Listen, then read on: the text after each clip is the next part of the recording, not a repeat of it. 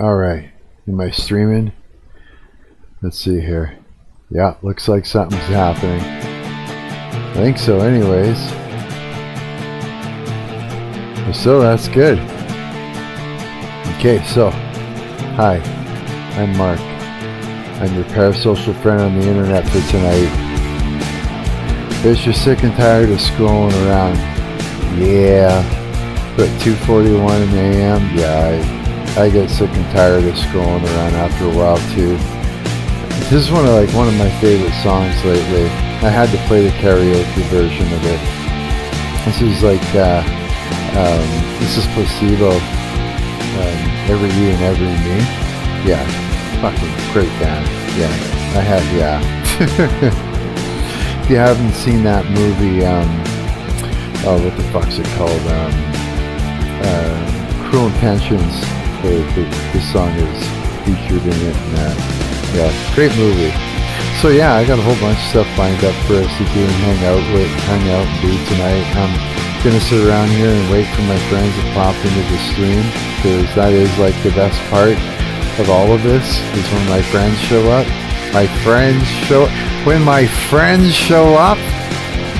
It's all loud, eh? Where are you guys? There you are. There you are. I knew you'd show up. Good man. Hi, Preposterone. How's it going, buddy? Howdy, rather.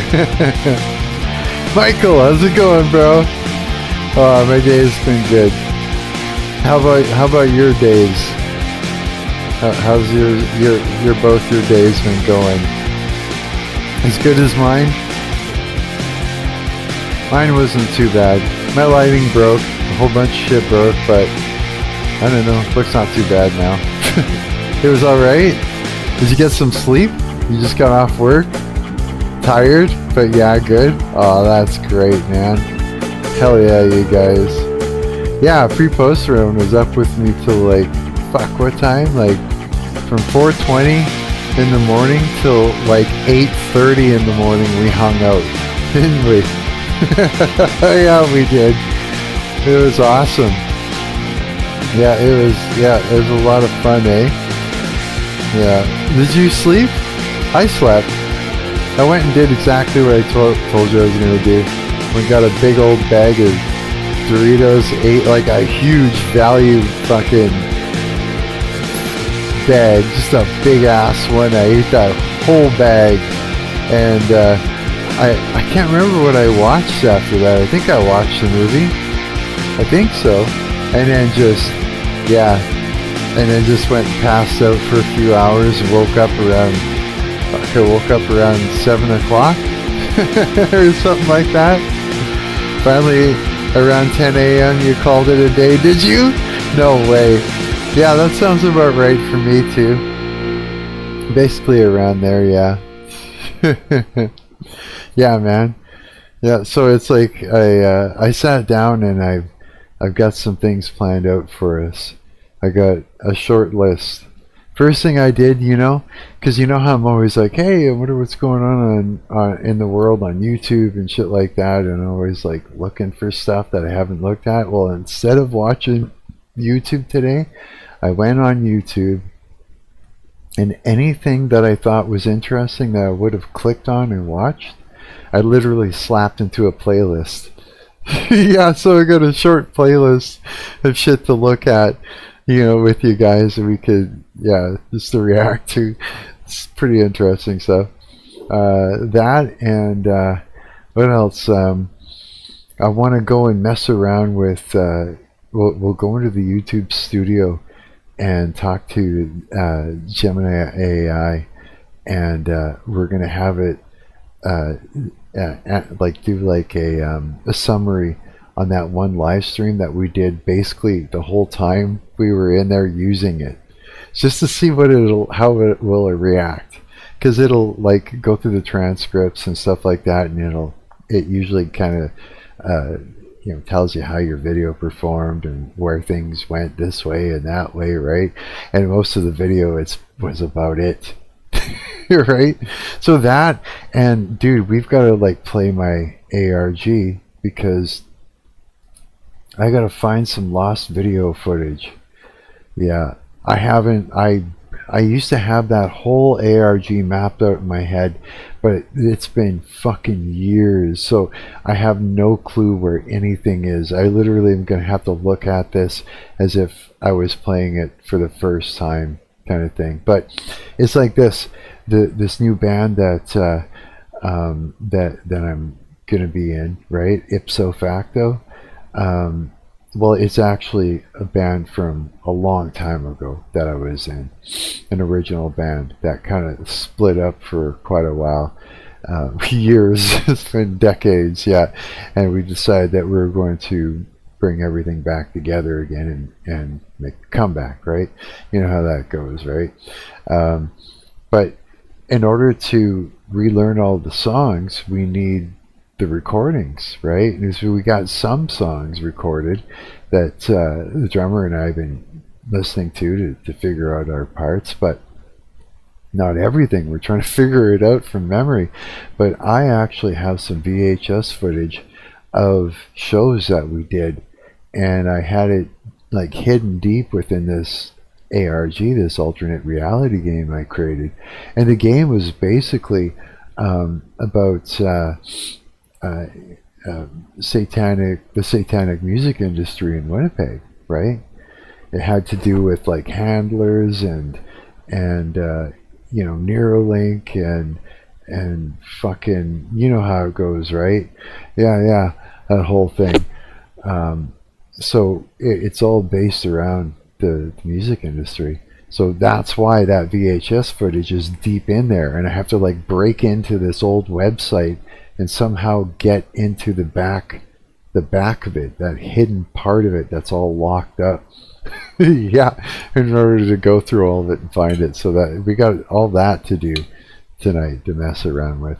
And anything else that you guys have noticed went on today that you want to point out to me, that I haven't seen? Like, I don't know what half of the news is at all. So yeah, just fill me in. Anything you guys want me to look at, I can go and check that out and everything. Yeah. So, Michael, what do you do for work again? I can't remember what it was. You'll have to pop in there and let me know. Damn, talking about Doritos now, pre-post round. Now all I want is a big bag of Doritos at this moment. Fuck. This just hit me as like a craving. Just it just hits me, eh? Damn it. Fucking junk food. Oh. But yeah. Junk food. I'm waiting, Michael. I'm waiting. What do you do for work, Michael? Michael Dean 049. He's like, I'm gone already. He's left the building. He's already out of there.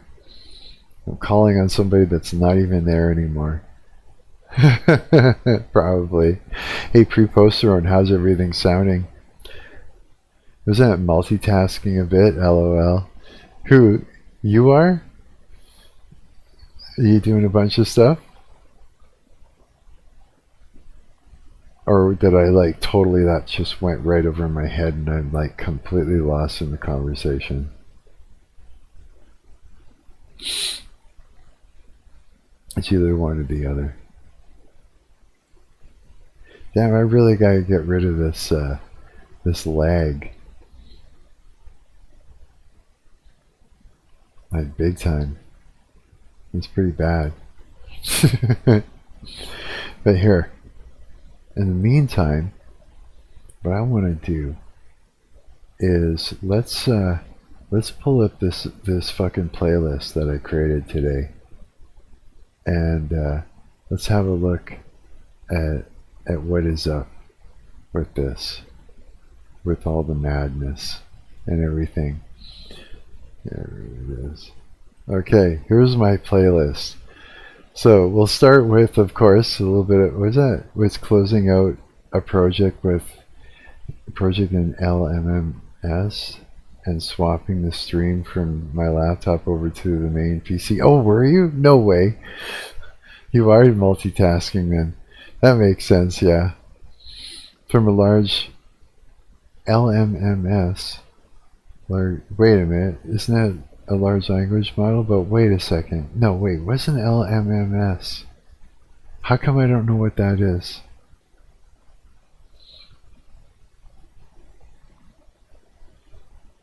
It's a DAW. Oh, okay. Oh, no way. So you're working on some music and stuff. Oh, fuck yeah. Cool, dude. Right on. I was actually searching around to try and find out what a good website would be to stream, like, what do you call it? Like free, no copyright music during a live stream at a quiet volume, just so that there's something else going on besides my voice if there's no videos or whatever being played. And it seems like there's 3 or 4 of them. But I went and had a look, and I don't know, the music's not all that great. Not really. So I was just like, I don't know. Yes, I was thinking. I'm not sure I want to commit to that. Fuck. But if you know of a good one, let me know and I'll check that out for future streams. Probably something like Bandcamp or Freesound. Bandcamp. That's they've got shit like that where you can like royalty free music on Bandcamp. I thought that was all just for original artists to I'm guessing like to post up their music and promote it. Oh, Get Music?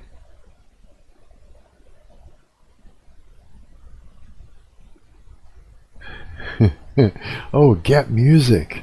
Yeah, music. Yeah, I was wondering about that. Or Free Sound. That one sounds interesting. Here, what is that? Like finding music you can use or distribute your own? No, just something that I could have playing in the background during a stream, like just to be able to put on a playlist that you know, and have it quietly play just in the background, just something, so that there's just like a quiet sort of something, you know what I mean?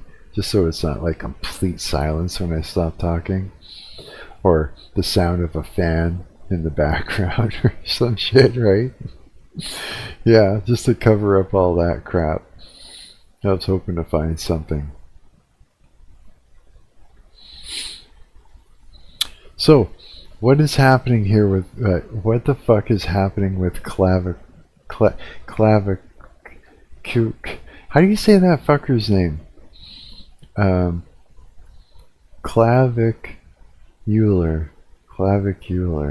Seizure maxing. Everything's maxing. Maxing this, maxing that. Let's find out what this is.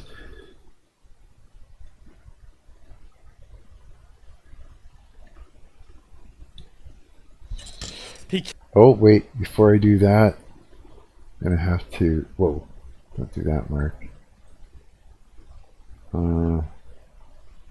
There. So I'm not covering up Can't stop Asmongold. destroying his life. Well, that sounds pretty bad. Uh-oh, another bad day for the looks maxing IRL streamer Clavicular, as rumors have it that he was arrested yet again. Last time He actually said his name. What was it? Clavicular? it was because of the physical altercation that happened on his live stream, and this time it looks like it could be because of the viral gator clip, you know, where he essentially mag dumped on a maybe alive or maybe deceased alligator. He's undeniably dead. He didn't do anything wrong. He got arrested? What's that? I typed out how to pronounce dude's name and YouTube auto-modded it. Did it really? You know, usually it would tell me whether or not it was held for review, and then I usually just say, oh, let it through, you know what I mean? But it completely auto-modded it? Weird. I wonder why. Did it think it was something else, or? I wonder. Did it sound like you were saying dirty words or some shit? Something? Must have thought something. In Florida. Yo, boys, we're gonna cut it for a little while. I've got to take care of some stuff. I gotta take care of some stuff. Come back soon. So we're gonna come back. The stuff is going to jail. And then on top of that, you also have clips of him firing at a drone, which isn't shooting drones? A good look, to put it lightly. I guess Clavicular. Yeah, you can't actually shoot guns at drones. Yeah, I know, because I'm a drone pilot. Not like the not the gay kind. I mean like the cool kind. the racing drone kind. And the kind of guy that builds his own. Yeah, it just happens to be down there. Yeah. I'm gonna be honest, like, obviously you can't shoot at a drone, but, like, I'm not really gonna get mad about that. Like, I mean, that's not really something that I find to be personally offensive. No, I wouldn't. I don't find that seemingly offensive. trying to deal with the concept. Yeah, no, it's not offensive. It's just straight up against the law, though. Consequences of his own actions for the last few days now, but after being forced to end his 30-day marathon stream early, once again... Actually, I'm kind of curious, because I'm always, like, needing to stay on top of, the Canadian drone laws, but, is it illegal to shoot a gun at a drone? Let's just find out what the fuck is that? Why is it all white and shit? Let's try that again. You gotta go to Google, that's why. Is it illegal to shoot a gun at a drone? Like, of course it is, but I'm just kind of curious what it's gonna come up with. Yep. It's illegal to shoot a gun at a drone in the United States and Canada. Drones are legally classified as aircraft. That's right. And discharging a firearm at one can lead to severe federal felony charges, significant fines, and lengthy prison time. I know here it depends. Like if you're in a rural area and a drone is over your private property, you typically can shoot the thing. It's considered unlawful trespassing. Oh yeah? Holy fuck. Yeah, it's the thing, eh? It's like this. It's like this. It's when I got into drones, like that was like years ago. But if you are in town, it's all sorts of charges. Yeah, hey? Yeah, that's the thing. It's like this. I got into drones years and years and years and years ago, right? When it first started being a thing. And I was first interested, just like anybody else, like for filming. I thought that'd be great, do some cool fucking videos and stuff like that. Then I got one and found out how difficult it was to fly. Because back then it was all skill. It was all on the sticks. There was no help. It was not going to do it on its own. Yeah. And that got me into the whole bug of learning how to pilot something, right? And there was so much of a learning curve behind it that it turned into a healthy obsession where you hit a learning curve and you go for it, right? And I became very skilled after years of it, using just flying out around the neighborhood and all these little drones I would build. Oh yeah, that's the other thing too, is you had to build your own. If you wanted something cool to fly, you had to order in parts and build it and tune it, flash it with Betaflight and everything else, right? It was a lot of work. And so what was happening is that if you became a drone pilot, you knew that there was so much to it, to piloting, that the idea of spying was just, it wasn't even interesting.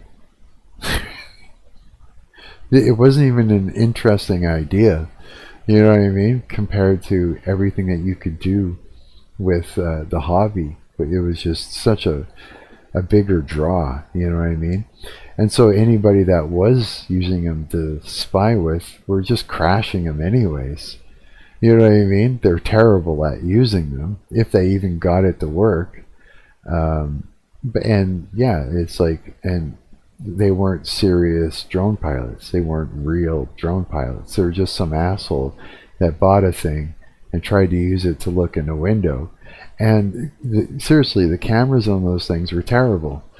They just were. I mean, you would have a better chance of just walking up to a window and raising your hand up with your phone and getting better footage with your camera phone than you would with a fucking drone back then, right? I mean, mind you, shit got a lot better, you know, over time. But it was some madness that was going down. Yeah, there was some madness that was going down with drone laws and stuff like that for quite a while. You know, there's a lot of shit that was going down. But yeah,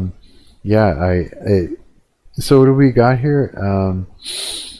In the U.S., the Federal Aviation Administration (FAA) has sole jurisdiction over all airspace, including the air above private property.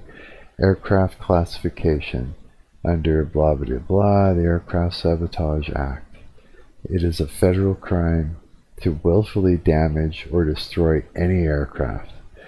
Prison and fines violating this law can result in up to 20 years in federal prison and fines up to $250,000. Safety hazards. The FAA warns that shooting at a drone poses significant risks as falling debris or the projectile itself can cause injury or death to people on the ground. Local and state consequences. Okay, legal alternatives. So yeah, so it's pretty serious. Like, I don't know what this guy was actually doing or whatever, so I have no clue. But I thought I'd look it up anyways, just to familiarize ourselves with it, just cause it's a topic. You know what I mean? Was that I remember some guy in California staged a video where he shot a drone down. That story is a trip. Is it really, eh? Yeah, it was, there was a whole thing. It's just, yeah. It's a whole thing. Like, and there was a lot of misconception with, like, with spying and drone pilots. You know what I mean? It was like, as soon as somebody would see a drone or somebody flying a drone, they would immediately, it would be like, this person is invading my privacy. You know what I mean? Until proven innocent. And what it was is just like, we would call them the drone Karens. They'd see it and they'd be like, right on, now I can engage in violence with this person and possibly get away with it. You know what I mean? But again, you know what I mean? No serious drone pilot is going to spy on anyone. No one is. No one does that. No serious drone pilot spies on people. And if you're a drone pilot, you're serious about it. You know, if you're going to spend a bunch of money on learning how to fly a drone, the second you get it in the sky, you're going to figure it out that there's more to this than you think. Yeah, and the idea of spying is just, yeah, it's kind of yeah, it's just stupid. It really is. I've had, like I used to go out and fly my little drones around in parks and just up and down the street. I'd rip around trees and, fly really close to the sidewalk, like just skimming the surface, like it was all about skill. It was almost, piloting a drone, like with the stuff that I fly, like what I would do was you could race them, like me and my friends would race them and stuff like that, right? But what I did mostly was called freestyle, which was tricks, which is not that unsimilar to skateboarding tricks. Very similar, yeah, very similar. So that was the obsession for me. It was all the tricks, all the cool ass tricks and stunts and different things, and close proximity flying where you're shooting through gaps or you're doing knife edges between trees and stuff like that. Like that was what I was into the most. Yeah. And it seemed like every third time I'd go out to buzz around with my aircraft, there would be somebody that would just come across the street or come out of nowhere and become violent with me. Yeah, it was crazy. It was like every third time, to the point where I just stopped. I just put the hobby away, which isn't good because I put a lot into it. It was a lot of fun for me. Still is. Still would be. Yeah. So, but I mean, like I had said a couple of live streams ago, the last time I flew, it was just over here in the park with a really small one that I have. With this one, this little tiny bugger, and this one, it's like a little racing. Whoops, can't really see it. It's a little racing drone thing. It's super light, super light. Like there's nothing to it. You know what I mean? It's just this little toothpicky thing made out of carbon fiber. If I hit anything, you could just, it'll blow into pieces, right? Very delicate. And the police came barreling through a park, come right out of a bush with their car. Tried to head me off at the pass. Tried to knock me out of the sky with their vehicle. They thought they were being heroes. Yeah, it was crazy. So, I mean, it's like somebody had called the police, said that, there's a drone pilot down here, and, and right away they figured, oh, it's, he's probably got, explosives on it or some shit, right? It's like, it's just not worth it. There's too many people dedicated to misunderstanding someone just so that they could cause trouble, right? Makes it very difficult to do anything in life. Yeah. Oh, so what did this guy get arrested for? It feels like his luck with the law is starting to run out. And now, things might actually be serious this time. But the message I'll send is we enforce the law here no matter who you are. If you're an influencer, social media celebrity, doesn't matter. If you do the crime here, you do the time. I wonder what he did.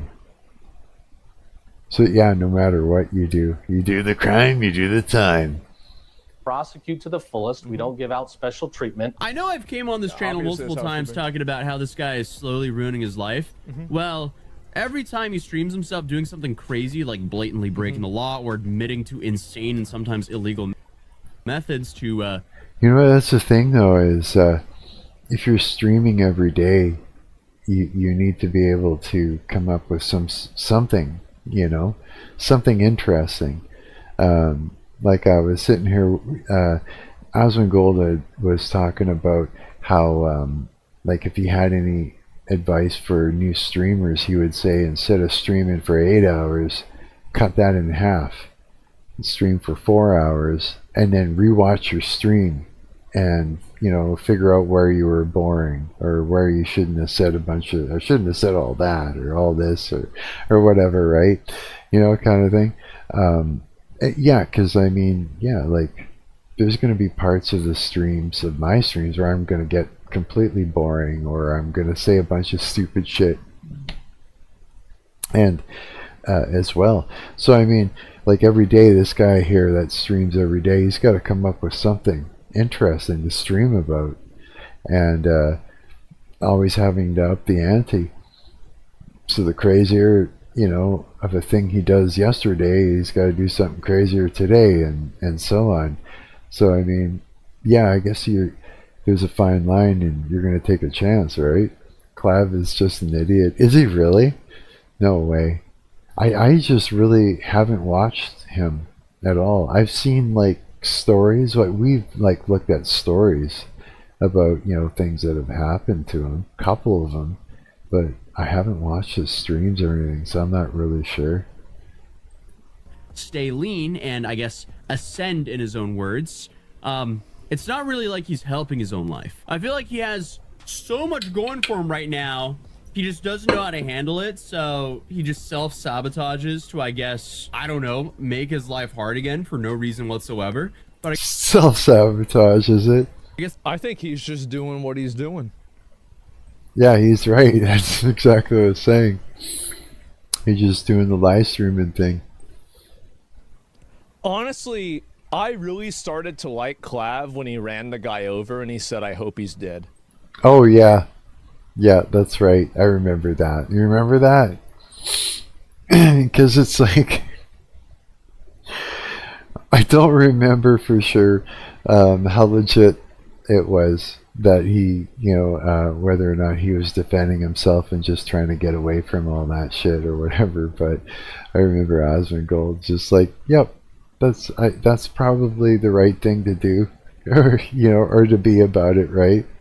Was that most of those in real life streamers are idiots, because that is the only way to make that anything resembling entertainment. It's usually just them being a tool. And we're sitting there watching them go down, eating popcorn, watching them ruin their lives. This is entertaining. Yeah, just watching them go down. I did. Whenever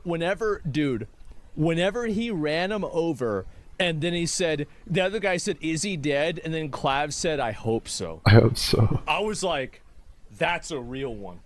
That's a real one. I actually think that he's not doing any of this for pressure from popularity. I think maybe, actually, that's not true. It's probably a little bit of it. I think that a lot of the things that Clav has done are things that I would have done whenever I was his age.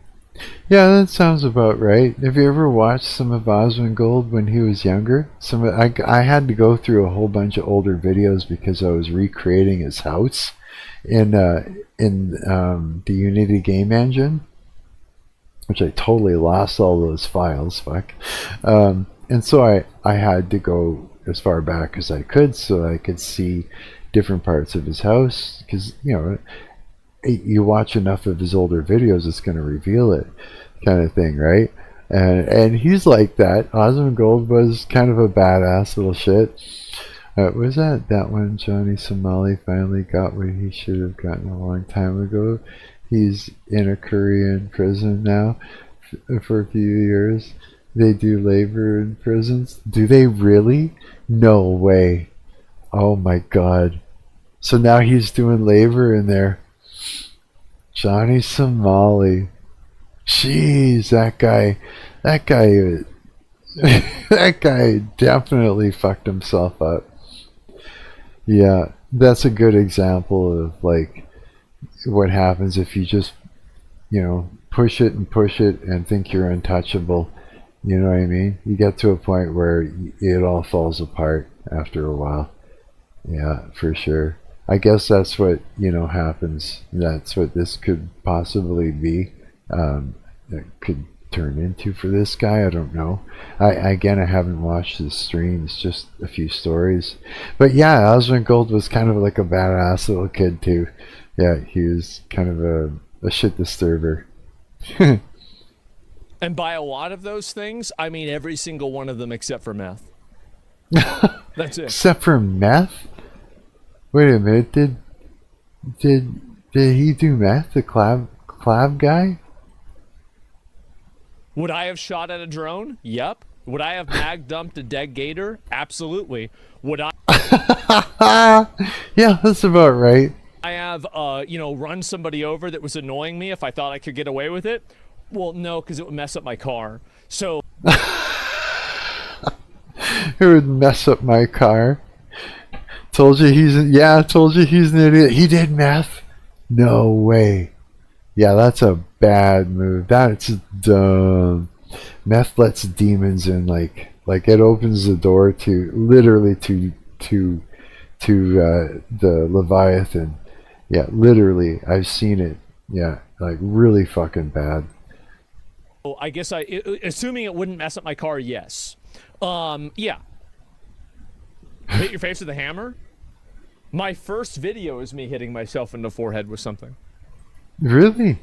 You're kidding. He's gonna find it. He's gonna find it. The rat. Yeah.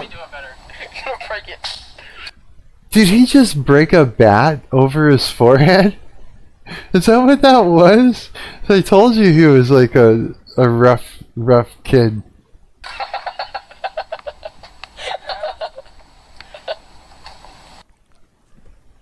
So, I gotta piss. I'll be right back. Hang on. That's fucking hilarious.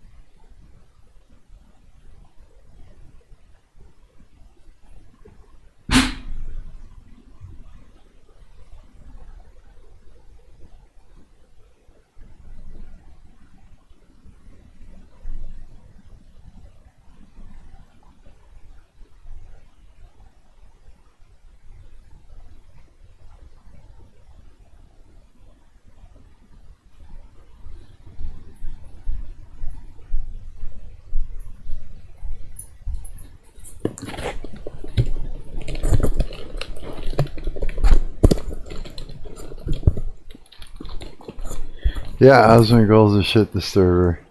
Yeah. That's great. He looks like someone I would have hung out with when I was a kid too, yeah. Yeah, very similar to my friends that I grew up with. Asmongold, big time. Very similar to my friends. He would have fit right in with my friend group. Yeah, absolutely. What did he use? What was that? Was it a bat? I gotta know. Wait, hang on. No. What? Hang on.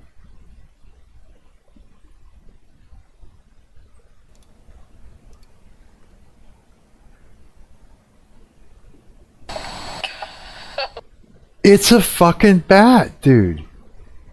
That's a bat. Bro is hitting himself in the forehead with a bat. That can't be real. A wooden bat right in the forehead. Wait, no, let me do it better. No. You're gonna break it. It looked like a bat. But that would kill him if that was a real bat, wouldn't it? Fucking wouldn't it? Or is he just got like a forehead made of iron? I'm really not sure. It's like a broken board or something. fuck. Oh, yeah? Holy fuck, yeah, that looked like a bat. Like, 'cause look at the shape of it. Hang on. Hang on. Look at the shape of that fucking thing. Hang on. Oh, you're right. It was flat. Oh, yeah, you're right. Wait, no. Let me do it better. You're gonna break it. Yeah, you're right. It's a piece of wood. Okay, okay. I thought for sure that was a fucking baseball bat. I was like, you fucking badass. Yeah, I don't really think there's anything wrong with him at all. I think he's fine. The reality of the situation is so he's the fine. fact that I'm still making videos about him means that he still managed to avoid Like, it's any fine. real consequences up Yeah, until let the now. kid- let Which, him you know, live. some people will Let be him like, live. What's oh, wrong? Let him, let him go. Let him run around. He's fine. That kid's just fine. He'll be just fine. Yeah. Oh no, he's healthy. That's kind of surprising, but honestly, for anything to really happen with U.S. law, it takes some time. And don't even get me started with outside the U.S. I mean, we have Johnny Somali still stuck in Korea to this day. But back to Clavicular, the assault charge, or the original reason he was arrested, was allegedly due to a fight that he was said to have instigated between his girlfriend. Isn't it crazy that two women can get in a fight and the person that gets charged is the man? What the man? What that broke them up? The man that breaks up two women? That's crazy. Violent. And he Oh, I see what you mean. The men fighting or whatever compared to women fighting. I think that's what he meant. Yeah. So what? He instigated a fight and got arrested. TikToker by name of Jenny Popok. But in the You time it took aggroed me them to onto each other, record and it's your edit most of fault. that video, he'd already Wow. posted bail, walked free, and did some PR with baby goats, and set up this like big return interview with PR with baby goats.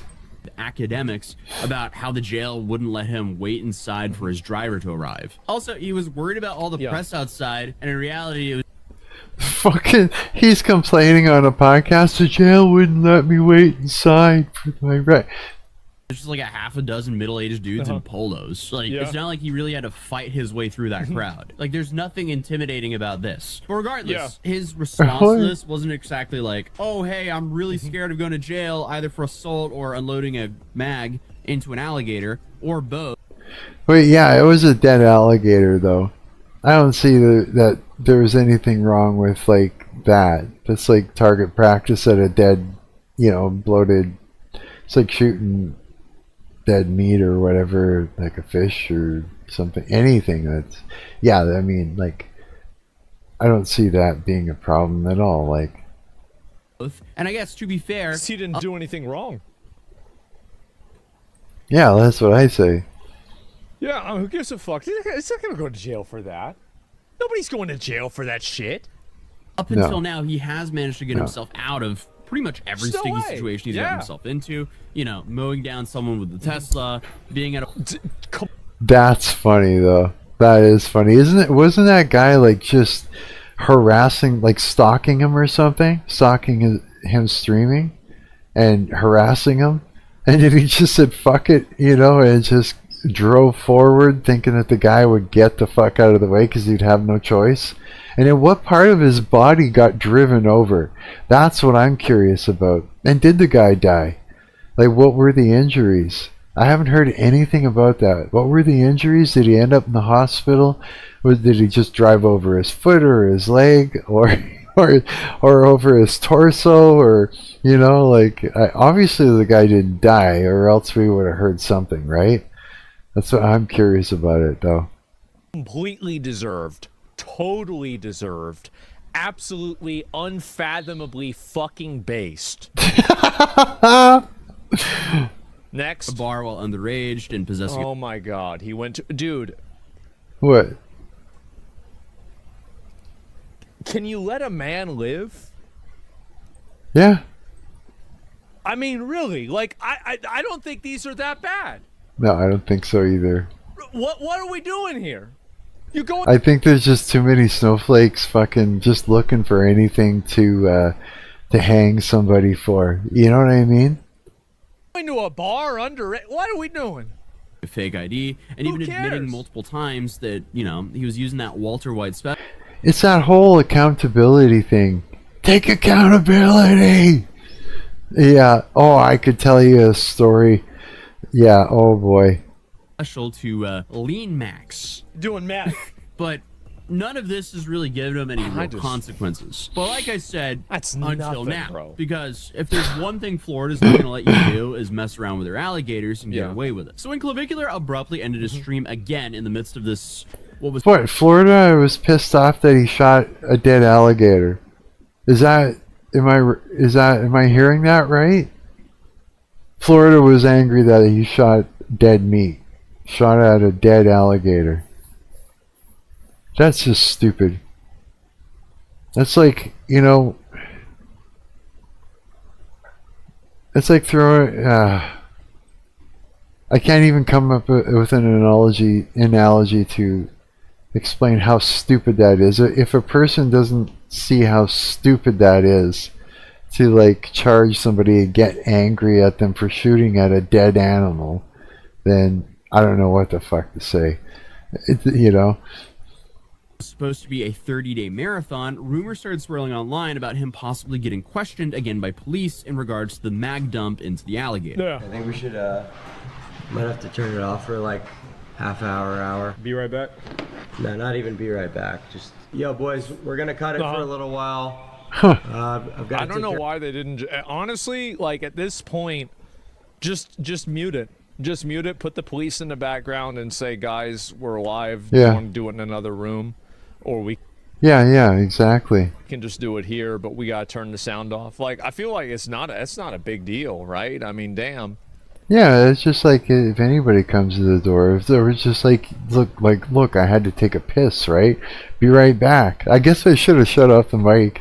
Probably hear me pissing and washing my hands. some stuff, so we're gonna come back in a little bit. All right. Or could it be the assault? Since Imagine it being an illegal alien. What's your perspective now on the gator killing? He should have never had a gun.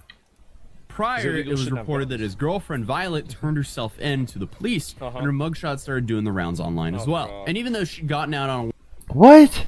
$1,000 bond, both of them legitimately being arrested, coupled with Clav disappearing yet again, had people speculating that, you know, it's serious this time. And that's exactly what the Florida Attorney General James Uthmeyer said in an interview from March 30th, where he was asked about the gator incident and gave a pretty detailed answer. The gator is a protected creature. Can you believe that they actually are talking about this? Oh my God. It's stupid. It was a dead gator. Majestic creature. They're talking about it like it was a live gator. Like, you know, I just shot a majestic live animal. It was dead. It doesn't know. It's in gator heaven. It's dead. You're shooting at a bloated carcass. Means nothing. It means nothing. It's not like you're setting the fucking flag on fire, you know, or wiping your ass with the fucking American or Canadian flag. You're a kid poking at a dead body in the fucking swamp with a stick, but or shooting it or whatever the fuck you're gonna do, right? But it's a reframe. Am I right? Is that what this is about to happen? They're about to reframe something into something that it isn't. If he mag dumped at the range, he'd be kicked out. It's considered reckless. Not all ranges care about that, but most do. Really, eh? Wow. But he also did it in a national park region. Well, then it has to do with more than just the fact that he shot a dead animal. You know, like unloaded it into dead, you know, rotting meat kind of thing.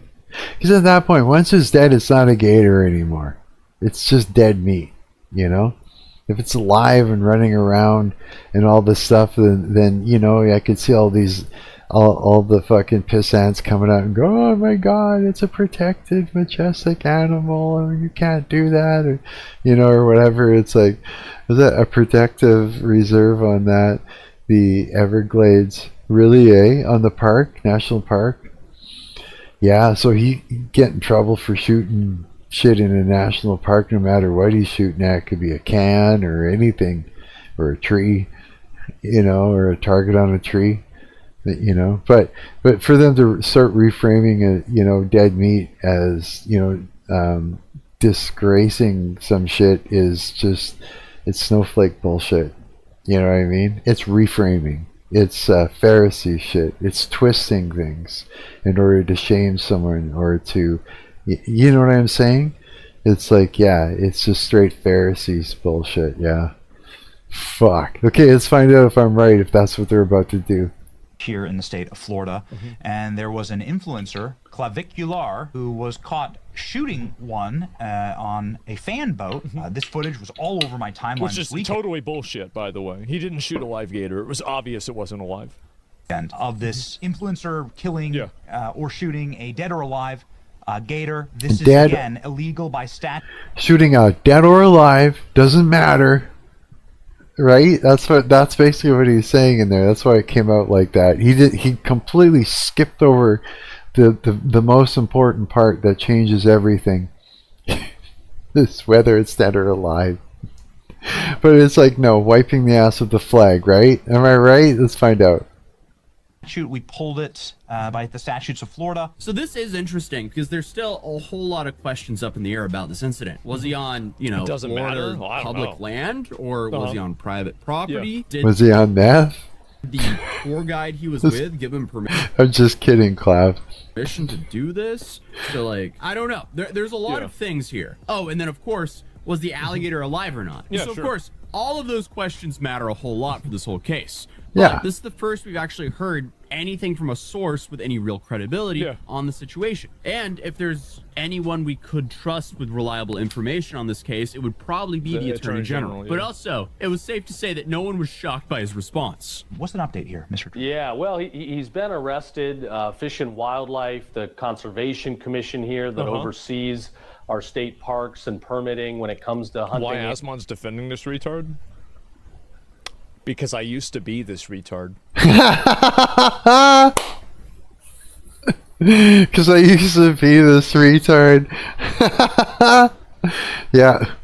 Like I said, he would have fit right into my friend group growing up. Absolutely. Fuck. We were a bunch of 15-year-old headbangers. Headbangers we were called.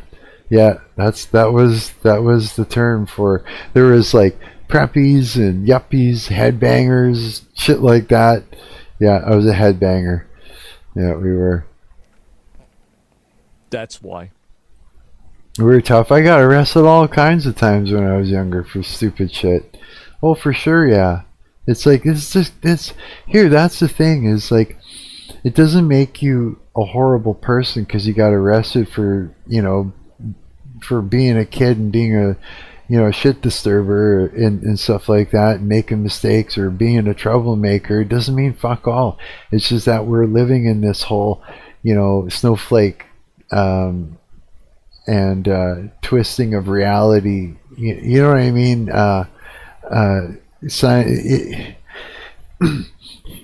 You know what I'm saying, right? It's like, it's like making a big deal out of stuff that doesn't need to be made a big deal out of, just for the sake of creating a thing, you know, creating some sensationalism and stuff like that in the news and this and that.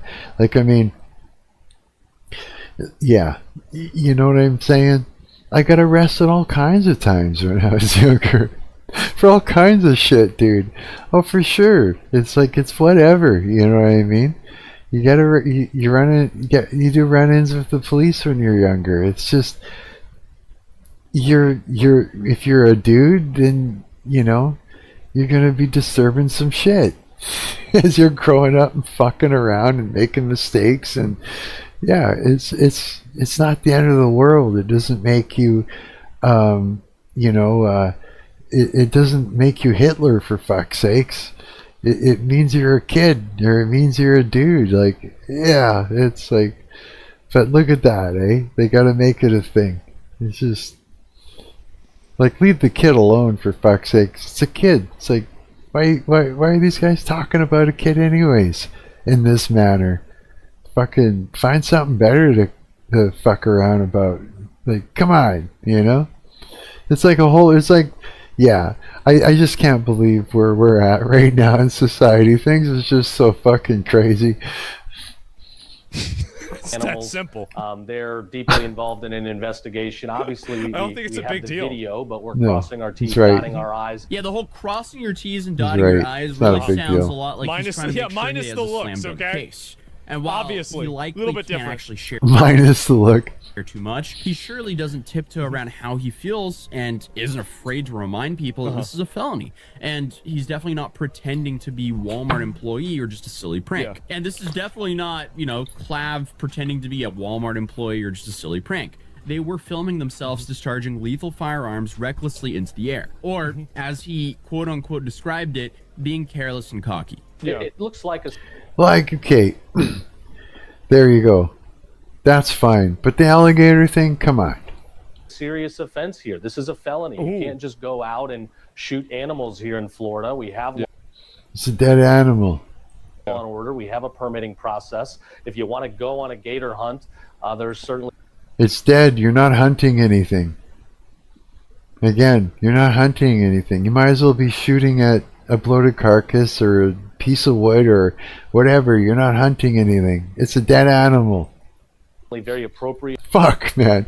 Was that the only interaction I ever had with the police? Was because a neighbor said this chick was at my house.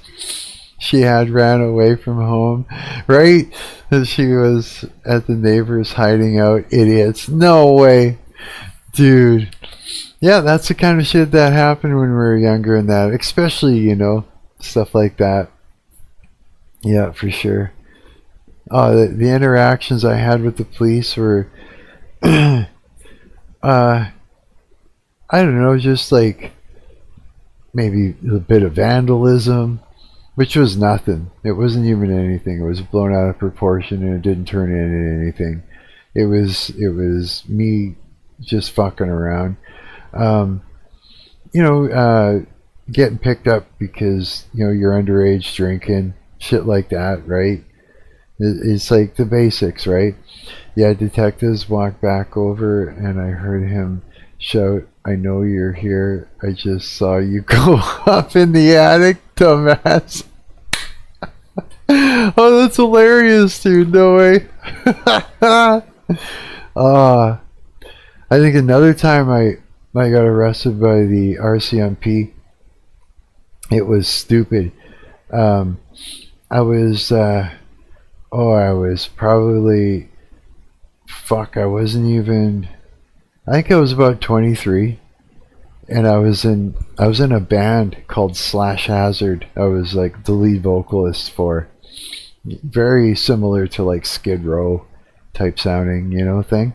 And I had a friend that she lived just outside a town of Winnipeg, not far from the perimeter, not really at all, but it was far enough where there was no neighbors around, nothing, like for a long ways. And so she had this large property and a house with a deck, you know, great big deck, and we decided that we would pull some bands together and like do a show like there right on her deck, you know, and have like a big bush party and the whole nine, right, on her property.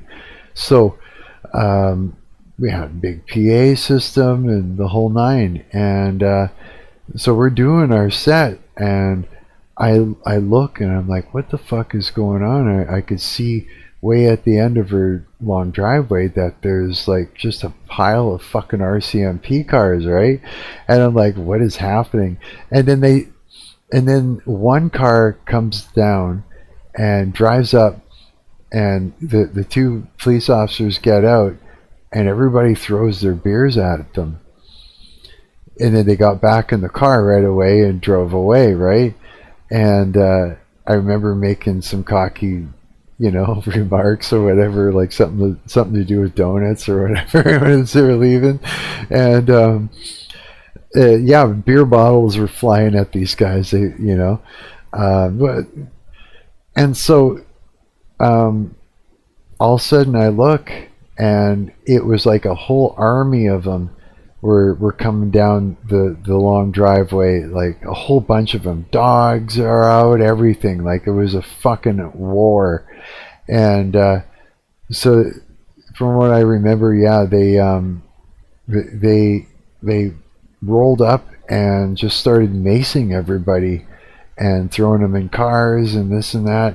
And so myself and the girl that owned the property, we ran up, to one of the police officers, and she's like, "What the fuck are you doing? This is my property. This is my party." And I said, "Yeah, this, me too, right? We're putting on this thing."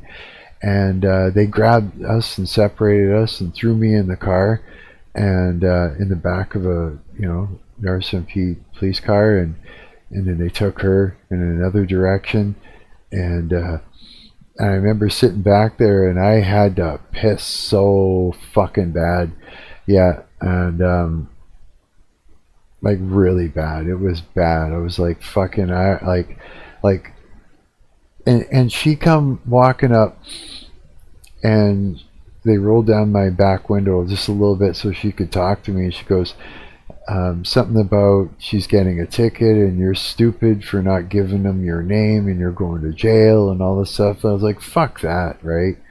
Yeah, I'm not going to jail, and they're just fucking with you, I'm saying to her, eh? And then she left.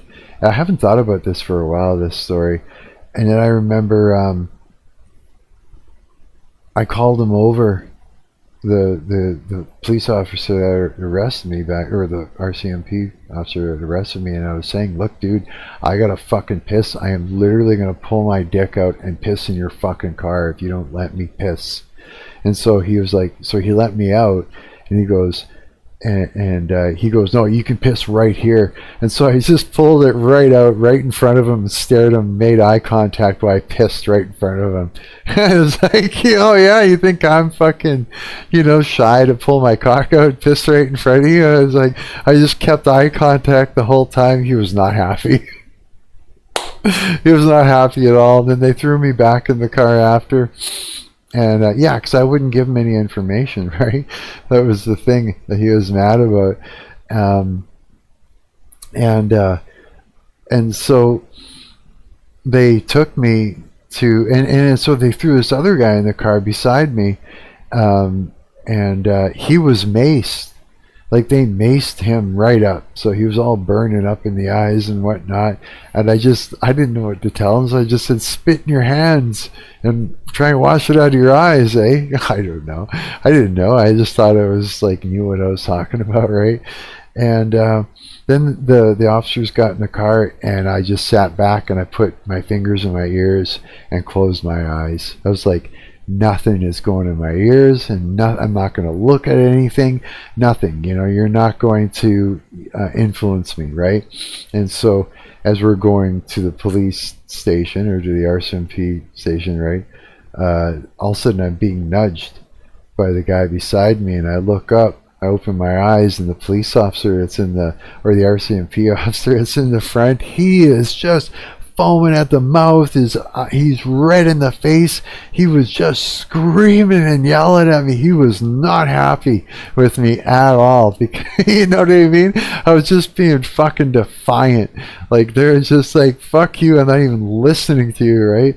And so we got there, and I got nudged again, and opened my eyes, realized we're there, and they opened the door, and I got out, and they literally had a whole bunch of fucking RCMP officers like making a wall. I guess they were worried I was going to run or something like that. So, and then he had a hold of me and he walked me into the station, and then when we were in there, I was like, because I was saying, "I want to talk to my lawyer. I'm not telling you anything until I talk to my lawyer." And oh yeah, I can tell you I could tell you why that I didn't say anything there. That's another story. I didn't, like, there's a reason why I knew not to give any information at that point, because something happened before that. Just recent, like just before that, with the police I got in trouble with. Yeah. and so they let me get on the phone, and I called up the lawyer that I had, right, because of that whole incident before this. And I told him what I, did, what happened. I didn't give him my information, and he goes, let me talk to them. So I come out and I said, yeah, Greg, my lawyer, Greg Brodsky, wants to talk to you. And then they took the phone, and they're like, holy fuck, Greg Brodsky. And like, they're like, because the guy was a serious lawyer, right? That guy, I don't know if you look him up, Greg Brodsky. Yeah, Greg. Yeah, he is a serious. He did like murder trials and different shit. He was a serious lawyer, right? But I had gotten him through a friend of mine, and I ended up firing him too because he didn't do his job. Yeah. And then the guy I did a good job and got me off, with a fine that I just went and worked out with, went and did like community service with or whatever, right? Was that? I'll read your comment in a minute. Let me finish the story and I'll read that because I want to hear I want to read out what you said, Professor. So I got off the phone. They were like, after I let him talk to the police, and then he brought the phone back to me. He was looking a lot more respectable respecting of me when he brought me the phone back. And then I got on the phone again with my lawyer. He goes, "You're fucking stupid."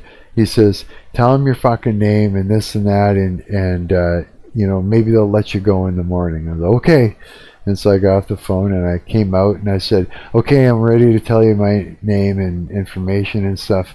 And they're going, "Hang on a second." And they had this guy and they were trying to frisk him, and they're trying to get him to put his hands on the table and spread his legs and stuff. And he was loaded. He was drunk. This another kid, right? And the officers are going like, "Spread your legs apart." And he goes, "Why? So you can kiss my fucking ass?" Yeah, it was just like a whole situation. And then they threw him in the drunk tank. And then they're gathering around this window looking in the drunk tank, and they're laughing and they're pointing and they're making jokes and they turn to me and say, "Come here." And I'm like, "What?" And he goes and they show me and they go, "You see that guy in there?" I'm like, "Yeah." He goes, "Never do acid." And I'm looking at this guy in there, and he's down on the ground going, he's doing all these weird physical motions and stuff like that, and I'm just like, holy fuck. Yeah. And so I gave him my name and this and that, and then I'm like, okay, I need to use a phone because I gotta call up somebody to come pick me up, And so I go and I'm using the phone, and I first called up my band manager and Billy Podolsky, and he's like fucking loaded. There's no way he's driving his car to come and get me. He's like, "Oh, I can't." He's like, and then I phoned up like my guitar player, and they had fucked off, and he didn't want to have anyone come around the RSMP at all because, and I'll tell you why, of what happened with us just prior to that, why I ended up with that crazy lawyer, right? There's no way I ain't coming out, and same with the other guitar player. They're like, no way. So I was like, and I'm sitting on the phone and I'm talking to the police officer or the RCMP guy ahead of me, in front of me. He was really cool. And then the arresting officer came in, and he was being a cunt, and he was like, "Oh, see, you should have just gave me your fucking name and this and that and all that stuff." And I was just like, "Dude," I said, "I wasn't going to give you any information because you're in a position where you would have just taken anything I would have said and twisted it up to use against me." You know what I mean? And that was like, it was a whole game that they were playing. It was poke to get information, and then they were going to twist it and use it as a way to try and press some sort of charges. And even like, you know, like lead the witness into saying something that would incriminate you in that, eh? I told him that. I said, I fucking knew you were going to do that, so I wasn't going to tell you fuck all, right? And the police officer that was sitting in front of me, or the RCMP officer who was sitting in front of me, he turns to the guy and says, he's right, you know? And yeah, and so the arresting officer was fucking mad again, and he all miffed and he fucked off again. And I had said, and so I turned to the RCMP officer in front of me. I said, hey, so, because I was way out in Selkirk at that point, and I lived in Winnipeg, right? And so I'm like, I said, is it illegal to hitchhike? Because I had no other option, right? And he goes, well, you know what, just walk out down the highway over this way and get out there, and he says, you should be fine, just put your thumb up, should be fine, you know, I'm sure someone will pick you up. And sure enough, someone did right away, and they ended up dropping me off close to home, and so it was fine, you know, and that. But yeah, that was one incident. And the reason I ended up with that lawyer to begin with is because the guitar player that I was living with in this house, right? It was kind of a band house. Back then, I won't even say who it is. It's okay to say. Back then, he was selling drugs, right? He had something like fucking 10 pounds of weed there, like great big garbage bags full of it, right? And he used to get his stuff through the Hells Angels.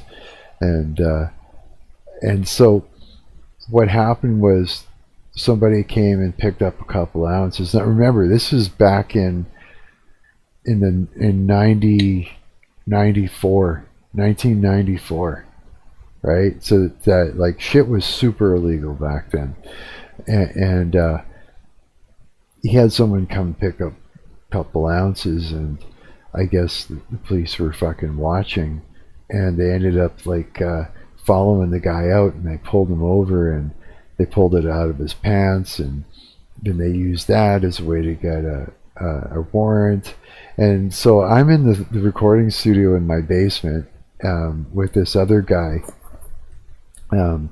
Scott, who happened to be like the brother of my kid's mom, right? The whole fucking story, man, I'm telling you. And we're sitting there in the studio, and all of a sudden there's a knock at the door, and I was in the bathroom because we were going to play that night, and I'm in the bathroom washing a shirt by hand, right, while he's mixing some shit for me. And someone opened the door, and yeah, they came in and they raided the place, right? And so they came in, guns out, the whole fucking nine and that. And next thing you know, I'm sitting in cuffs with next to the guitar player on this couch in my studio. And I had not gotten into any kind of trouble like that before. I didn't know that he had that much weed or anything like that. And he was panicking though. And so he leans over to me and he's like, Mark, he goes, I don't know. I don't know what's going to happen, man. He goes, if I get caught with this, dude, I'm going away for a long time, you know. And he's my guitar player, you know what I mean? And he was like one of my best buddies. So, and I was stupid because I was only 23, and so I thought I'd help him out, thinking I didn't have a record, but he did, right? And he was asking me, he goes, dude, if you just take the rap for me for this, he goes, I'll hey, how's it going, Diljan? He's like, dude, if you just take the rap for me for this, I'll pay for your lawyer. I'll pay for everything, you know, while you're in jail, you know, this and that, right? And me thinking I'm the hero, I was like, yeah, okay, buddy, I'll do it.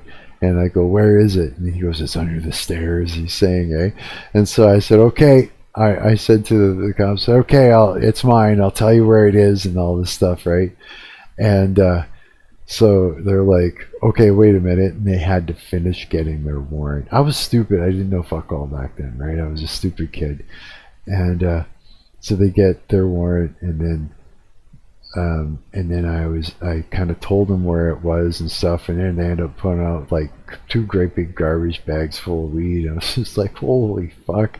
And then and we had another guy that was staying with us, and when they raided that whole house, like they found a bunch of joints in my bedroom. That was it, you know, some roll joints. That was all I actually had. And but they pulled a glove out of this other guy's room, out of the closet, and inside the glove was a big old 8-ball of blow.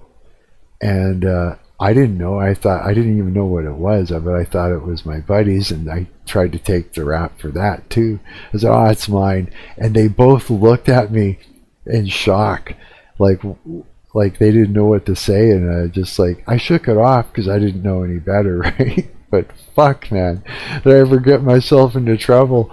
And so after that all went down and everything, we ended up they arrested us, and I remember, you know, it was a big deal. Like the whole fucking property was just surrounded with everything, the news and fucking everything ended up in the fucking paper. It was like, it wasn't good, eh? And I remember sitting in a room there, all handcuffed beside my guitar player, and my guitar player's losing his fucking mind, and you know, he's kept trying to listen at the door to try and figure out what they were talking about, what was going on, and everything. They ended up letting us go, though, you know, on with, like, you know, we had to show up for court and do all that, right? But they let us go that day, and we were able to play our gig that night and everything. But it was a very tense thing. And the next day I was hanging out at my buddy's place, and his uncle was an undercover, and he blasted me out and told me, "Don't you ever say this again when something like that happens. Don't give him any information." He totally, like, just hooked me up with what to do, and that's why things went the way they went with the RCMP. That's why I didn't give him any info and that, and I ended up walking that night, which was good. But yeah, and so I ended up with that lawyer, Greg Brodsky, because of a buddy that had to use him for something that happened to him when he was younger. And he hooked me up with that lawyer. And so I went to see that lawyer, and right away he was like on my case. He was like poking at me, trying to see if I was actually, you know, innocent or not, just by drilling me and that. And I was like, "What the fuck are you talking about, buddy?" He actually really pissed me off. The guy was a goof. Like, I don't mean like he was a pedo. I mean, he was a literal, just a dick. You know what I mean? A loser. Greg Brodsky, big time. He was a loser, that guy. Yeah, big fat fucking weirdo. Big time weirdo. But he missed court. I fired him, got another lawyer. The lawyer got me off on a $1,000 fine. I worked it off later on through because the judge was like, "Okay, we know it's not yours, Mark. We know you're just trying to take the rap for your buddy and everything, but because you didn't try to get it out of the house, you know, we're just going to give you a $1,000 fine." And so I was like, "Yeah, okay." And I worked it off in community hours and met some nice people, and it was good. Yeah, for sure. But that was, I mean, we all get in trouble for fucking being stupid when we're young, because we don't fucking know, you know what I mean? And we're guys, right? So we're a bunch of fucking, you know, we're shit disturbers, you know what I mean? We roughhouse, like, so that's what guys do. We scrap, we roughhouse, we, you know, we stir shit up, we, you know, especially when we're younger, right? It's just the way it is. You can't, you know, you can't take everything that a dude does when they're younger and turn it into something where, you know, you get the world to shame them for it. You can't. You gotta let a kid grow up, man. You just do. You gotta give them room to make mistakes. You gotta give them room to fuck around and bang their head off a few things so that they can figure it out themselves, right? And for a bunch of adults to sit around like these two guys are doing and twisting up the things that Clav, was doing, roughhousing around, and fucking playing with a gun and shooting a dead animal, and to try and make it something that they could get people to twist the story and shame him for publicly is well, it's wrong. It's wrong of these adults to do that. Period. Straight up it is. These adults should not be fucking... it's creepy. It's creepy. Because number one, they're putting all their attention into this kid, and they're twisting up his actions, and they're publicly doing this to get a bunch of other people to shame him publicly and maybe even ruin his life. That's fucked up. If anybody did that years ago, they'd be in a lot of hot water. Oh, for sure. Hardcore. Think about it. Get rid of the internet. Get rid of everything that's happened, all the snowflake shit, all the fucking weird shit that's happened over the past few decades. Go all the way back to the 80s. Or the 90s even. And imagine a bunch of adults doing that to a young kid. They'd be in fucking jail so fucking fast. You know what I mean? They would. But we don't. We've gone so far off the deep end with what we think is right and wrong right now, and the whole fucking shaming culture and cancel culture and all the weirdo stuff and all the all the trans this and trans that and everything, that everybody's lost their fucking mind, like hardcore. They have, you know what I mean? Yeah. So Asmongold's right. I mean, leave the kid alone. Let him fucking grow up. Let him make mistakes, right? Like, yeah, anything else is fucked up. Okay, Pre-Posteron says she was at a neighbor's house hiding. Yeah, remember Pre-Posteron's talking about when they were younger, one of his friends, a girl, ran away from home, and she was trying to hide out at the neighbor's house, and they're kids. They're trying to figure shit out in life, and the cops are showing up and trying to do something about it, eh?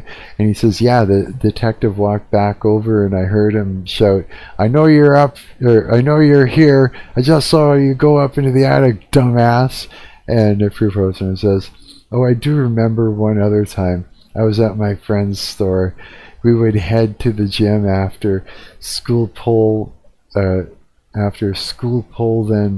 hit the weights. I had my pool cue bag leaned up against the counter. A cop walks in with his hand on his piece. We both looked up at him like, what the fuck? He then realized it was my pool cue bag. I thought it was a gun. Said, damn, I thought I was walking in on a robbery. I saw the bag and the strap. Pre-Posteron says, had those kind of run-ins, but never arrested or anything like this party raid, lol. No way. Yeah, man, it's just like, yeah, it's funny. It is, it's like we're kids, man. We're guys. We roughhouse. We fuck around and we try to figure it out. Yeah, for sure. And anybody that goes around twisting up narratives in order to ruin a young kid's life and get a bunch of people in public to shame them for, being a kid is creepy. And so keep that in mind as we're watching, not Asmongold, but watching these two people here in the background. Themselves discharging lethal firearms. Not this guy, but recklessly into the air. These next two adults. Or, as he quote-unquote described it, being careless and cocky. Yeah. It looks like a serious offense here. This is a felony. Ooh. You can't just go out and shoot animals here in Florida. We have law and order. We have a permitting process. If you want to go on a gator hunt, there's certainly very appropriate ways to do that. Okay, so number one, right there, Pharisees, completely Leviathan, twisted up the truth. Right there, reframed the whole thing. The whole thing. He's saying that he went on a gator hunt without a permit. Completely reframed reality right there. Right there. Guilty. I'm not saying Clav, I mean that guy right there. Guilty. 100%. 100%. He should be held 100% accountable for that. Absolutely. He just twisted up reality, and it's a form of witchcraft. He's trying to turn the public against him, or even, you know, create some sort of scenario where he could be charged for something that he didn't do. 100% that's wrong. But the imagery you see in the video is pretty careless and cocky. And at the end of like, there's something wrong with a kid being cocky. Kids can't be cocky. Don't let the kids be cocky. Don't let him be cocky. I said he's cocky. Cocky. Everybody get him. the day, that might just be so stupid that it lands him a lot of time behind bars. Give me a fucking break. I'm sorry. I'm going to be hard on this guy. I am going to be hard on this adult. I don't fucking care. That is so wrong. Let's hear what Asmongold has to say. This doesn't even cover the fact that they were shooting at a drone that they were alleging was spying on them, which also is extremely illegal. But I feel like... Yeah, okay, it's illegal to shoot down a drone. But we don't know the details. I don't know the details. A broken record at this point, because I still don't know why streamers act like rules don't apply to them just because they're filming content. Like, the Okay, Johnny Somali, yeah. camera turns on, and I guess all their critical thinking just flies out the window. It does. Well, yeah. You're trying to entertain a bunch of people who want to see, you know, something that where you have to up the ante over and over and over and over and over again, because we live in the era of the time of the spectacle, right? And they're kids. Give them a break. Doesn't make sense. If anything, when you're live streaming, you should be on even better behavior. I try to be a good boy. I do. I don't do anything wrong while I'm alive. Because Watch me get into trouble for giving that adult a hard time. Well, whatever, man. What I said was true, so I mean, what? that's now there forever for everyone to see. And plus, it's like, leave the kids alone, fuck. But like I said, when you never face any real consequences, and instead you're just praised and given opportunities like walking a fashion week, like days That's gotta after be an arrest, photoshopped, I right? guess you're just gonna That act has to like be this. photoshopped. So I can see why he has this whole untouchable attitude. But I also think it's important to remind these streamers that no. All kids think they're untouchable. We all do. You know what I mean? You know what? Here's the thing. Up until a certain age, we feel that we're invincible. We do. We don't know we could easily die until we actually hurt ourselves to that point, or we see someone actually die, you know, a kid die or something by their mistakes. So no, that's normal. That's just part of it's just the way it is for human beings. Amount of internet clout is going to save you from the law. But the message I'll send is, we enforce the law here no matter who you are. If you're an influencer, social media celebrity, doesn't matter. If you do the crime here, you do the time. We prosecute to the fullest. We don't give out special treatment. So if you're going to do dumb things, expect to get, you know, serious results. Yeah. Well, again, okay, you hunt a gator. That's what he's talking about getting in trouble for. Hunting a gator when he didn't hunt a gator. You know what I mean? That's where he's wrong. You know, he's reframing reality and talking about they got serious this and that. Again, stop fucking reframing reality. Just stop that, period. Just stop it. That's where he's wrong. That's where I'm saying it. But that's kind of the point of confronting it, getting put in check. Well, yeah, you're going to make mistakes. You're going to get yourself in shit and stuff like that. But I mean, again, it's like, you know, I don't mean to go on and on about that. It just really pisses me off when I see the Leviathan, you know, in somebody twisting reality. That really pisses me off. It really does, yeah. Sorry, it does. Anybody that reframes reality, I want to punch in the fucking head. It's just the way it goes, you know, naturally, you know. When someone gaslights you, you want to punch them in the throat. And when you're sitting there watching someone trying to gaslight the masses to go against some young kid, you want to punch him in the fucking throat.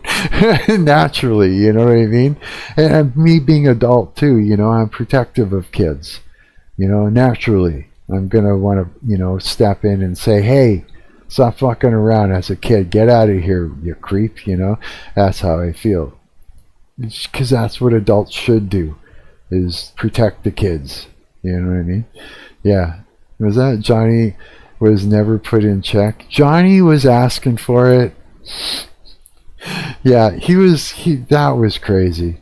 Like, I mean, I don't know I don't know. I don't know what all his crimes were, but I think something from what I remember, it had something to do with a statue and him, it being like, I think it was something.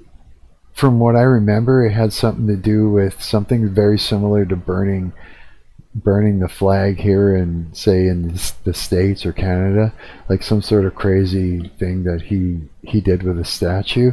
I can understand that something like that might have went down. But I have no idea what it was. I only caught little highlights here and there. Johnny was never put in check. He kept getting to just go on. Then Korea said, not this time, and Johnny is completely in shock at the concept of consequences. Being shocked at consequences is the problem. That is a reality. Yeah, I mean, here's the thing, is with Johnny, it's true, kind of like what that guy was talking about, you know, or what these guys are talking about. Is like you kind of have to be a little bit mindful, you know what I mean? When you learn the first time, you don't just keep doing it, because if you just keep doing it and you've been warned and warned and warned and warned, well, now it's your own fault. You know what I mean? It's like, yeah, it's like when you find out that it's wrong and why it's wrong, that's when you're supposed to stop doing it. But that's where he went wrong, is he kept doing the thing and making it worse for himself till they finally had to grab him and teach him, you know, why it's wrong, because otherwise he wasn't going to learn. And he was getting to the point where if they didn't do that, someone was going to kill him. I think they did him a favor. You know what I mean? Yeah, big time, because he was acting as if he had brain damage, like he just didn't know when to stop. So I think that was probably a good adult decision to grab him and put him in prison for a little bit. Now, I don't know how long he's in there for, but hopefully it's just long enough for him to learn his lesson so that when he gets out, he makes a different plan for what his life is going to be like, right? Yeah. Johnny had the Yakuza on his case when he was screwing around in Japan, and not even that clicked. What was the Yakuza? Was it some crazy gang or something like that? I remember a lot of people were trying to track him down, and they were even attacking him and stuff like that. I remember that. Yeah, he was just, I don't know. It almost seemed like he had a death wish, Johnny. Or he just felt untouchable. Yakuza is like a Chinese mob. Yeah, that's what it was, eh?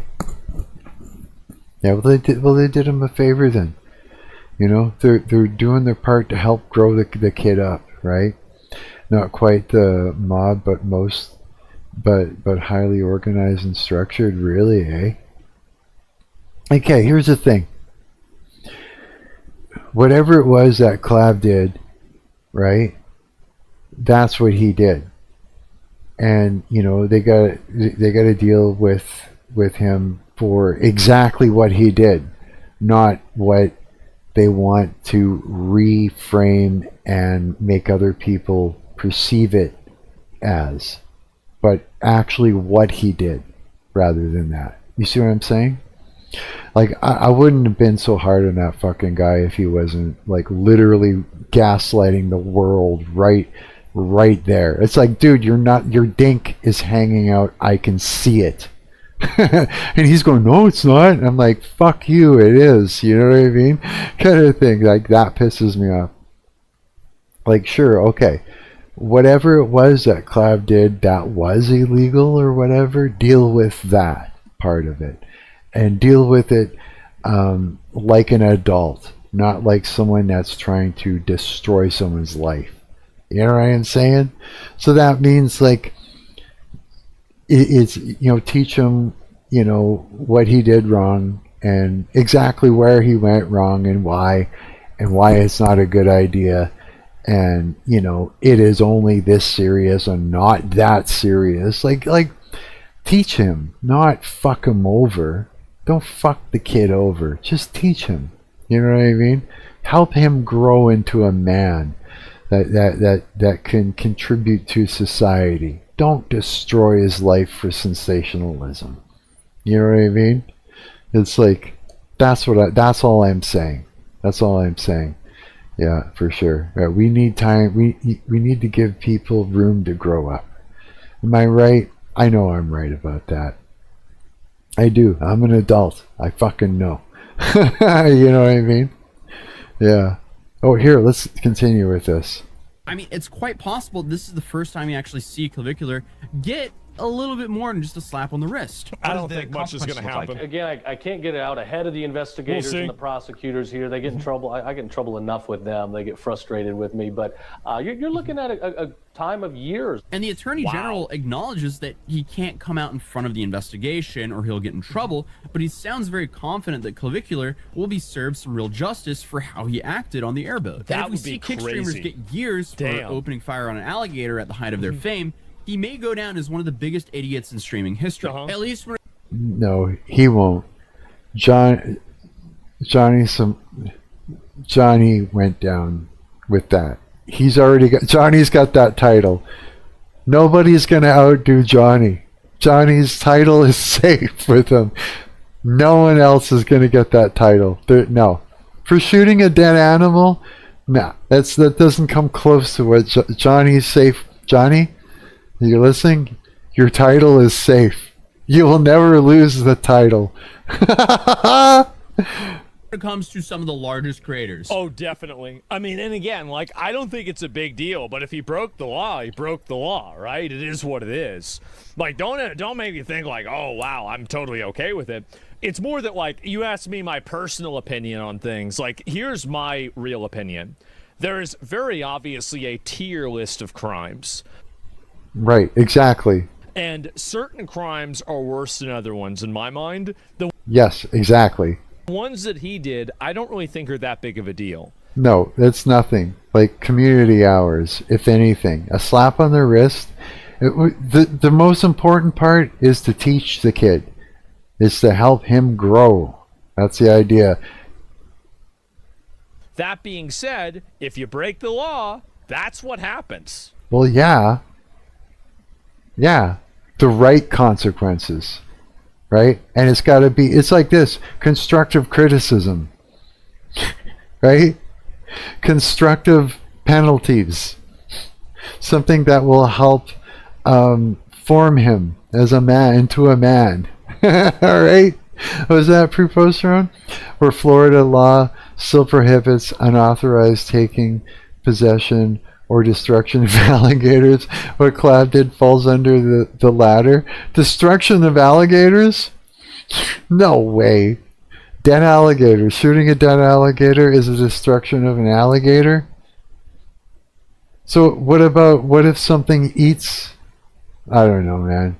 I don't know. I think that's a reframe. I think if they were to call that a destruction of an alligator, that would be a reframe. Because I think the destruction of an alligator thing was based around a live alligator. I think that's what that whole thing was created for. It's not going to be created for a dead alligator. There's no reason that you there's no reason that you, I, or anybody else would create something like that for a dead alligator. We would be put in the loony bin if we came up with that idea. They'd look at us side eye and go, "Are you okay?" It's like, "Fucking, did you eat your lunch? Are you alright? What are you saying some stupid shit for?" They'd say to us if we were trying to come up with a law like that for a dead alligator.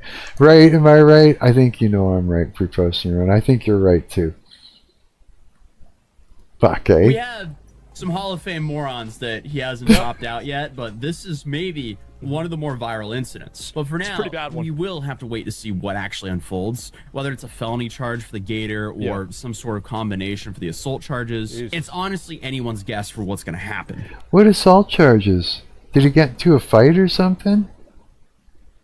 I didn't catch that one. Because the whole Tesla thing, that was crazy, and I don't think anyone thought that he was just going to get away scot-free after that. The Tesla, is that when he drove over somebody? Is that what he's talking about? But honestly, like, you're right about that. Like, that shit was crazy that he totally got away from that. Wait a minute. I don't know about this. it seems like he did. But his roommate did, however, let some interesting information slip on stream. So he's heavily implying that Clavicular is not arrested and not in trouble, and I guess is just chilling. Yeah. And everyone on Twitter was just creating conspiracies. Hey guys, Clav's just like resting. He's just chilling. Yeah. Like people were coming up with so much conspiracy theories. Like, but no, he's just literally just chilling right now. Yeah, were you reading the Twitter com? Oh. When? Uh-oh. Like today? Yeah. They were coming up with conspiracies of what happened to Clav. I know. Like, holy shit, did he get arrested again? Did he? No. Okay, hang on. I gotta know, do you know what happened with Clav with the Tesla thing? If you don't, I have to quickly look it up. What happened with Clav and the Tesla thing? I didn't care if I fucking spelt it wrong. On December 24th, 2025, the streamer known as Clav was involved in a controversial incident in Miami where he allegedly ran over... Oh, that's that thing where he ran over a person with a Tesla Cybertruck during a live broadcast. No criminal charges. Person survived, contrary to the early rumors. The individual involved in the incident was confirmed to be alive. In his defense, the incident was a matter of self-defense. Kick ban and returned. Okay, so it's nothing. So it's nothing. Or he hit the dude. Yeah, so nothing. He's just laying. So there's no criminal charges. I don't know what they're talking about. It's already done with as far as this goes here. Holy. He's laying down. Is that Okay. it? You can sort of tell the girl Mia does not even want to open that can of worms and is trying to like change the topic as wanna be quickly as involved, possible. But if he's telling the truth, it means that currently Clavicular just still isn't in custody, and neither is Violin, since she could also allegedly be heard in the background at some point during the same stream. Yeah. Who the f is it? Oh, Violet. Do you need something? I can bring you some. What do you want? Alright, what are they saying? Just a straight up content house. Look at that fucking place. I wonder how many people are living in there, sharing rent. Get out. Oh, Mia, they're angry now. Why? I don't know why they're angry. Quick update, it seems like the guy who was way up. I looked into the destruction laws, and it's to catch poachers. Oh, since alligators are a protected species in the Everglades, everything around them is regulated. Yeah, so it's about poachers. Yeah, so it's completely, that's going to get, yeah, it's not the same thing then, yeah. People would get caught poaching and say, oh, I found it this way, so just harvested it. Oh, yeah, okay. Yeah, there's no way he's going to get caught with poaching charges. Yeah, it's just going to, it would be a total reframe of reality. Yeah, in order to nail him with that. It would just be rewriting laws. You know what I mean? Yeah, it would be just like, yeah. So you're right. Yeah, it's like that. He'll get away. He'll be fine. That kid's gonna be just fine. There's nothing he's getting away with, really. It's not. It's nothing. It's nothing. Right? Okay. So the laws apply to dead alligators as though it was alive. Yeah, if he was like poaching, but he's just a kid poking a dead body with a stick, but with a gun. You know what I mean? He has no intention of grabbing it and poaching it. You know what I mean? Because that was based around protecting it from being harvested for that type of reason. Exactly. You know what I mean? Harvesting a dead animal and maybe deconstructing it and like poaching, right? Has to do with poachers. Yeah, that would be just like, again, that'd be a reframe, right? I think so. Yeah, that's good. I'm glad I gotta piss again. What the hell's the matter with me? Okay, hang on, I'll be right back. I'm all mad, eh? I'm like trying to stick up for poor Clav.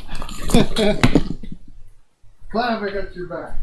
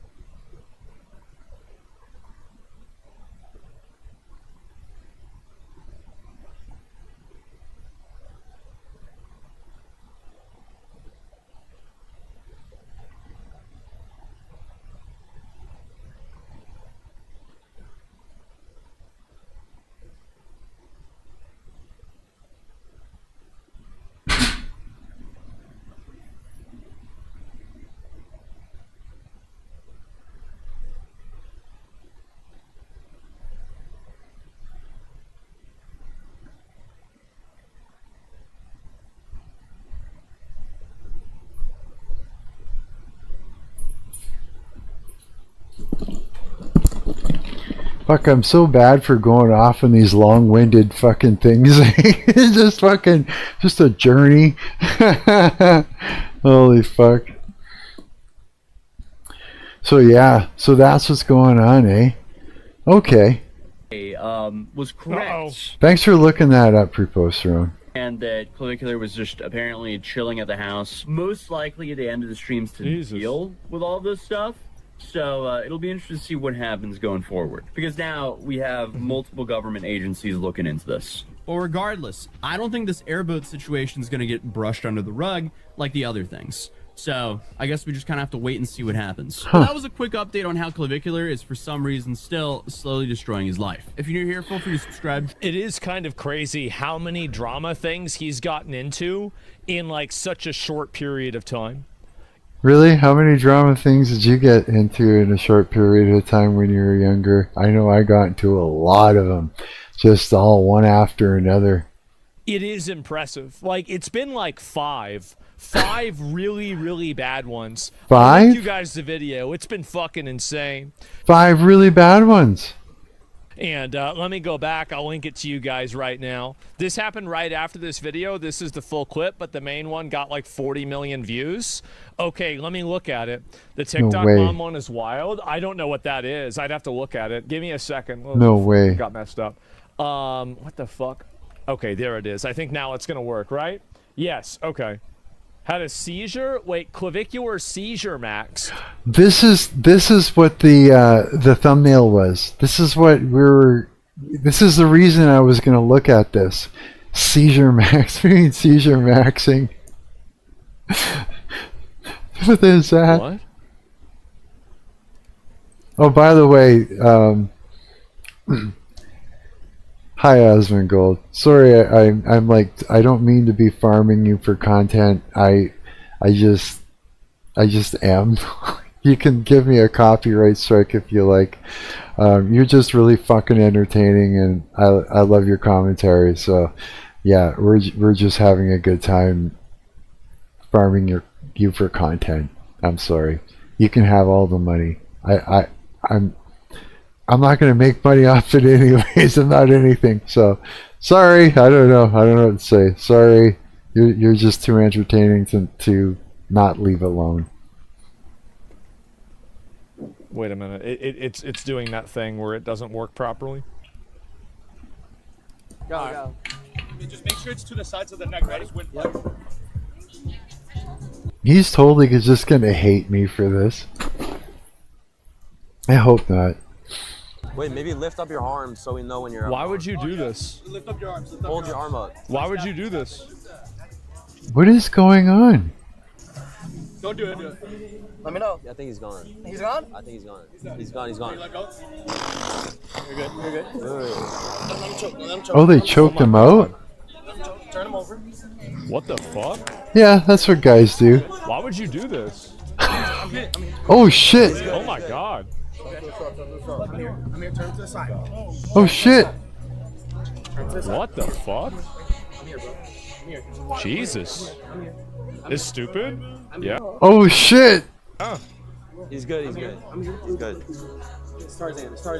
You're good. You're good. I'm here. Take your second. What the fuck? He's good. That's an actual seizure? Never do that shit again. Yeah. Wow. Jesus! Oh my god!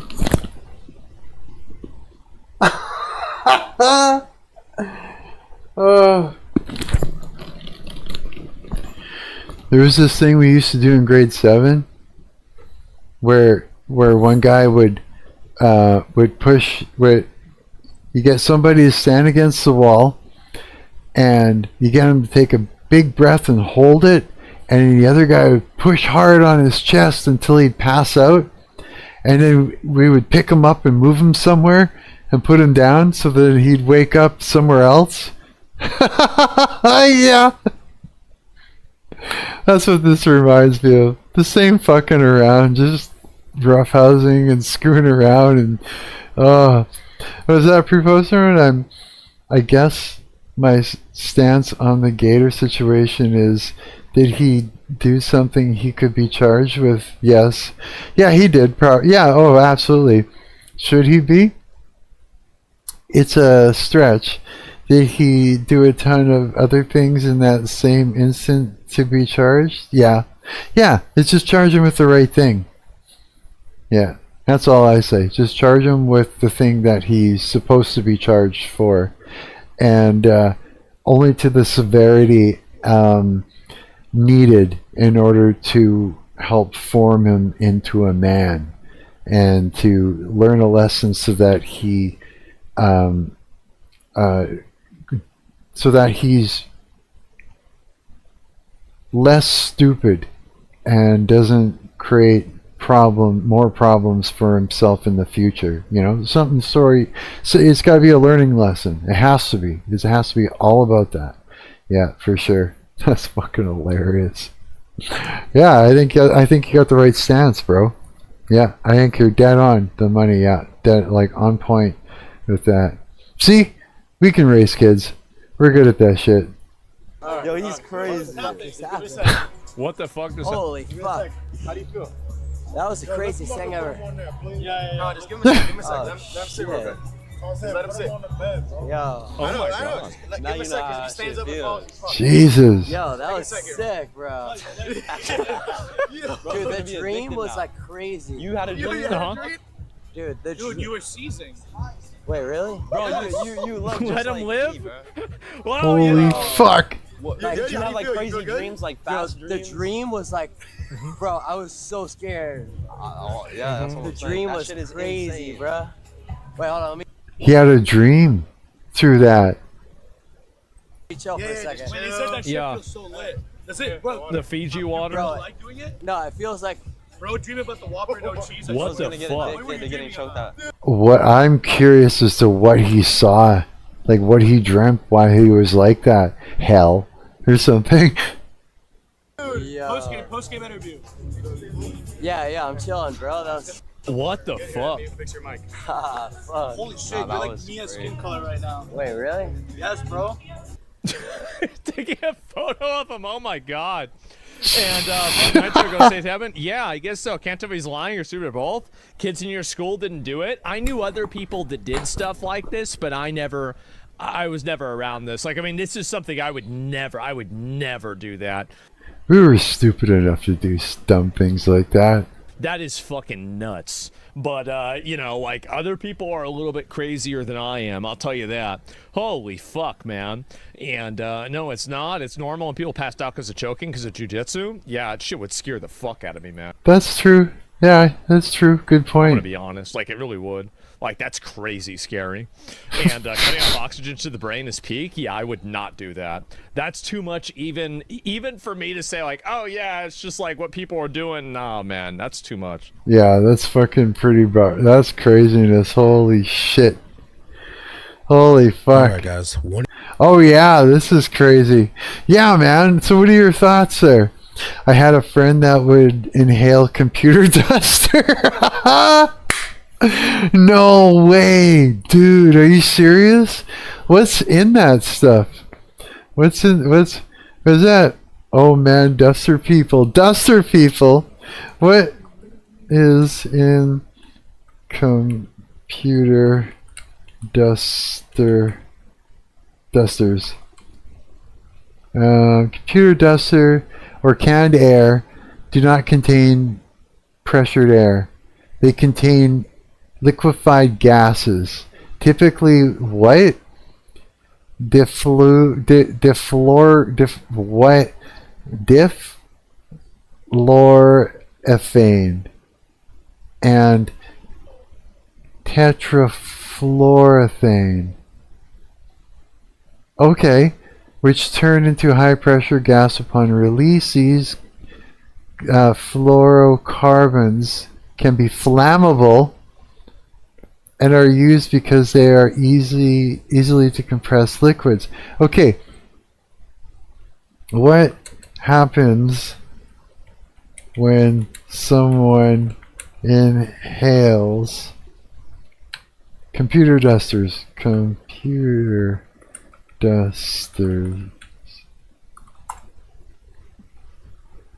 When someone inhales air dusters, it causes a depression of oxygen levels as the fumes go into the lungs and then the central nervous system.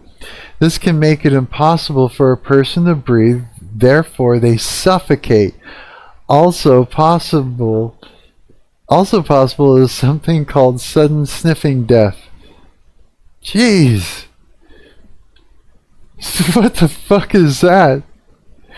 What is that? So it's like the I guess the euphoric feeling of dying they were going after. Fuck. That is crazy. Your friend is nuts. Yeah. Go back and tell him what he was doing. Point it out. Duster people. Oh my god. Do a lot of people inhale computer dusters? And why? Yes, a significant number of people, particularly teens and young adults, inhale computer duster, commonly known as huffing or dusting. Oh, huffing.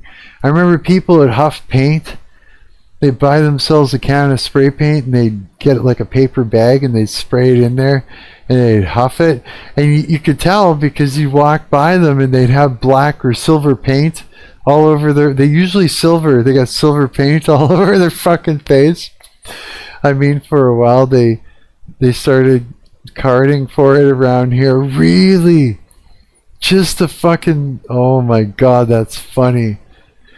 While often mistaken for harmless compressed air, these cans contain dangerous viral chemicals. Inhaling misuse is popular because it's cheap, legally purchased, and easily available, leading some to wrongly assume it's safe despite it being... Oh god. That's funny. Locked up behind the counter. Fuck. That is fucking crazy. Yeah, people are fucking nuts, hey? Okay, this guy here,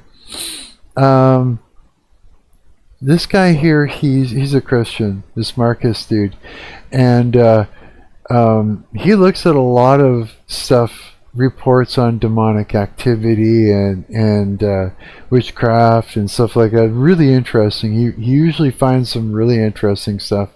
Is he? Yeah, he is. Yeah, he's Christian too. Yeah.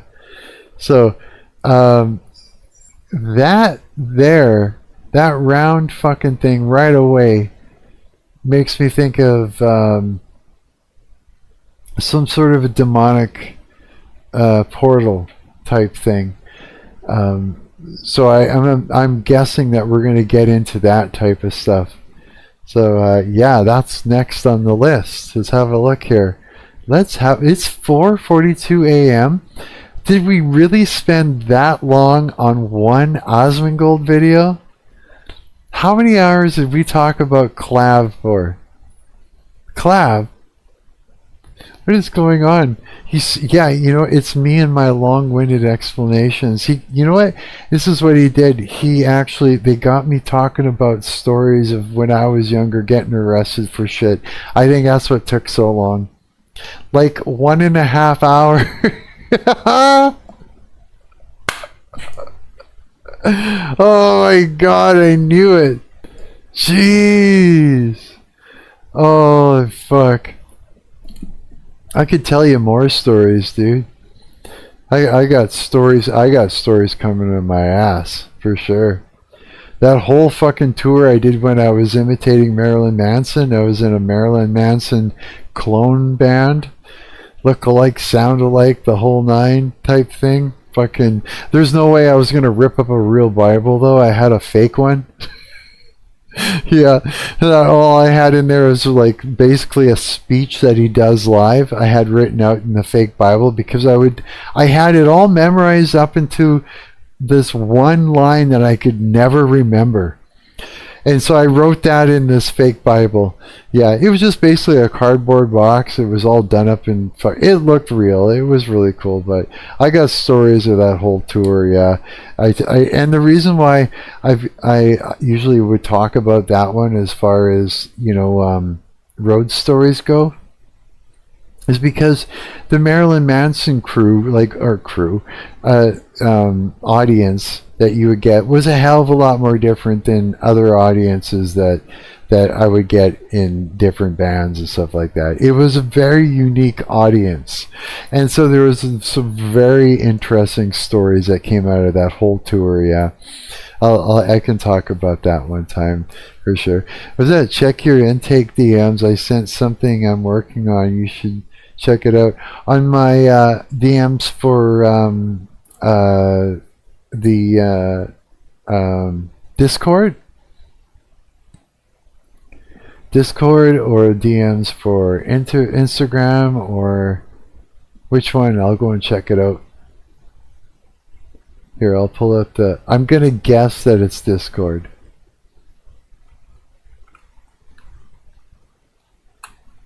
I'm just gonna guess it's Discord.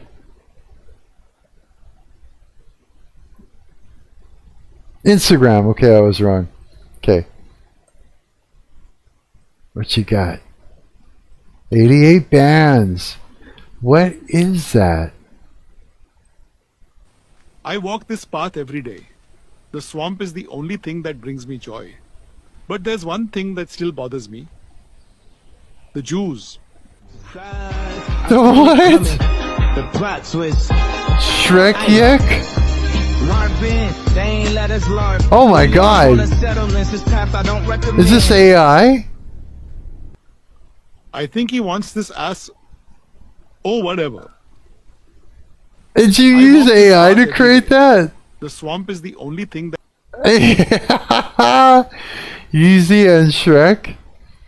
Oh my god, that is so funny, dude. That is hilarious.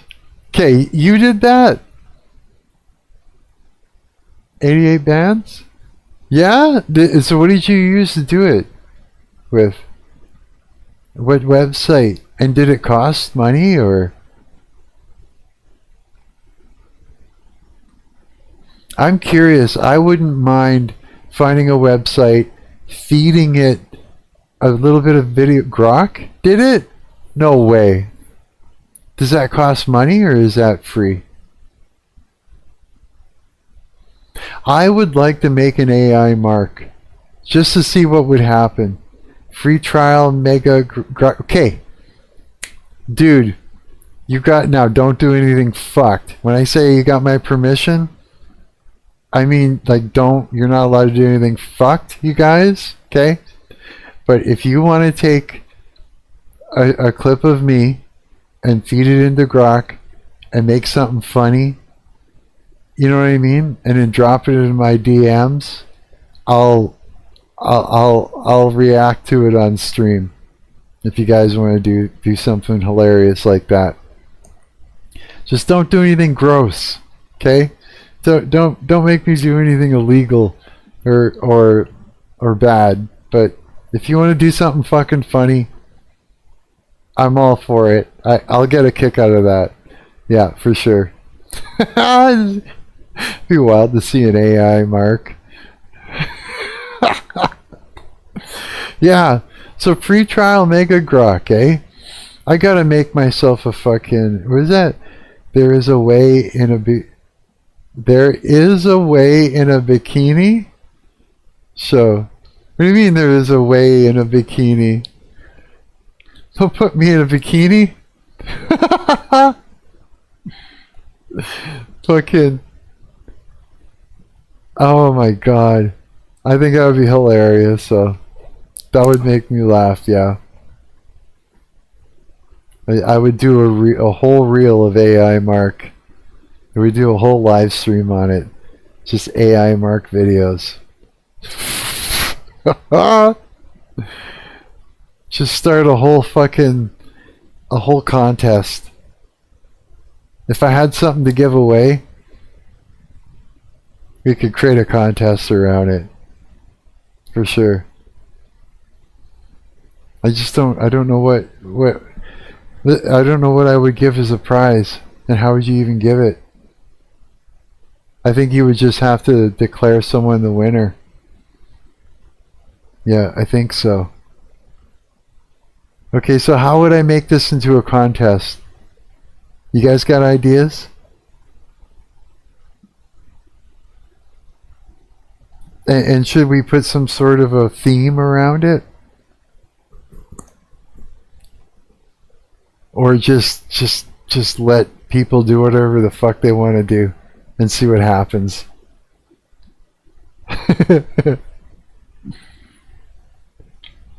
What am I getting myself into?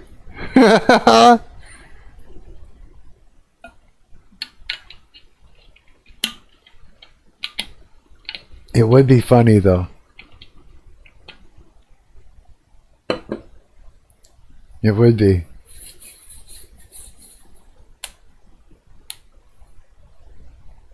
I have to make myself an account, an X account.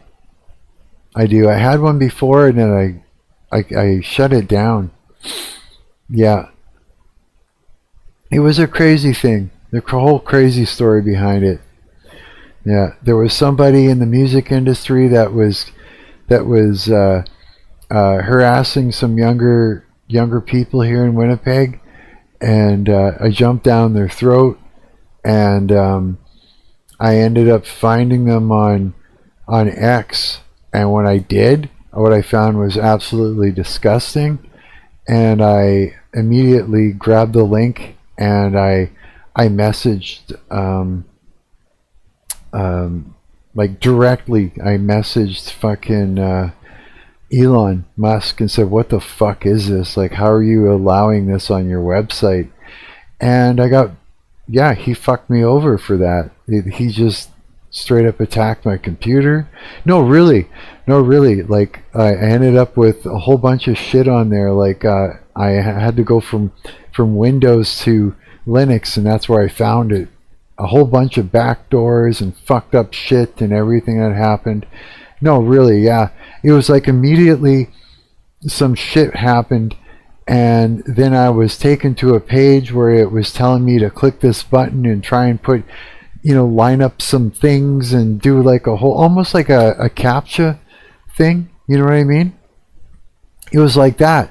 But as I was trying to use it to get past it so that way I could continue this conversation with him to say, get rid of this guy, and explain to him that this is disgusting. This dude's harassing people here in Winnipeg, younger kids.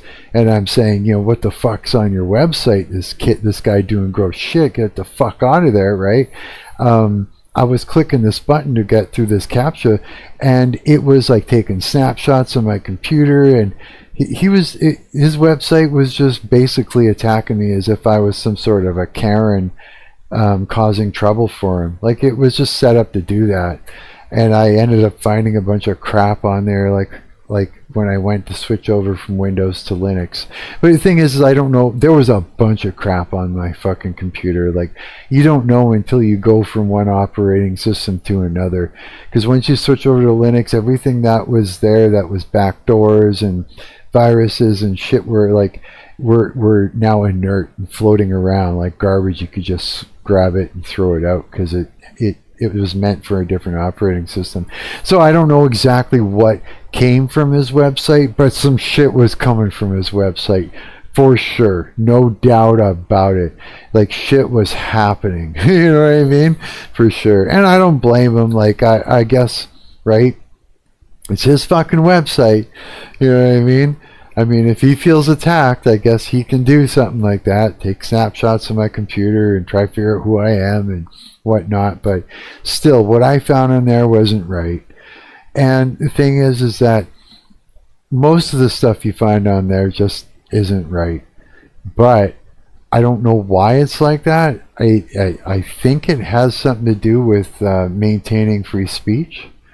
I think so. I think it's like it keeps it, whatever it is that he's allowing to happen on there, legally is keeping free speech intact.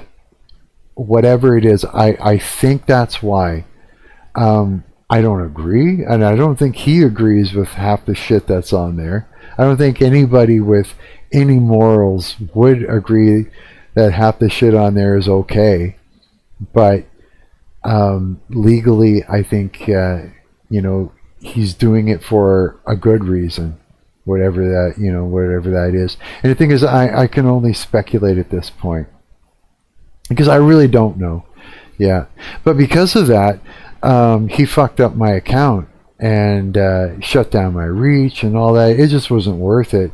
And I was so disgusted with what I was seeing. I just didn't want to have any part of his website at all. I was just really disgusted, and I was miffed, and I was like, I don't want this. I don't want to look at it. I don't want to be on here. I don't want an account on here. I was really, yeah, anybody would. If you experienced what I experienced with that story I just told you, you would feel the same way.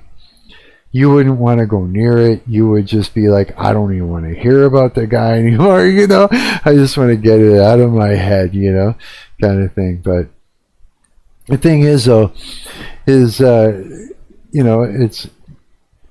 it is what it is, whatever it is.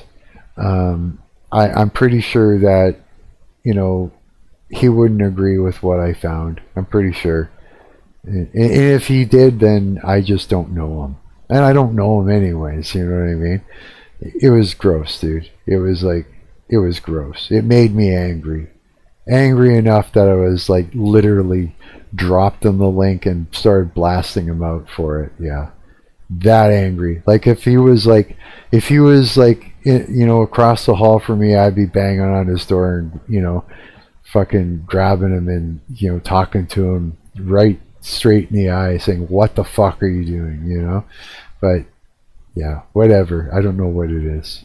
Here's the thing, is I don't know shit, right? I really don't know.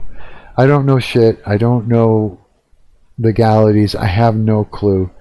I think Elon Musk does great things. And so I trust that whatever he's doing, it's for the right reasons. Yeah, for sure. But I mean, he's got some great tools on X, so that alone makes me want to go in and reopen my account or make an account or something like that, just so I could go in there and start playing with the free trial of Mega Grok, and stuff like that. I would like to play with it myself. Yeah, absolutely, for sure. And again, I don't have any animosity towards the guy. My anger is towards the individual that was harassing these younger people here in the music industry here in Winnipeg. That was my beef, was with that guy. Yeah, for sure. Still, yeah, I'm disgusted with that guy. Yeah, absolutely. And I'm pretty sure he knows who he is if he heard this.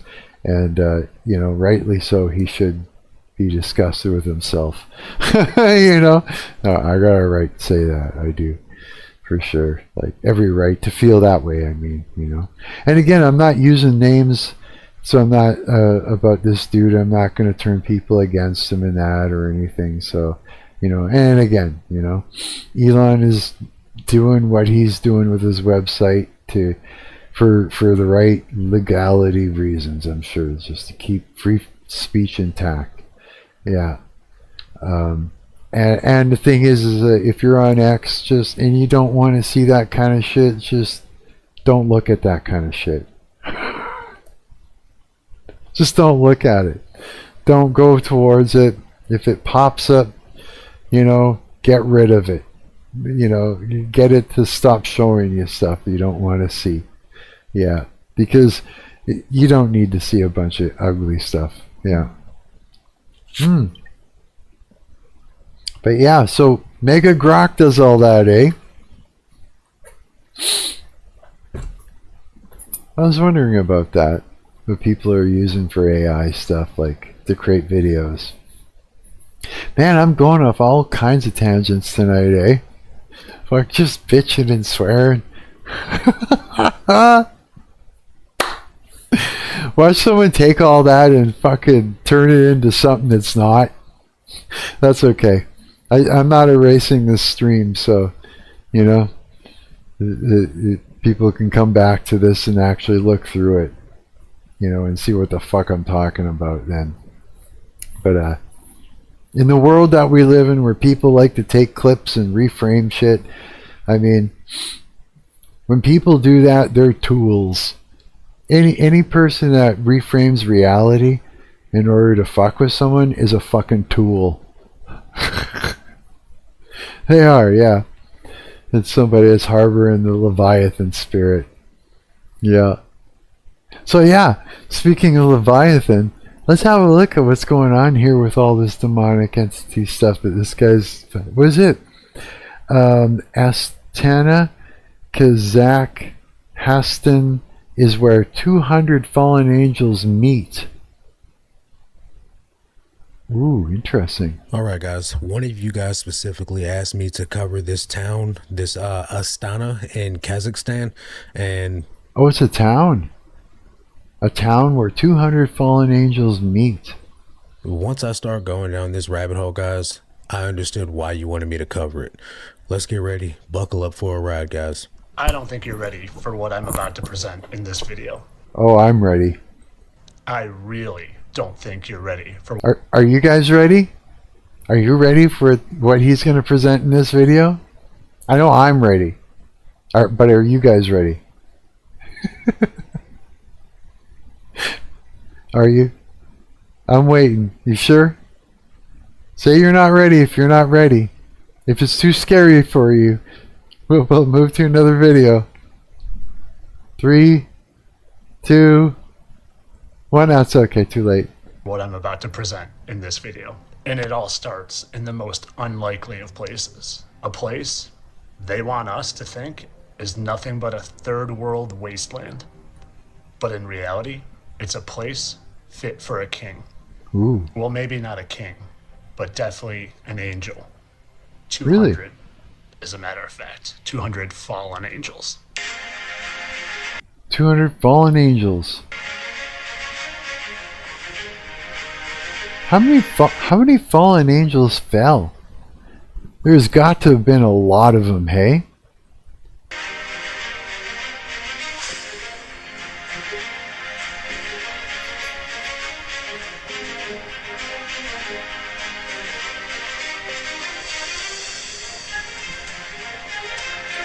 So is this, was it like a temple or something? Looks like While it. they create propaganda like Borat to keep us from knowing who actually lives here and what this Borat. Is this the same place?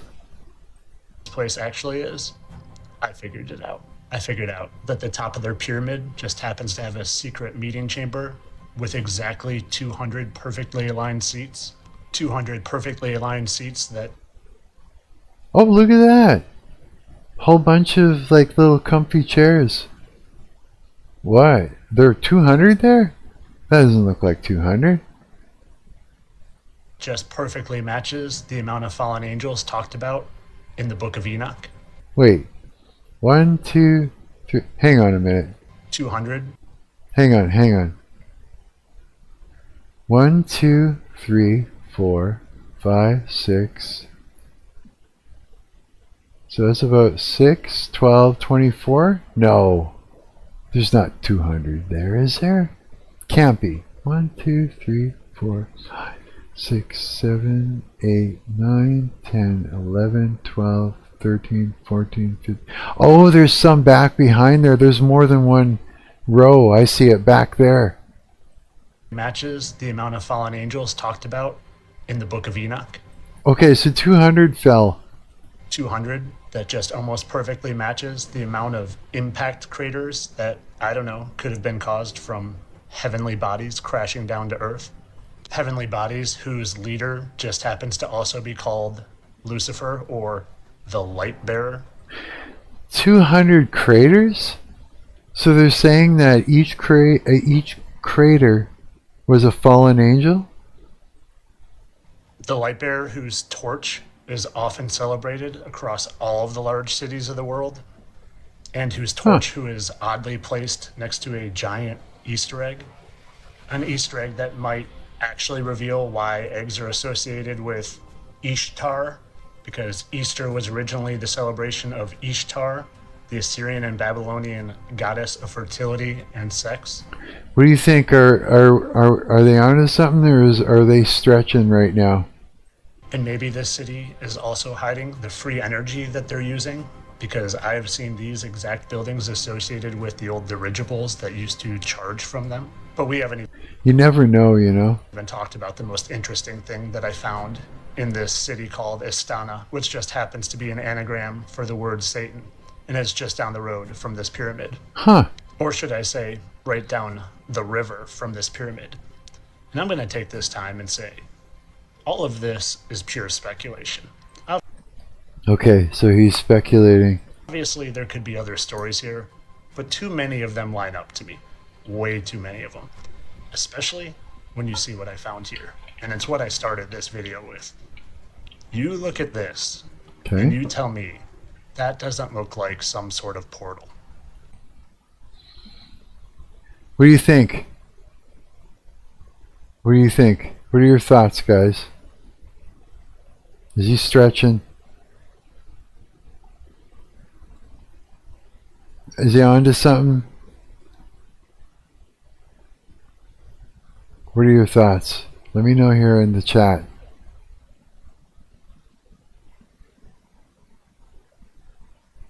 I'm waiting. Are you waiting to find out what I think? I don't know. I don't know. I mean, a lot of nasty shit's going down. A portal.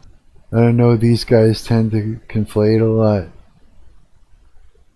You know, it's so easy to do that when you're putting things together that are abstract to try and come up with something like that. There's gonna be a lot of errors that take place. Oh, I can tell you firsthand.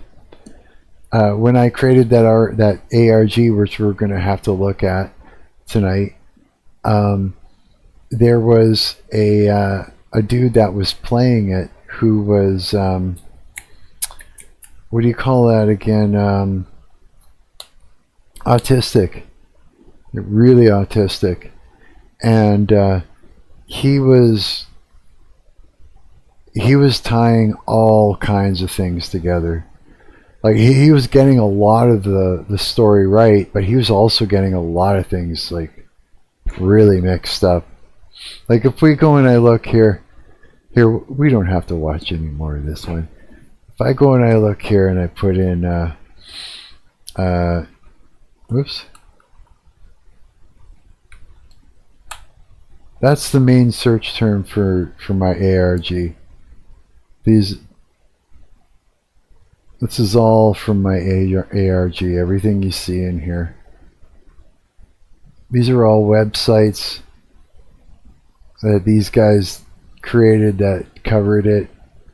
So he's picking Jordan Peterson in this one. Yeah, this is all tied into it. But if you look at this dude's videos, here's an example. This is that autistic kid's video he was covering my alternate reality game.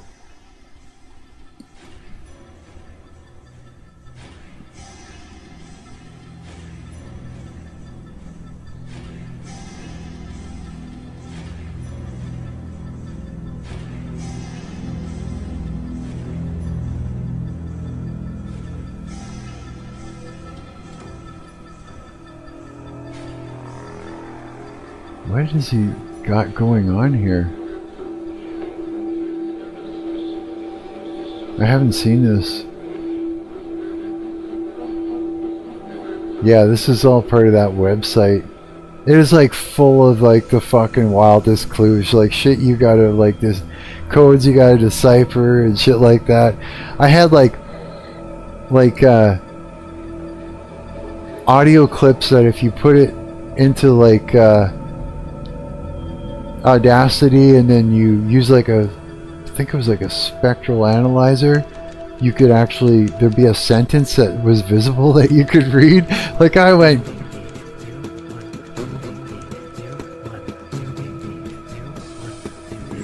there's a password in here. Right there, yeah. Like fucking, like shit like this. This is actually what we need to look at in order, because we got to get into the back of this website to retrieve some VHS footage tonight, because my band needs it so we could relearn the songs. This is actually a good thing that we're watching this one video. This is exactly what we need to see. Okay, so we got to go to there. Okay.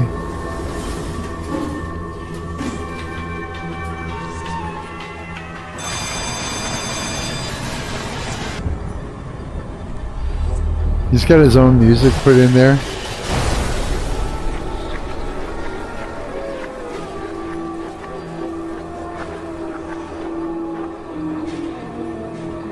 Oh yeah, that's right.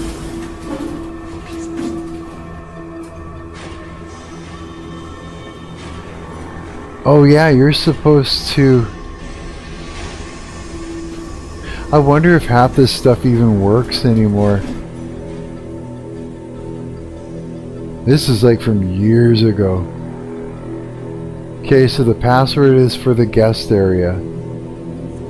What? Or you have to type it out. Oh, because there was a capital in there. Okay, so all lowercase, I bet you. I'm trying to remember, yeah. And then you gotta make an account. You gotta sign up if you don't have one. Use that to find a conclusion they like. Yeah, they do, eh? Okay. Wasn't much of a video, just kind of showing how to get in there. This is funny. Jordan Peterson checking out. Check this out. I sent Peterson an email, told him I wrote him into an ARG. So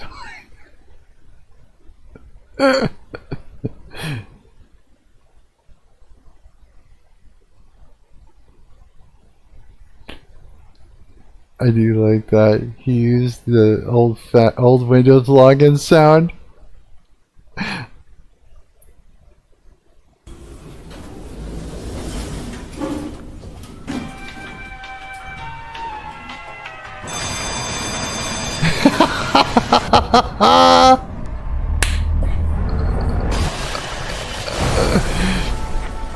The teeth.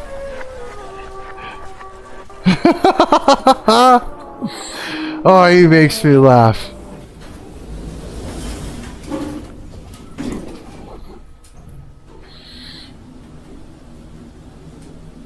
Yeah, I emailed him up to Jordan Peterson. I'm like, somebody wrote you into an ARG, and I sent him all the information, how to log in and all this stuff. Agent 0108B.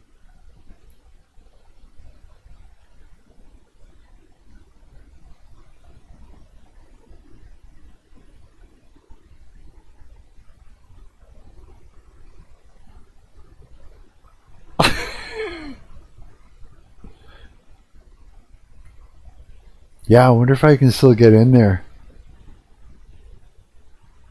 See, I didn't pay for my website. I stopped paying for it because it's like I had to pay for premium and stuff like that in order to have all this running properly. But it's in one of these sections that he's looking in right there. Okay, let's go look and see. Let's go and see if it actually exists still. How do I fucking find it now? Oh God. Okay, this is what we'll do. Not there. We're gonna go to Reddit. Actually,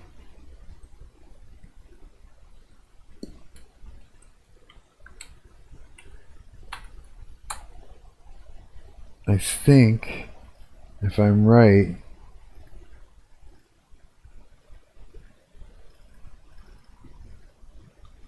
maybe not.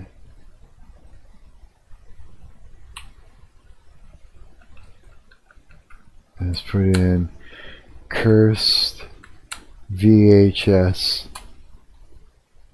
There.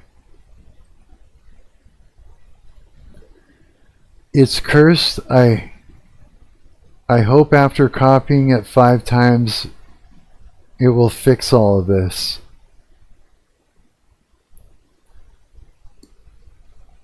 Hang on, before we play it.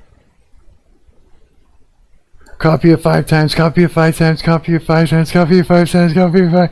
She just lost her fucking mind. An actual cursed VHS tape.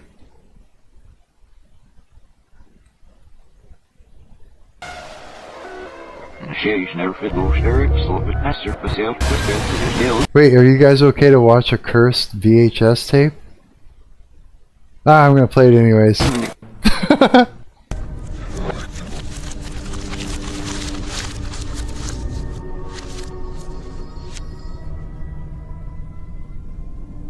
This is all part of my ARG.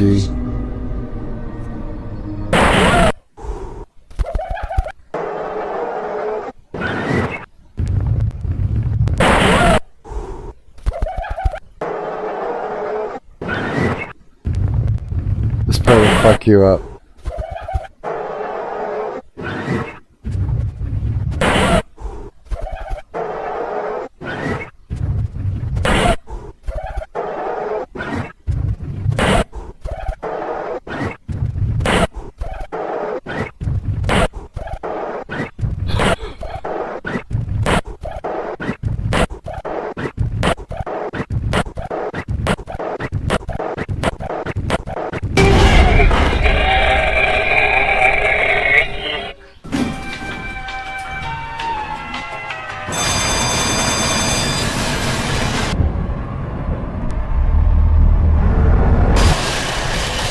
I literally made copies of this VHS tape, like in real life, and distributed it around the city in libraries and all kinds of shit, dude. Yeah. So there's a copy of this in a couple public libraries here in Winnipeg, just sitting there to be signed out. The actual VHS tapes that have this shit on it. Yeah.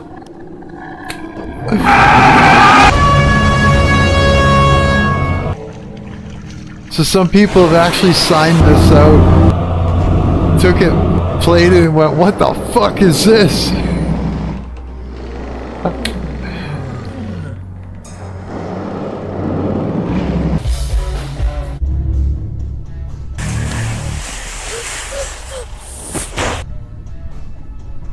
Oh, that was a crazy fucking film we did.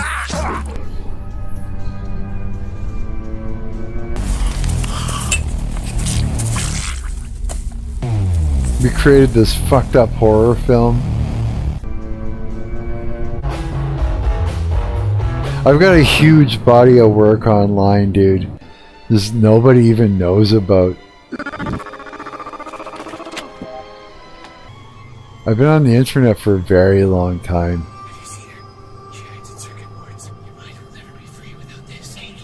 That's Moses Suzuki. David Suzuki's nephew. Him and I used to hang out and make cool fucking shit together all the time. More like I drag him around and get... He's an actor, eh? He's been in a lot of different movies, that guy.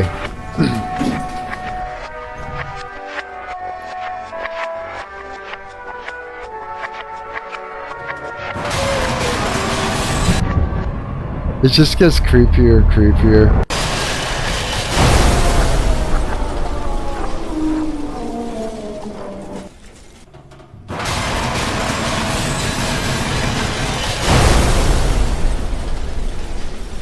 The fact that someone could have signed this out of a library at some point makes me laugh.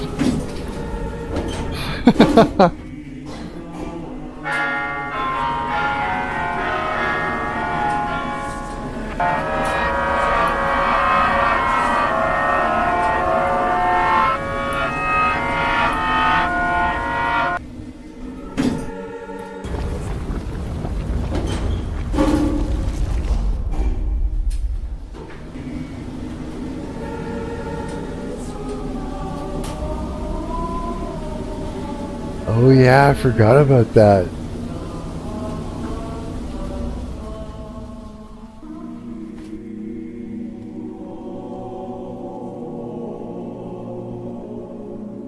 Just slowly floats up to the pillar.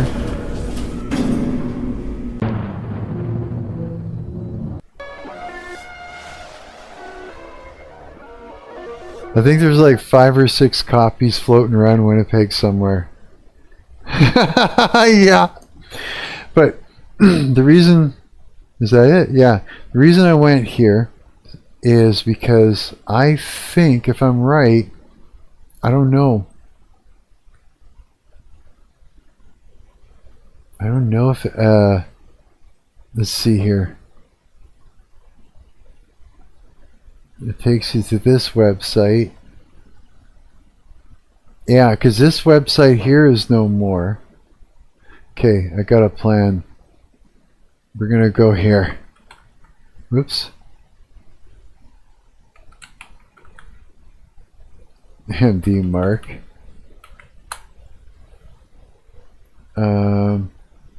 Here. If I go here, this is another YouTube channel I got. It's got all kinds of shit on here, you guys. Yeah. If I go in here,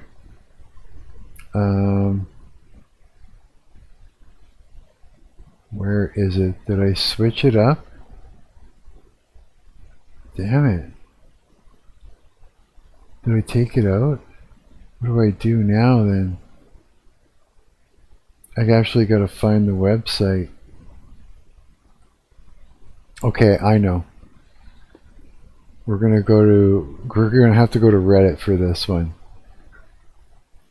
And I'm hoping, I hope I put it in here. There's a link to get to that website. It's like an updated link because, like I said, I didn't pay for it. So since I was using Wix, the address has changed. I don't actually have the domain name hooked up to it anymore, is the issue. So we just gotta look for that cursed video on here, and it will be in here. And once we find it, I'm pretty sure I've got, there we go. So I'm pretty sure I got the link. Yes, right here. Okay. Whew. Okay. Now we just need to follow that whole thing and get into this website. Oh yeah.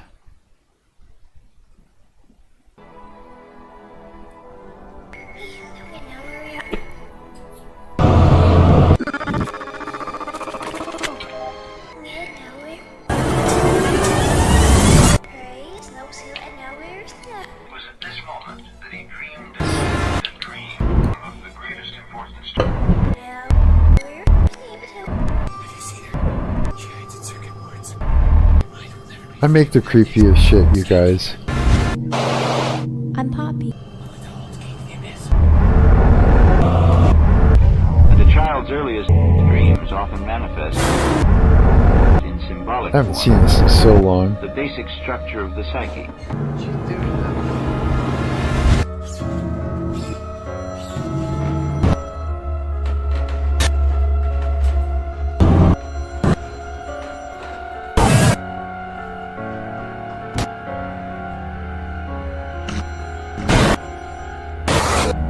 There is only one thing that seems to work, and that is to turn directly toward the approaching darkness, without prejudice and totally naively, and to try to find out what its All the secret aim memories. is and what it wants from you.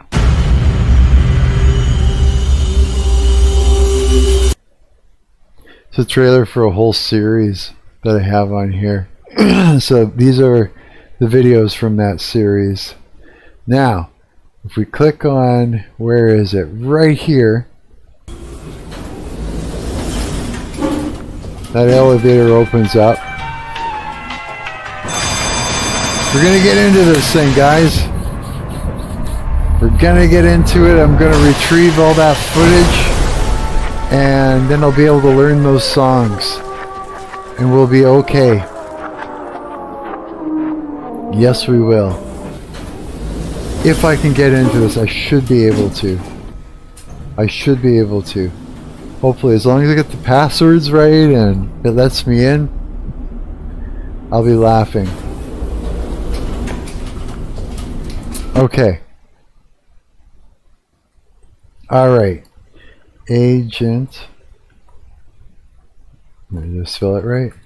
Agent 0108B. Alright. Let's hope for the best. Now, okay, good. I'm going to have to log in, right? Oh, okay. Shit. Okay, hang on. We're going to figure this out. Log in.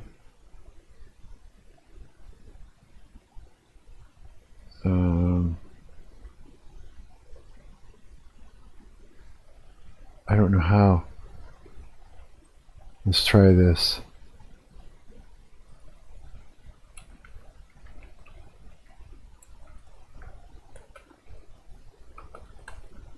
Now, the password I don't quite remember. Hang on. I think it's... God, do I have it anywhere? I'm going to try this.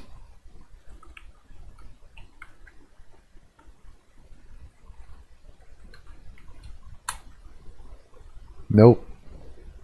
Shit. Okay, I'm going to sign up. Sign up with Google. Yes. Continue. Okay. Okay. Okay, I'm in. I'm in. Okay. Notation, office, box. Oh, it's in box. So if we go in here, I think it's in here.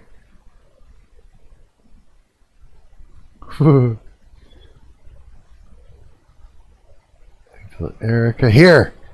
Ipso Facto. It's in here.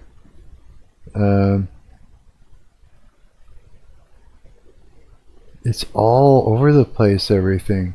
Holy shit. Okay, hang on.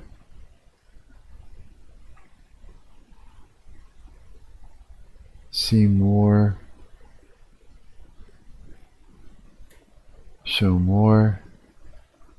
Yes. Google Drive. Here we go. I found them. These are the videos. Okay, we need to download those. Here, let's just open that up and see. Yeah, this will be 1994. This is a video from. Birthday! There's Tyler's mother. Tyler's mother, you done Wow. a good job of raising you those countries. No, 1990. Keep up the good work. Holy shit, talk about going back in time.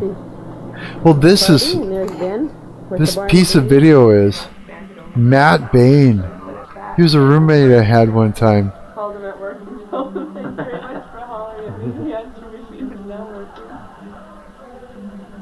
Here's Matt. Back. So you're hearing Miles, the bass player, but what do we got here? So once we get past all this family stuff, hit play, go. What do we got? Oh, wait a minute. What did I just do? Okay.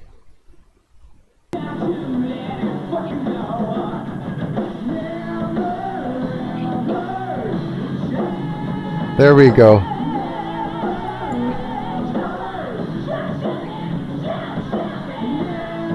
This is what we were looking for.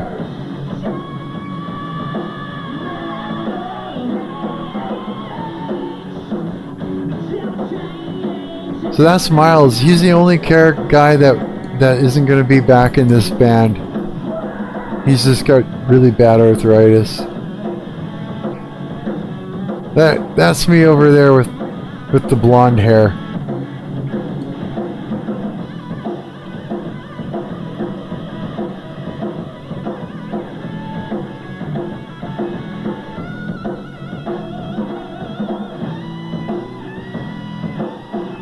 I used to have a whole bunch of those Les Pauls.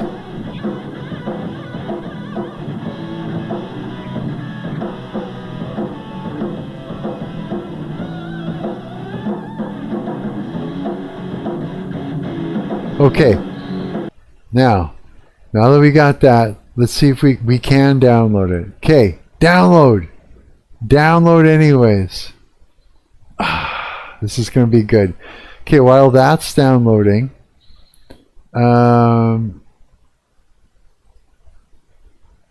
let's go and get the other one and just continue downloading. What do we got here?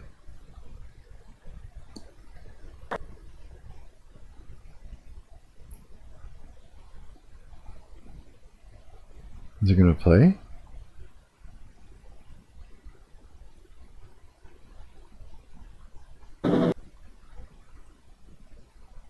Looks like another band. Oh, I remember this. Okay. Okay, so we're going to download this too. Download anyways. We're just going to rip through these and grab them all.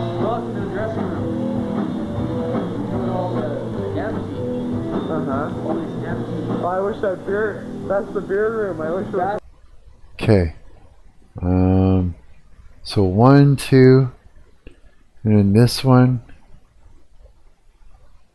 Download that. Download anyways. And then this one. Holy shit. And download. Download anyways. Oops. Discussions. Which ones did we grab already? 4. Fuck, man. How many are there? Wait, where did I leave off? Damn it. Okay, we'll find out. Hang on. That was 5. 4. And we got 3. Okay, so 3. Now, so 2. Grab 2. And then, I can't believe we fucking pulled that off. Fuck yeah. Okay, so all that is downloading. Oh, did I hit download?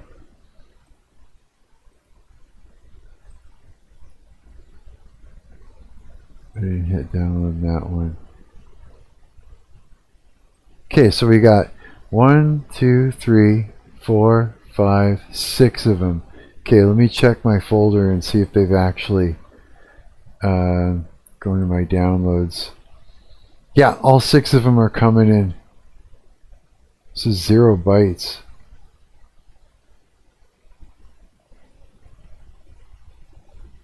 One gigabyte. So I think they're still downloading, yeah. Ah, that's good. I think so anyways. There's gotta be a way to... Oh yeah, I see it. Okay. Whew. Okay. This is actually happening then. Okay, we did it. That was fast. That was way faster than I thought it would be. I thought it was going to be hell to fucking get into there. Holy shit. Oh, I'm fucking... You have no idea how lucky I am right now. I fucking found all that. How is it 5:30? He laughs. Yeah, fuck. Oh. Yeah, man, because that ARG is like crazy. Like, there's so many fucking pieces and parts. It's like, it's all spread all over the internet. Like, fucking from probably about 6 or 7 YouTube channels, probably about 10 websites, this bunch of Reddit posts, fucking... I made that thing huge, man. I spread it all over the place. It exists in reality as actual cursed VHS tapes all over libraries in Winnipeg and shit, and bookstores and different shit that I slid it into. Like, I went absolutely, like, just... I made it a huge project. Yeah, I was down with it. Yeah. Fuck, man, it's huge, dude. It's connected to so many fucking bands. Like, this whole thing, there's like lore. There is like so much lore. You'd be there for fucking months just trying to find everything. You would find videos upon videos, clues and links, and yeah. If you're the kind of person that likes online detective work type thing and to find all kinds of fucking secret shit and different videos and stuff, that would be your thing. You would love it. Yeah, you would, yeah. For sure. There's like fucking... You'd find all kinds of lore about me, dude. Like, straight up. Like, real hidden lore that have been woven in to... Like, so I took a bunch of reality and wove it into fiction. Yeah. If that makes any sense. I used to talk about this alternate reality game with people before, and every time I'd bring it up and I'd start getting into the details, they would just glaze over because it was just like too much. Yeah, there's just way too much to it. But basically, it's just all based around the music industry and the CIA and handlers, Neuralink, Neuralink fucking slaves, like everything. Yeah, it's just straight up madness. So Elon Musk is written into it. Yeah, he literally. Yeah, he doesn't even know. Yeah, wrote him right into this ARG. Kevin Hart, fucking bunch of people are written into it.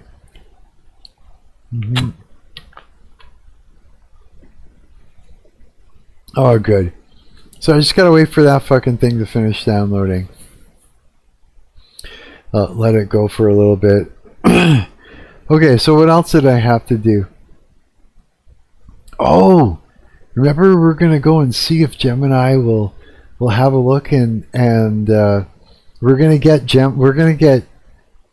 YouTube Studios AI to analyze a video that I did about the YouTube Studio, using the YouTube Studio AI, to see if it notices that the video is about it, and then to see what kind of response it gives me. If it's, I don't know if it's been enough days for it to actually get a transcript for it or not. Usually it takes a little while. I think this video was from like 2 streams ago or something like that. But I guess while it's doing that, we can go and have a look. Hopefully it doesn't screw it up. So let's go over to YouTube Studio. And I'm going to see if I can get it to do the thing.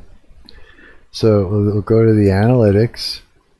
We'll go into the summarize my latest videos performance. But instead of that, I'm going to get it to look at this video here. Come on.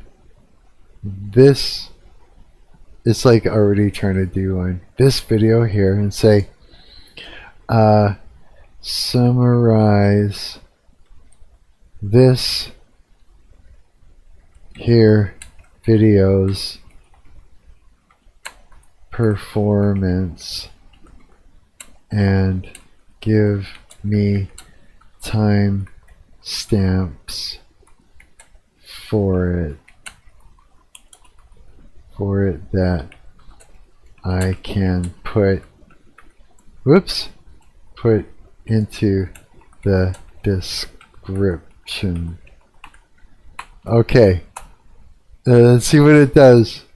Let's see if this can get the temporary unavailable. How is that even a thing? What? Okay, I did not expect that. How? Okay, what video did it actually summarize? April 4th, performing right in line with your channel breakdown, metrics, working well, consistency, strong, growth, attention, together. I don't know what went. Okay, hang on, let's try again. Let's see if it'll do it this time.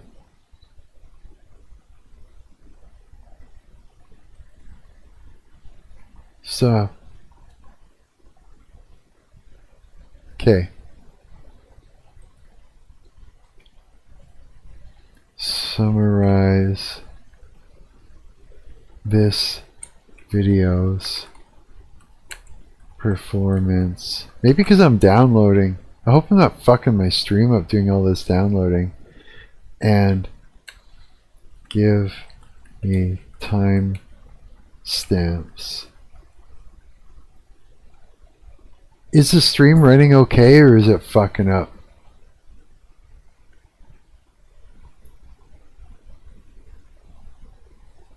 Gathering key metrics. Performing right along. It's good? Okay, good. Okay, with the benchmarks, performance summary.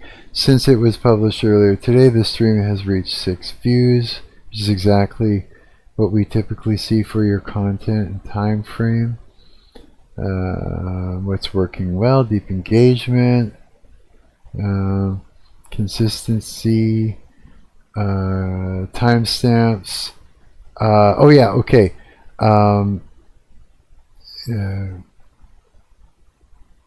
Yeah, it doesn't have the specific timestamps. And chapters. What? Regarding this video mentioned, it's currently being processed. Oh yeah, okay. So it's still being processed. So we can't get. So it can't actually see that the video is about it yet. Yeah, because we gotta wait for it to get there. If that makes sense, yeah. But yeah, okay, all right. So now we know. Okay, so we've got a few more to finish. We got one that's done downloading. We got two that's finished downloading. We got 1, 2, 3, 4 more to go. Oh, Colin, my drummer, is going to be so happy. I'll email those motherfuckers to him, and he'll be quite pleased. Yeah. I should probably just grab the links and fucking email it to him. Maybe I can come back there later and do that or something. Yeah, I don't know. But yeah, man, okay, so we did all that. I can't believe it's like almost 6 in the morning. Dudes, it's almost 6 in the fucking morning. How long have we been live streaming this shit for? Like, we've been at this for how long? When did I start this? How is time flying so fucking fast with you guys? Like, what is this? Are we in some sort of weird time warp thing? Like, there's no way this many hours went by already. It couldn't have. It couldn't have. I don't even know when we started. Is there a way for me to find out? Live. When did we start? Does it even say? Doesn't say. There's no. Do you remember 3 hours? It's been 3 hours already. Well, it's not as long as we did last time. Last time we did fucking 4 hours and 5 seconds exactly. Last night. 4 hours and 5 seconds. Right on the nose. Holy shit. Okay, well yeah, 3 hours. 3 hours went by pretty quick, I'd say. For sure. It's almost 6, huh? Actually, that means I gotta take some fucking old man medication. Yes, I do. Get the old bubble pack. The old crazy meds. No, they're not crazy. We got, what do we got here? What do we got? What's Mark got in his bubble pack today? You guys want to know? Okay. So we got some people would be selling this for recreational, but I take it for like anti-seizure medication, gabapentin. A lot of people would be like all over that. They call them GABA or something like that. They'd sell them on the street. A big old stomach pill. Some Seroquel. And I think the other one's a Lamotrigine or something. Yep. Everybody's crazy now.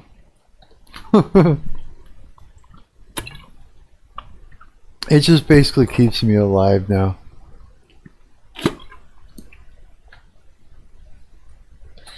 You know what? If I could just not be on medication, God, that'd be great. I'd be a lot healthier, I think. And then I'd run away from society and go live in the mountains before the apocalypse hits. Yeah. Can you imagine if the world ends and then I can't get my medication? I just have a seizure one day. Just, that's it. I'm often concerned about that. Like, what if something goes flat? Like, you know what I mean? Like, you just can't get medication anymore and shit like that. And then you're fucked. Like, say the world ends, or everything shuts down completely, and you gotta, everybody's running around like the apocalypse and trying to survive it, and you got no medication. Like it's the withdrawal is the problem, eh? That's it. Like the withdrawal of certain medications can just result in straight up death. Yeah. So if I could be off of medication just for that reason, that would be great. I'd be like, I feel so much safer. You know what I mean? You guys take meds at all? Of any kind? The doctors got you on any kind of fucking shit that you can't live without? Like if the world ended and you couldn't get your medications, you'd croak too? I'm sure everybody's on something at this point. Whether it's like for physical stuff or depression or something. Yeah, it's very common. Like people being on antidepressants and stuff like that. No? Oh, that's good. You're lucky. Yeah, that's really good. How about you, 88 bands? They got you on any kind of meds? For anything? I know you're still smoking weed. Or did you quit?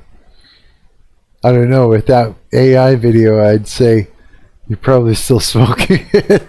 Gotta be high to create something as hilarious as that. Oh yeah, that's right. You gotta do an AI Marc contest. We're gonna have to. And I think the contest would be like, it'd be this. It's like, who can make me laugh the hardest? I will literally declare the winner. The one that creates the thing that makes me laugh the hardest. The funniest one wins. Yeah, that'll be the thing. Create an AI Marc fucking video. Yeah, you got till tomorrow night. Tomorrow night's stream will review them all. Does that sound good? Actually, I should have said, you know what? I'll give two nights. So this is what we'll do. I'll make a here's what we'll do. Okay. I'm going to take this piece and I'm going to cut it into a short. Okay. So let's line myself up in the center so I can do this. Okay. We're going to do a contest. Alright?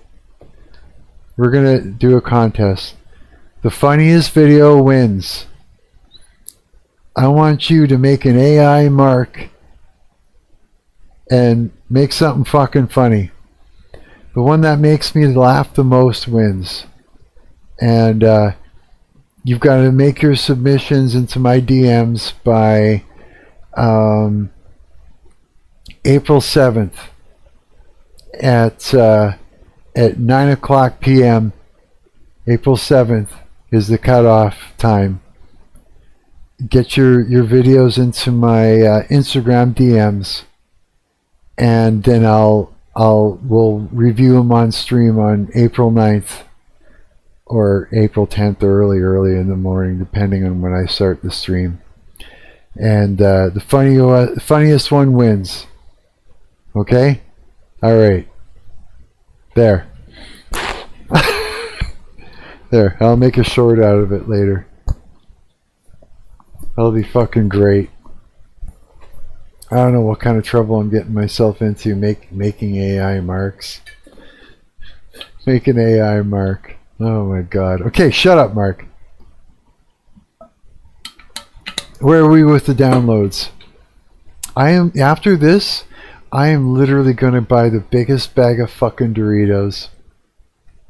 Where are we at? We got 1, 2, 3, 4 more still to go. I'm gonna buy the biggest bag of dirtiest bag of Doritos, and I'm gonna eat that shit like it's like a champ. And I don't know, I'm gonna watch a movie or some shit. I don't know what I'm gonna watch. I need a movie. I need some movie ideas, guys. What flavor?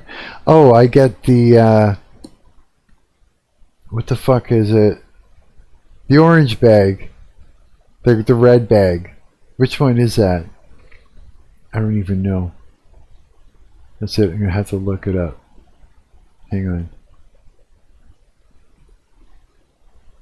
God, I have so many tabs open here. What flavor is the red bag of Doritos? That one. That's my favorite kind. The nacho cheese flavor. That's the one. Yeah. Big old bag of those motherfuckers. I'm gonna chew that back like it's heaven in a bag. Yeah, the normal one's nacho cheese. You're right. Yeah, I just looked at the chat just now. Yep. You guys like Doritos?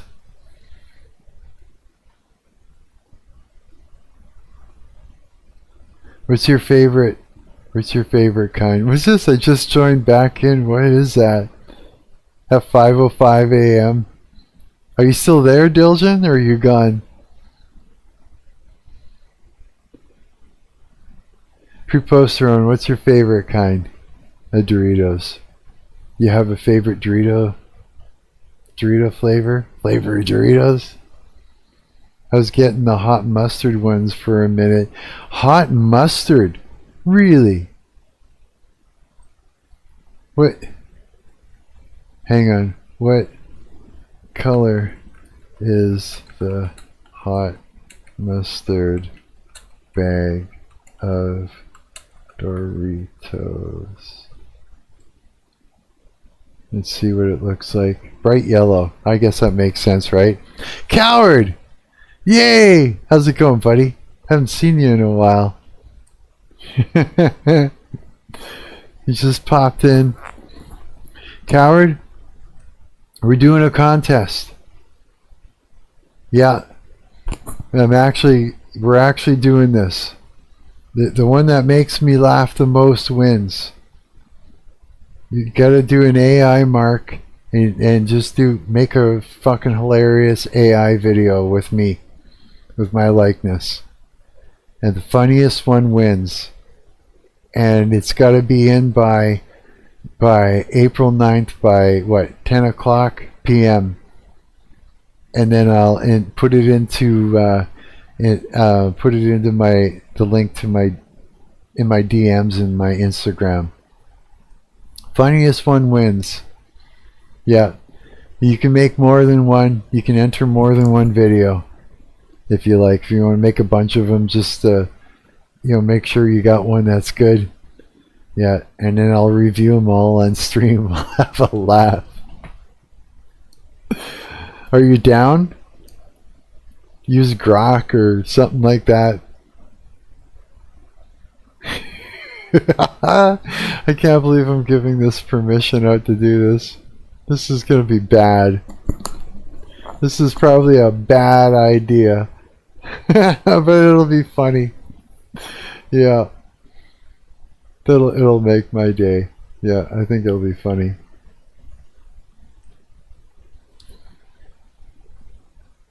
I see. He's just like, I know you. You're probably doing this right now. Yeah. 100% right. Like 100%. Oh, a bunch of hearts. Throw that at you guys. Yeah, it's going down. The AI Marc contest. Fuck. So I don't even know how someone would do that. I guess so you just take like clips from the live stream or something and feed it into it. If it makes you feel better, the permission probably doesn't make much difference. Okay, good. Yeah, I don't feel so bad. Yeah, I don't feel like I did it then. If you guys didn't do it without my permission, let's just call it that. It won't be so bad. Just get myself in a fucking trouble. Let's see, we got 3 more left to finish downloading. 3 more. And then I've actually grabbed all the footage.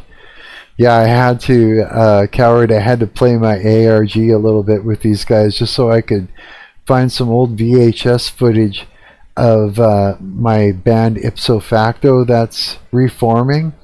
Because we got to relearn all these songs from our set, and it's sort of like trying to gather up recordings and shit like that so that we could sit down and figure it all out. Yeah, because that's like from a long time ago. Yeah, very long time ago. That band was from 1994, that one. Yeah. Sadly, our bass player from that band has really bad arthritis, so he can't make it. There's no way. But the drummer, his brother's a bass player, and he's a really cool guy.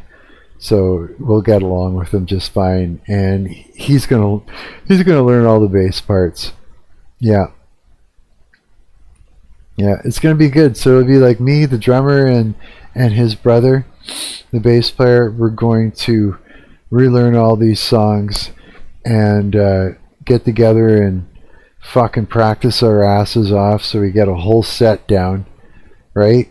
Get a whole show down, and then we'll send. I guess what I'll do is we'll get someone to film us playing the whole set, and then we're gonna send it out to the Philippines where our singer is, 'cause he lives out there, but he comes into the city once in a while, and when he does, he usually calls up the guys that he does gigs with. He also plays bass in bands and stuff, and he'll get them to some shows, and then he plays around town while he's out here. So when he comes out here, he'll have his old band back together. Yeah, he'll fucking love that. He'll get a kick out of that, yeah. And we'll have a good time. It'll be good. And like I said, like I was talking to the drummer, I said, we'll put some new ideas together and stuff, and go into the studio here and lay down some new tracks. Yeah, some new songs. So when our singer comes out, he'll be all stoked that he can lay down some new stuff. And who knows, right? Who knows? It's always good to put a new and an old band back together and play some shows. Yeah. And hopefully my old band No Complacent is gonna do good still. They got a gig coming up. Yeah. I'm often I don't talk to those guys right now, so I don't know how things are going. Like I don't know if it's going to be a 3-piece where it's just the singer playing guitar and bass player and drummer, or if they got another guitar player. I'm really not sure. Yeah, but they got. I did notice on Instagram someone was promoting the show. So yeah, so they got a gig coming up. So I hope that goes good. Yeah, because I didn't put all that fucking work in to that band for that fucking band to fall apart. They better put their shit back together and get their shit together and keep things going, boy. Or I'm gonna have it out with them. Call them up, motherfucker. No, it's like, yeah, you're not allowed to fold. Just give them a hard time, eh? Yeah, it's an awkward situation. It would be, I'd say. Yeah. But it is what it is. Yeah. But Ipso Facto was a good band, man. The one that we're putting back together, a killer band. Yeah, really good, like really good. I'd say even better than No Complacent, 100 times, yeah. And No Complacent was fucking cool. Don't mind. Like, that was a good band. I liked that band. It was fun. It was fun while things were good, yeah. It just got a little fucking stupid at the end. But songs were good. Good songs. We played well, you know. We had a good following that was certain to happen in that. So yeah, they should do pretty good after this, yeah. And it'll force them to get on their toes, you know, because it's like this. It's like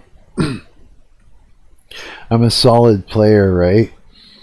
So the idea was when we played, it's like because when you're playing guitar and singing, it's tough. It's tough to play good guitar while you're singing. You know, your guitar playing will always suffer for it because it's like a lot has to go into vocals. You know, you're thinking about the lyrics, you're thinking about the tone, you're breathing, there's so much going on with your body that the guitar playing has to become autopilot. It has to. And so that means that you have to get really good at autopilot your guitar parts. It ain't easy. I'll tell you right now, it's not fucking easy. Yeah. So tried that exactly one time and immediately stopped. But playing and singing? No way. It's frustrating, right? It is, yeah. Like that band Dick Puppet, I made the drummer practice with me a lot before we did our first gig. Like a lot. Yeah. And I look back at rehearsal tapes, like recordings from that band, and most of the time I sounded terrible. Yeah, it took a lot to get me tight. Realized singing was not in the cards, so I just got a looper pedal instead. No way. Just so that way you'd be able to sing. Yeah, right, exactly. So what was happening in No Complacent then was, and Terry's the singer, he's a killer guitar player, yeah. Really good. But I'd say, you know, Terry, I was like, my job, you know, when we play is to hold it down, you know, like play my part solid so that way it allows room for him to fuck up on his guitar and then be able to sing, right?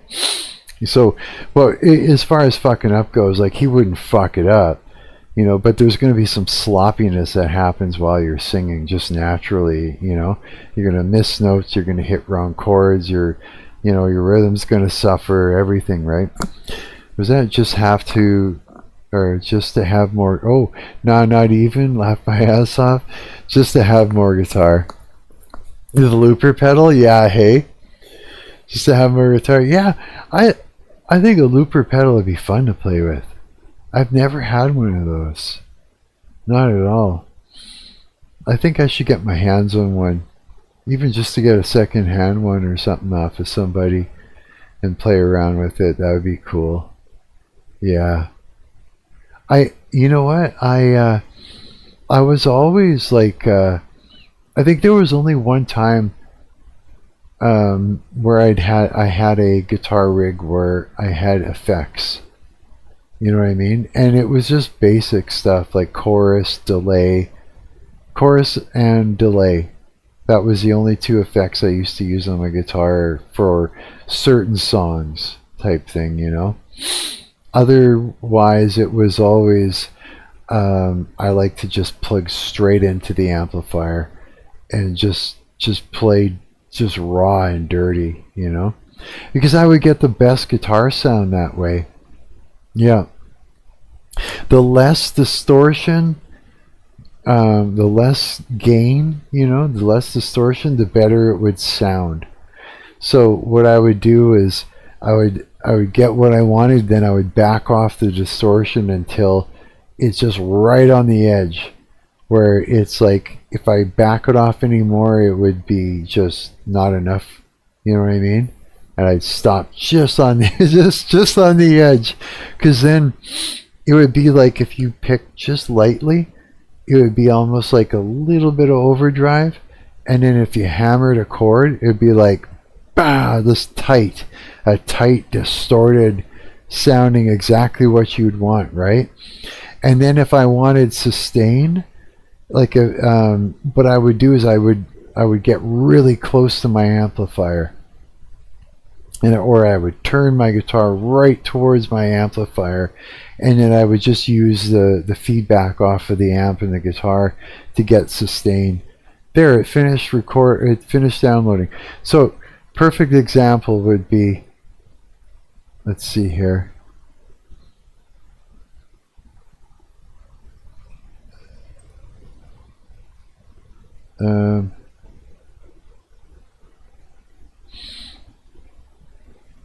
Let's see here if I can find a video for an example. Yeah, like if I play this, I would always practice with a clean sound and then put effects with distortion once I knew exactly what I wanted. Yeah, I would do that too, yeah. There's no audio to this?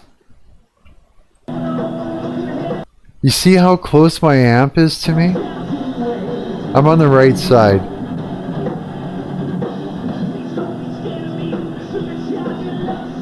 I would sidewash my amplifier, so it was like 2 feet away from me on stage, like shooting right across, and then I could just turn towards it if I needed sustain. You see where it is? Like super close.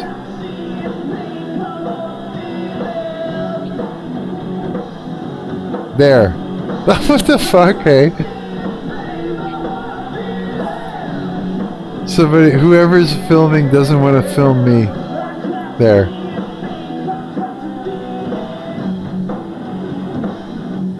See how close it is? Yeah. And so I would use the amplifier to get like some feedback that I'd be able to use to like sustain notes and stuff.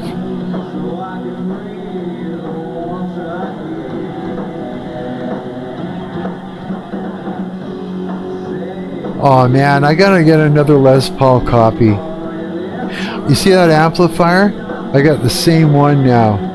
Well, it's a little bit different, but it's basically the same amp. So basically I got the same sound.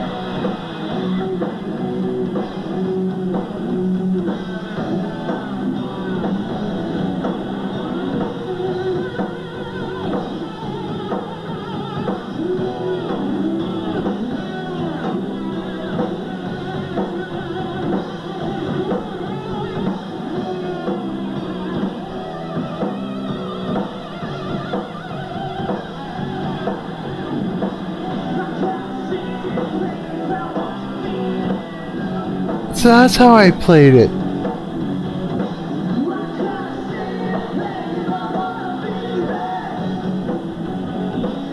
I was wondering, because I was trying to figure that song out by memory.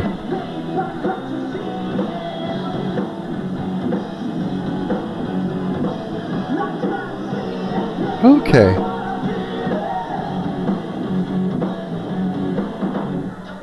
Okay. Alright. Okay. See? Good thing. Good thing that exists. Yeah. You ever play a Fender bass? Was that VI? Like Roman numerals? Fender's wicked. Hey? I love Fender fucking guitars and basses and stuff like that. I do. I've got to get my hands on a cheap Les Paul copy though. I do. I need to get my hands on one. I haven't had a Les Paul copy in like in fucking like years and years. And those things were great. They really were. They got like a, I don't know, I just really, and the fretboard has got to have the square inlays. Something about that. I don't know why. I just love it. It's so unique and fun. The Fender bass, they're not even my preferred manufacturer, but they're the only ones that even make that kind of guitar bass. Yeah, they are, you know? Like, I wish you know what I should do is set up a, see, I've got an audio, ding! I don't know if you can see it. I got an audio interface here. I got an audio interface sitting here that I'm not using at the moment. I should do is, I could just stick, you know what, I could do that. So I got an SM57, which is exactly what you need for a guitar amp. I could stick this on my Marshall amp, and then I'd be able to grab my guitar once in a while and just bring it over and play a couple things, you know, so that we're talking about ideas. I could play the idea. You'd think that would be a lot more common. Fender bass. Was it bass? Is their bass guitar that has a B and E string, a low B, like sevens, like, well, I guess it would be 6 string, eh? Low B is fucking great. It's great to have a low B string, isn't it? Fuck. It's just something about being able to go down into those octaves sounds so... a high B. Oh, really? Or high E? High B and a high E, A, D, G. E, A, D, G. B and E would be the 6 string, like a regular guitar. Oh, like that. Oh, I see what you mean. Like basses like that. Fuck, a 6 string bass would be wild. I've never played anything like that before. Not at all. I've got a violin. That thing's fun to play. I'll show it to you guys just for fun. Hang on, I'll bring it over.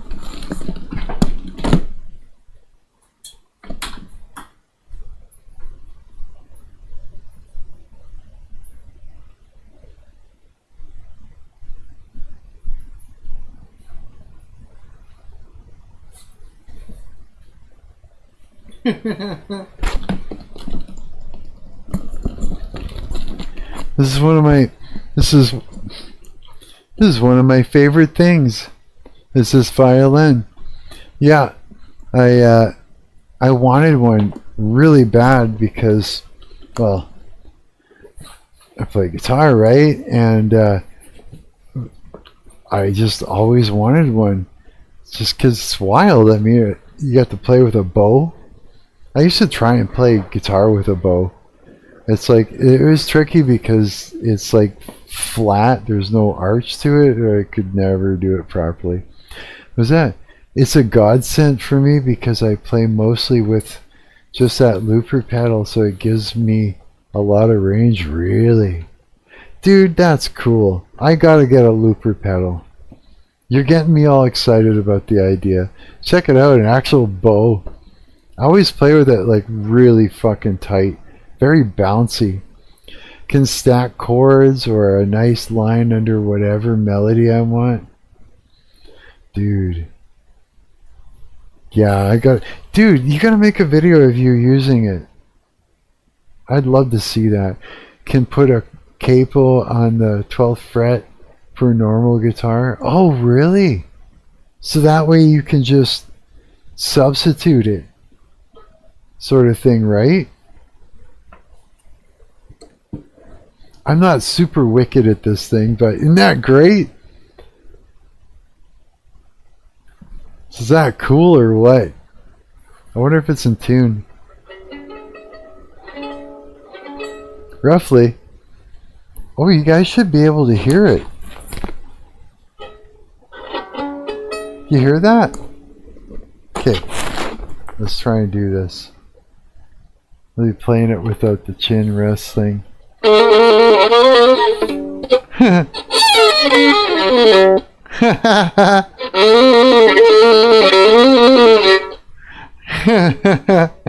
Mandolins are cool. I used to borrow one from the school all the time.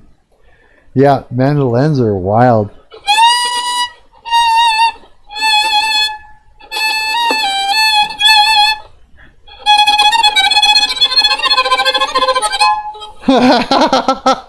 This is fucking... Wait a minute. The hardest thing is to figure out where the hell the scale is on it, you know?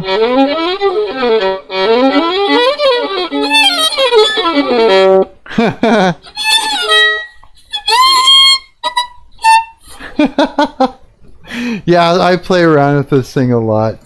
I do. Have you ever seen... she's just a wicked violinist, guitar player. This artist, she's called The Great Kat. Like K-A-T. She's got a whole persona and everything where it's almost like she plays in her... It's sort of... The stuff she does is just wild. Like, yeah, like absolutely intense. I'll have to, you know what? I'll pull it up. I'll pull it up because I think you guys will get a kick out of it. My violin. Could you actually hear that with the mic here on this thing? That's neat, yeah, isn't it neat? I like it. I do. One of my little, it's like a toy for me. They're all toys for me. All the instruments are. My baby violin. Actually, I wonder if you can see my amp with this other camera here. Let's see here if I can do this.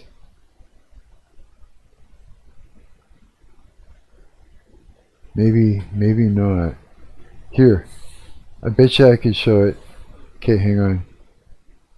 Let me transition to this camera. And then I'll just kind of turn it so you can see. This is my most favorite fucking thing on the planet. And this is an amp that I used to have. Type amp I used to have years ago. Like in that band Ipso Facto. And I always wanted another one so bad. I don't know if you can you see this? I don't know if you can see it. Is the Marshall head. I wanted a Marshall head again so bad, you guys. Yeah, like you have no idea how much I was jonesing for another Marshall fucking head. Like, I used to have a Marshall cabinet I used to use, but I've got a Black Star 4x12 and it was cheaper. It was cheaper. Like, I was able to buy the Black Star cabinet for way cheaper. I think I was able to pick it up for like $300 or something like that. I think the violin equivalent of Play Freebirds should be ZZ Top's double back Western version, not just because that is my goal and I'll consider myself good at violin, but also because it's awesome. Fuck yeah, ZZ Top is wild, eh? With the fucking spinning guitars and shit like that. Like, I wonder what that whole rig looks like. You know what I mean? And I wonder how... I think I got violin stuff on the side of my nose. The the rosin. Yeah, I wonder what that fucking looks like. I'm kind of curious about it. Hang on a second. I like having the second camera. It's coming in handy now. It is. It just came in handy for the first time, and now I'm like, okay, I can see where this will work for me. Yeah.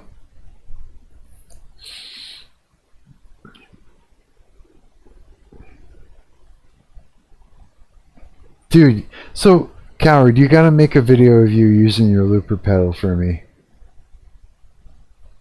You have to, please. I really want to see that. Get me inspired. Inspire me so that I go out and get one too. And get my hands on one. Fuck, my hair's getting long. I'm just looked over at the monitor.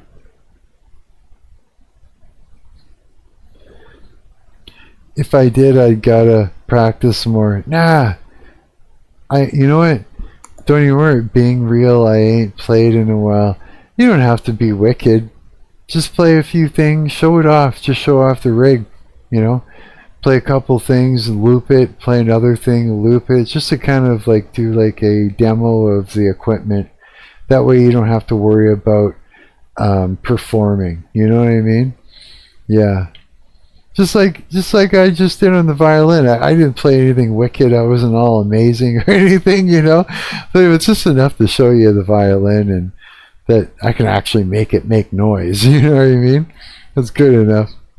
My biggest problem right now is that I can't use a pick, so I just opt to, you know, or you think, oh, so I just opt to destroy my nails. Oh, I know what you mean.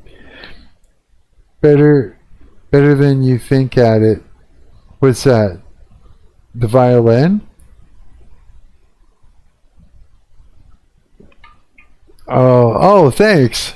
I think that's what you mean. If so, I'll take that as a compliment. That shit hurts. I know. I used to do that right here, right? I would just pretend I had a pick, and I would just use like, I would use this part of my nail, and I would just, so it's like this part was just getting worn right off, sort of thing. Is that what you would do too? Yeah, because I would do that a lot too. Dude, going from, I started using a jazz pick, right?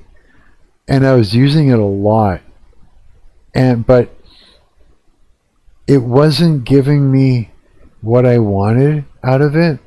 So I switched back to a regular pick, and it fucking took forever to get my muscle memory to come back for that type of pick. I don't know if you know what a jazz pick looks like, but it's tiny. Yeah, it's a tiny little thing. And the problem I was having with it was, you know, if you're playing and then you want to turn it sideways to do like a pick scrape or, you know, like bounce sort of scrape kind of thing, it was too small. I could maybe grab one string with it, but sometimes I need to hit 3, you know, for a good pick scrape or something like that. So yeah, switching back over to regular picks fucked me up. Yeah, I couldn't fucking double pick properly. It was like I was super frustrated. Yeah, muscle memory is a big deal. It is, yeah. Hence, like, yeah, like I was saying about No Complacent, I mean, my singer from there, my buddy Terry, he's got his work cut out for him because now he's got to be able to play solid and sing at the same time. He's going to notice right away that, you know, his other good, you know, like I was holding it down for him so that, like, because I said, I'm here to make you look good. I told him, you know, no matter what. So that way, if you have to like fumble on your guitar to sing your parts, you know, you can, you know, and that's what you need to do for a singer who's playing guitar. You need to be able to give him that room to be able to do that. So Hopefully they just replace me, and you know what I mean? Because then that would be a hell of a lot easier on them. Yeah. Either way, they, you know, I just hope they keep it together and keep it going and everything. You know. Yeah. Fucking right. The violin, yeah. Oh, thanks, buddy. Fuck yeah, thanks, dude. Yeah, I do love plunking around on that thing. Oh yeah, the great cat. Let me show this to you. Let's see here. Home. Here. Let's see. I'm sure she'll pop up on here. Let me just close that. There. This chick. She's nuts, eh?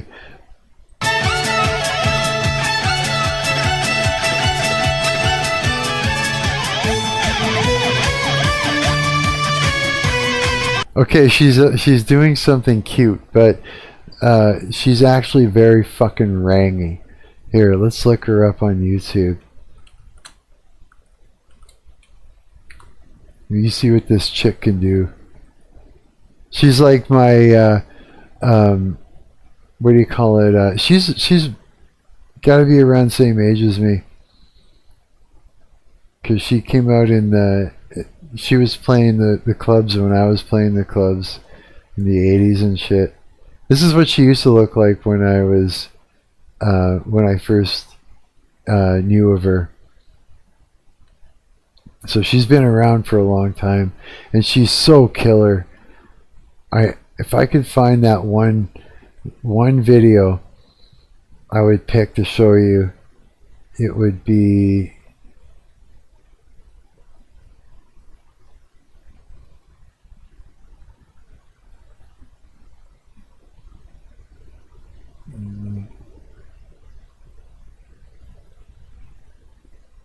she's got the dominatrix sort of thing going on.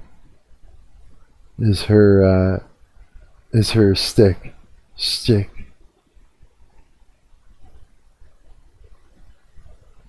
I can just figure out which one. Savage music video. I wonder what this is like. Maybe it's killer.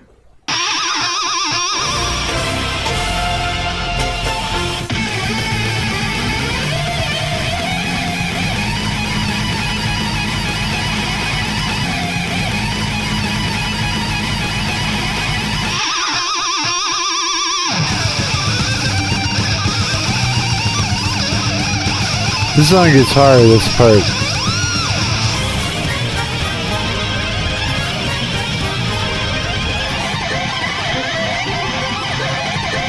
But she shreds around that violin.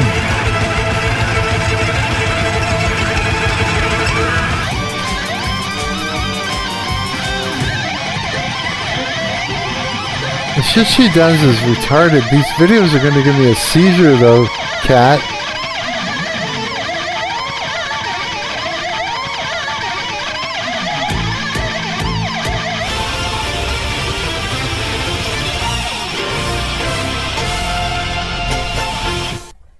Jesus. That was crazy. Okay, that's not the one video I wanted to show you though, but it gives you an idea.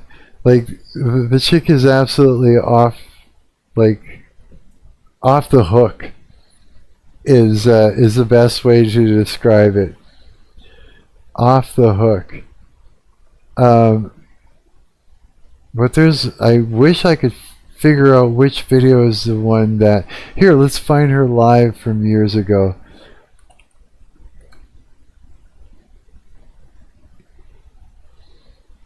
$1991. This is her live. I see you thrashing! Okay, go! Check them out!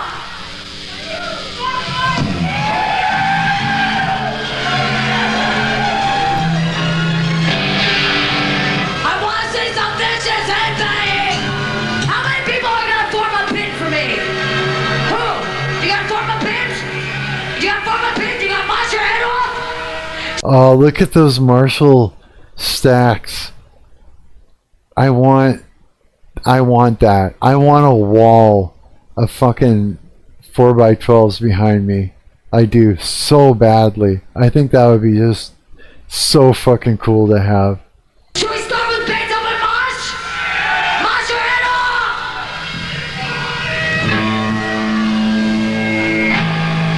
I wonder what she's gonna do.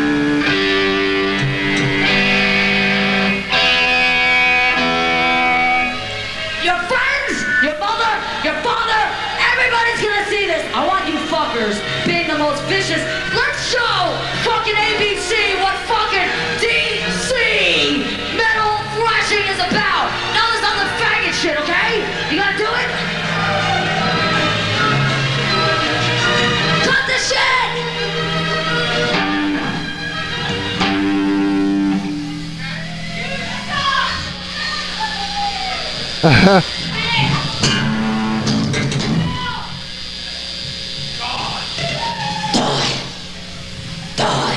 You better get ready.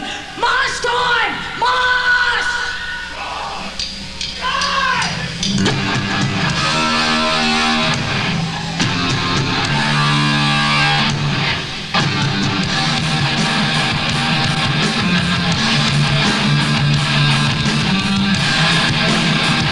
It's just a tiny thing, eh?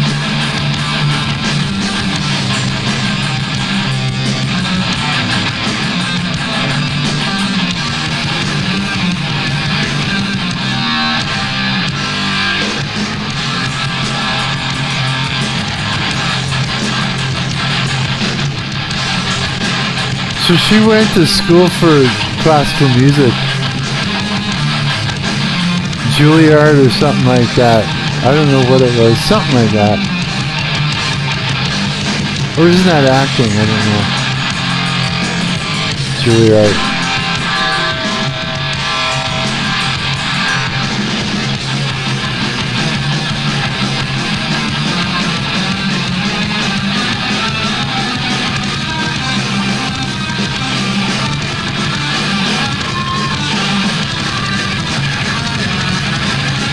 What's she gonna do?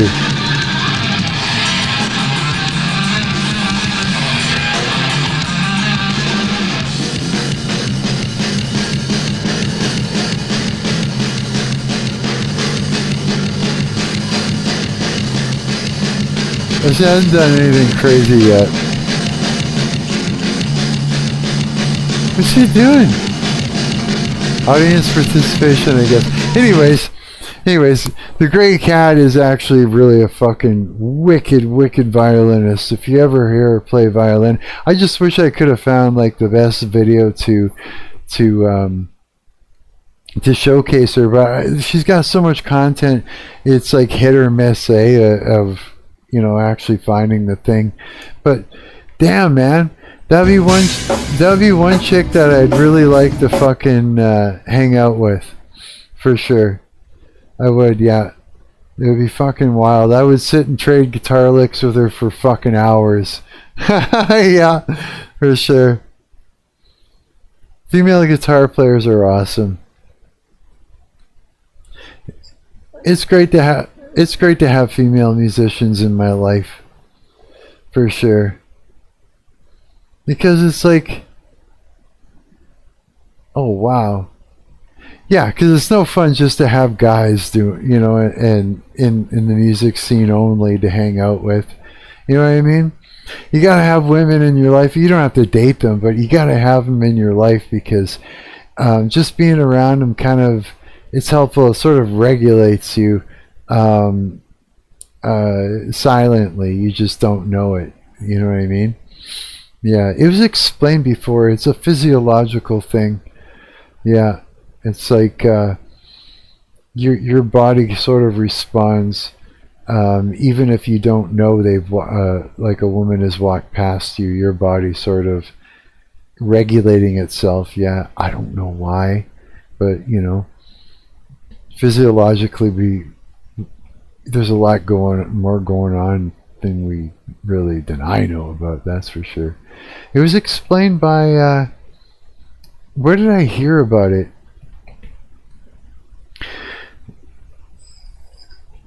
It was a therapist that was talking about it. Yeah, that shit hurts. What's that? Yeah, it does, doesn't it? Like the using your fingernail for a pick? Oh my god. Yeah, it's terrible. It's a terrible, terrible thing, yeah. Yeah. Oh, let me show you something, coward. If I can actually reach it. Oh no, I can't actually.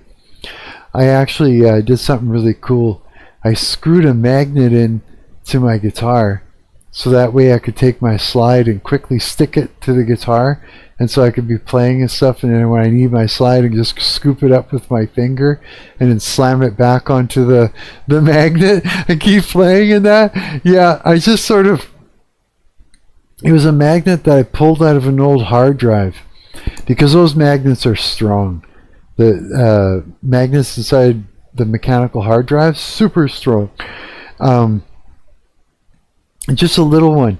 And then what I did is I unscrewed on my Fender Strat, Squire Strat, I unscrewed some of the pick guard, and then I slapped the magnet sort of underneath that one first leaf that comes out, put the magnet in there and screwed down the pick guard again. Like it's lifted, it's raised, but it's perfect, good enough. And then the slide sticks right to it. Yeah. And then I was showing Preposterone last night. Yeah. Or yesterday morning type thing. Yeah. I was showing him that. Because, yeah, it's just the best thing ever. Yeah. But, yeah, I got to get my hands on an old Les Paul copy. You know what? They've gotten so expensive now. Yeah. I wonder if things have changed since then. And hang on, let me close up all these tabs now. Now that I've downloaded all that stuff, I should be able to just close them now without any problems at all. Because I got all these tabs open from downloading that shit. And then, okay. What I want to do is put in Les Paul copy guitars, and I want to buy it here in Winnipeg quick and fast. So we'll put in what's the name of that fucking website people put shit up on for sale? I can't remember what it's called. Fuck. Here in Winnipeg. Do you remember? It's I haven't looked in so long. I used to go through it all the time and look for shit. I can't believe I forgot what it's called. Damn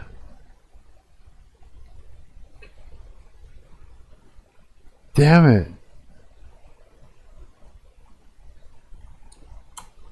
Maybe it'll just pop up.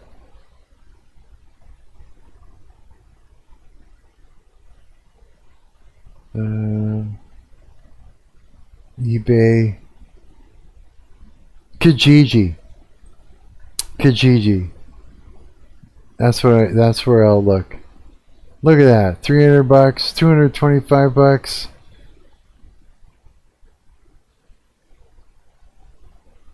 I think I know the guy that's selling this one. I do. $1,000 he wants for that fucker? It's not even a real one. It's an Ibanez. Okay. Let's see actual listings. Notify me of listings. Oh, I got an ad blocker on. Maybe that's why.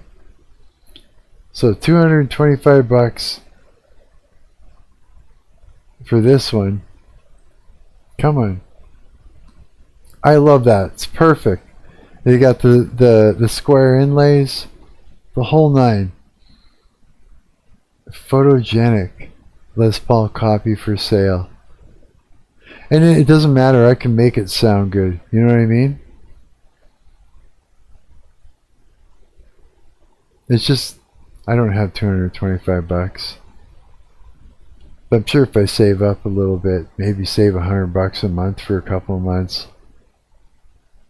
God, that would be great. Because I used to play a Les Paul with this amp in Ipso Facto. And so I was thinking, you know, that would be the right thing to do. Like, yeah, I love my Strat. I love just playing my Strat only, you know? But it would be nice to fucking photogenic. It'd be nice to actually do it right.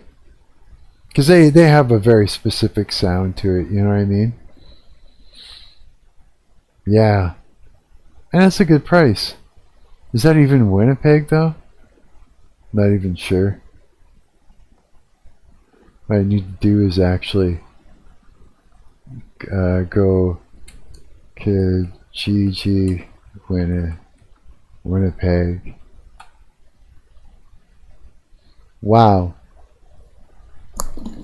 36 ads for that shit.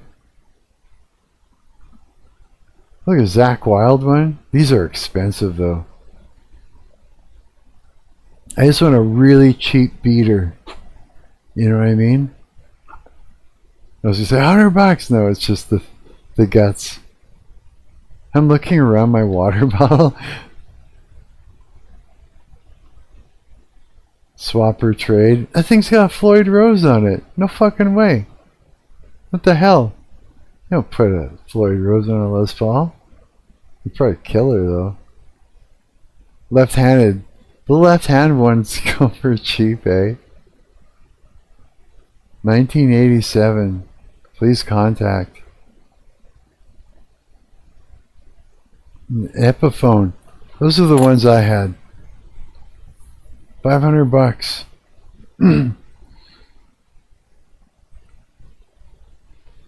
Yeah, like something like that would be killer. Fuck. You know what I mean? Glen Meadows Street, Winnipeg. So it's not even far. Like, oh, I don't know where it is, like from here, but it's in Winnipeg, so. There's a lot of other gear the guy's got. Yeah, that like the neck itself and that fretboard I find inspires me. Inspires the hell out of me. When I play those things, I just play different. This has got to be like a music store. I bet you. It must be. Like, look at all the random equipment. No, it's his house. Because, I mean, it's a house. Oh, man. Sucks to be on welfare. Sometimes. You know what I mean? Yeah. If I could just make money on the side and it being and not get myself into trouble, boy, that'd be cool.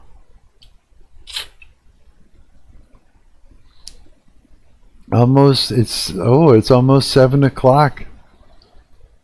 Another hour and a half and No Frills will be open. I go buy a big old dirty bag of Doritos.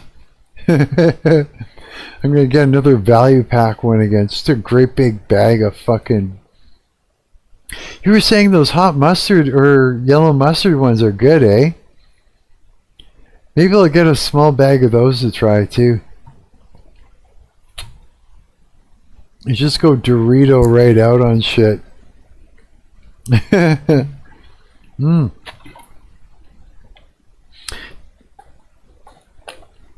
Wish I could get some white boy welfare. Do ya?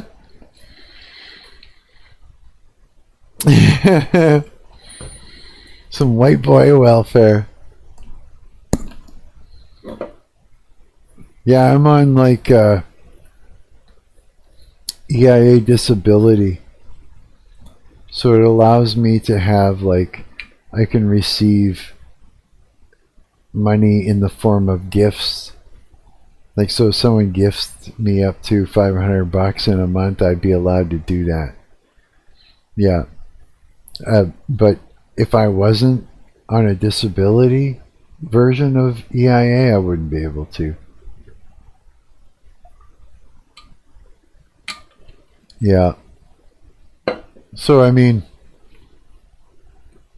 at least that's a good thing. I looked into that whole buy me a coffee website, and then I went and looked up what that would be considered as. It would be considered as income, not like a gift. Because I'm just like, yeah, going to run myself over with a car to get disability checks. Oh, that'd be fucking terrible. Just get Clav to do it. Chase him around. Just follow his stream, stalk him, get in front of his car, he'll run you over. Oh, fuck. I was going off about this older guy who was trying to reframe him as being a poacher, acting, like breaking poacher laws by shooting and poking at a dead alligator with a gun. Yeah, I was going off like, yeah, I was all mad. I was like, leave the kid alone. Let him fucking be a kid. Let boys be boys, for fuck's sakes. Guys, we need room to grow up and to roughhouse and all this stuff. Yeah, this guy, this older dude, was like trying to reframe him. You know what I mean? Yeah, I was all mad. I was like, leave the kid alone. I went off for about an hour on that. Yeah, just sticking up for Clav. Yeah, that was funny.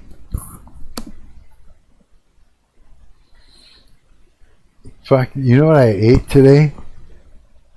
I had a big old can of fucking chickpeas and a great big fucking tomato I chopped up, and about 10. This time I've been like cranking up the amount over and over again. 10 of those fucking red chili peppers, those hot motherfuckers. Ate 10 of them. Yeah, washed them up, chopped them up into pieces, and some soy sauce. And I'm telling you, great big bowl. Great big fucking bowl. It's just filled. It's almost like a bit of a salad, I guess, with a bunch of protein.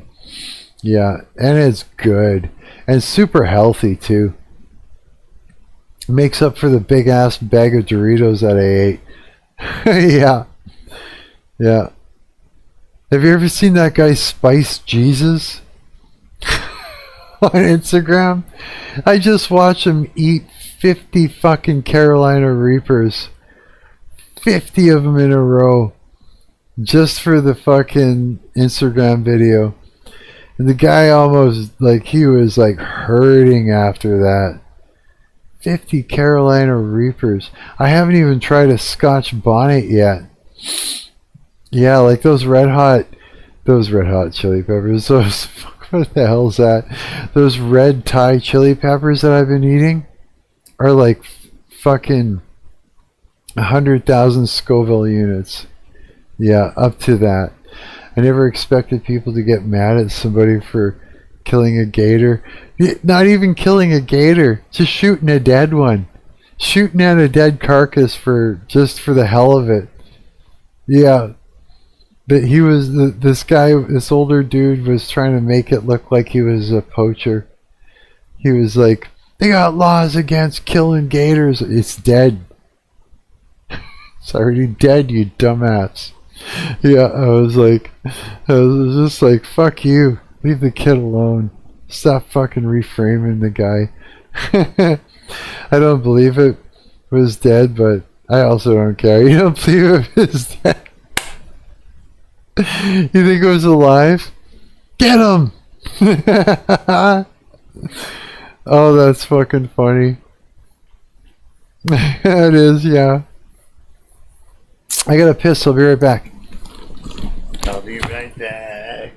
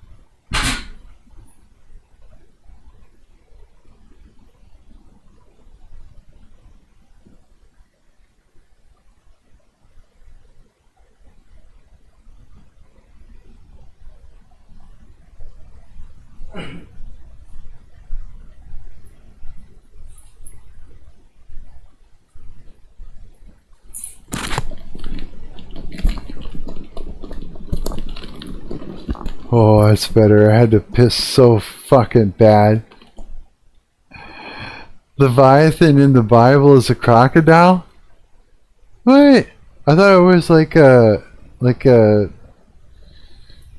what do you call it? I thought it looked like this.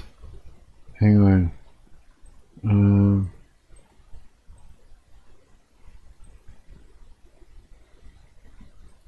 Let's see here.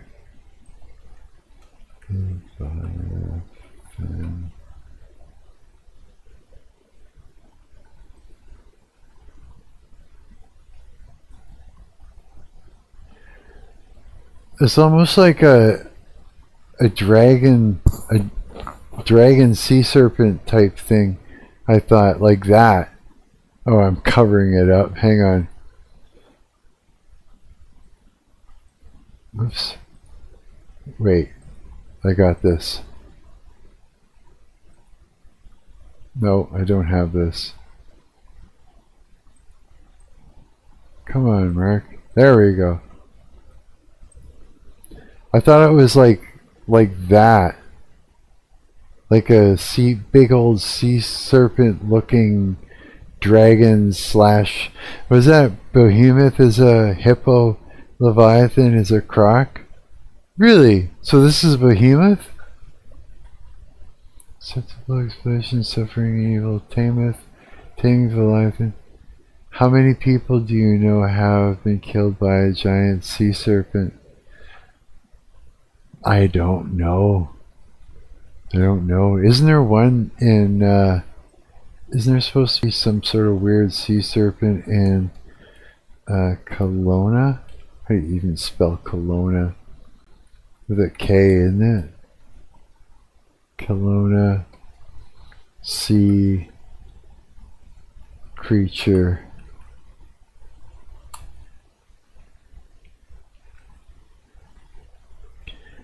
It was by a hotel that I played at a bunch of times in Kelowna.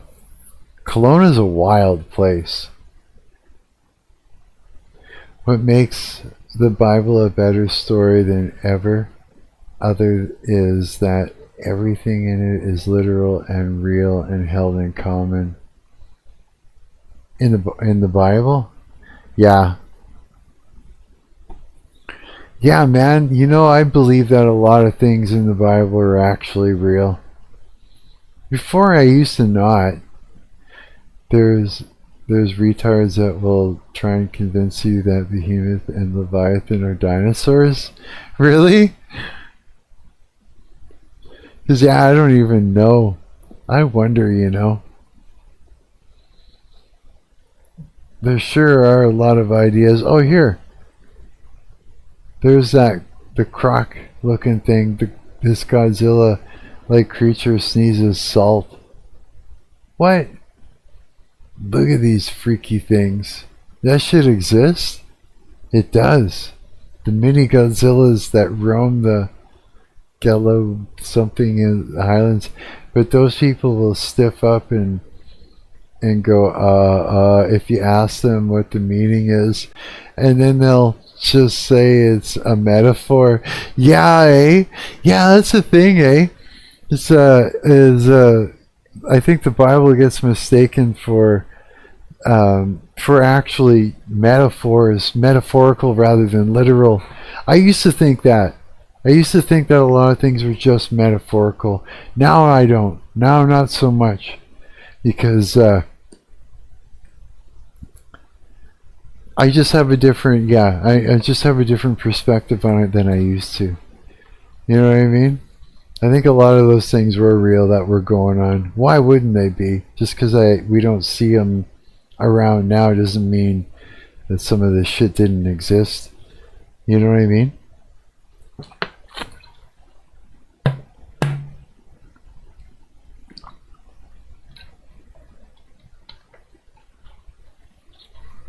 There is not 1 minute detail in the Bible which isn't true.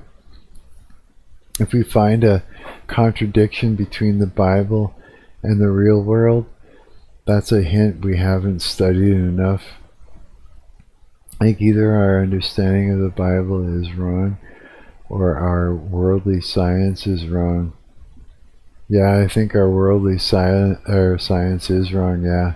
I think so, dude. I do, I believe it. Which is quite freaky when you think of the end of the world, when all the shit is gonna go down and hit the fan, what that's gonna look like.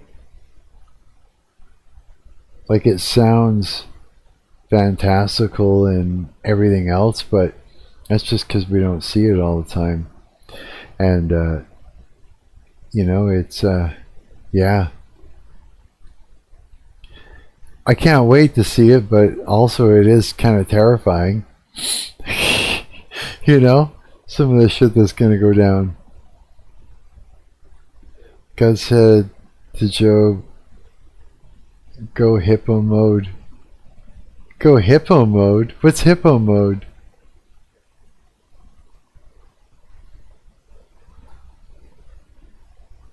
My stomach is literally growling for fucking Doritos right now. This is ridiculous. What is wrong with me? Hang on. I have to do is check something.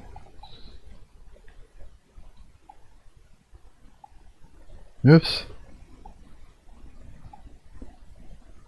What time does Chris's No Frills open? Chris No Frills opens today at 8 a.m. Ooh! 8 a.m. I don't even have to wait till fucking 8:30 this time. Dude! Tell me that isn't the best news of all time. In an hour I can get a big old bag of Doritos. What do you think a hippo does when it sees the devil? I don't know. Hippos don't debate devils. They just wreck and destroy them. Oh yeah! Hippos are fucking gnarly, that's right. I forgot about that. That was just something new that I actually learned. I just thought they were cabbage eating, fucking vegetarian, just slow things, but they're nasty, eh? Didn't they rip apart? I actually I saw a group of them. Hang on a second. Hippos, alligator.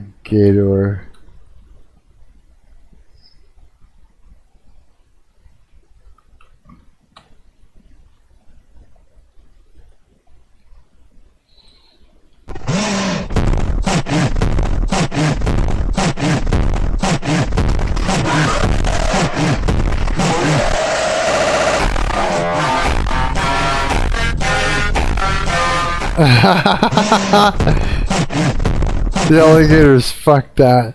Was that Job spent the whole book trying to figure out who is responsible for his suffering and deliberating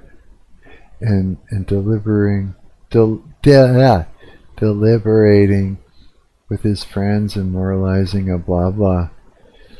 God didn't even tell him that it was Satan who caused his suffering, but God hated that Job just sat there moralizing instead of acting. Yeah, that's the thing, eh? We were given authority. And so when we're under spiritual attack, we're supposed to stand up and say, every putrid thing that's in here, get up, and be gone, basically, in the mighty name of Jesus Christ of Nazareth, and then I declare victory.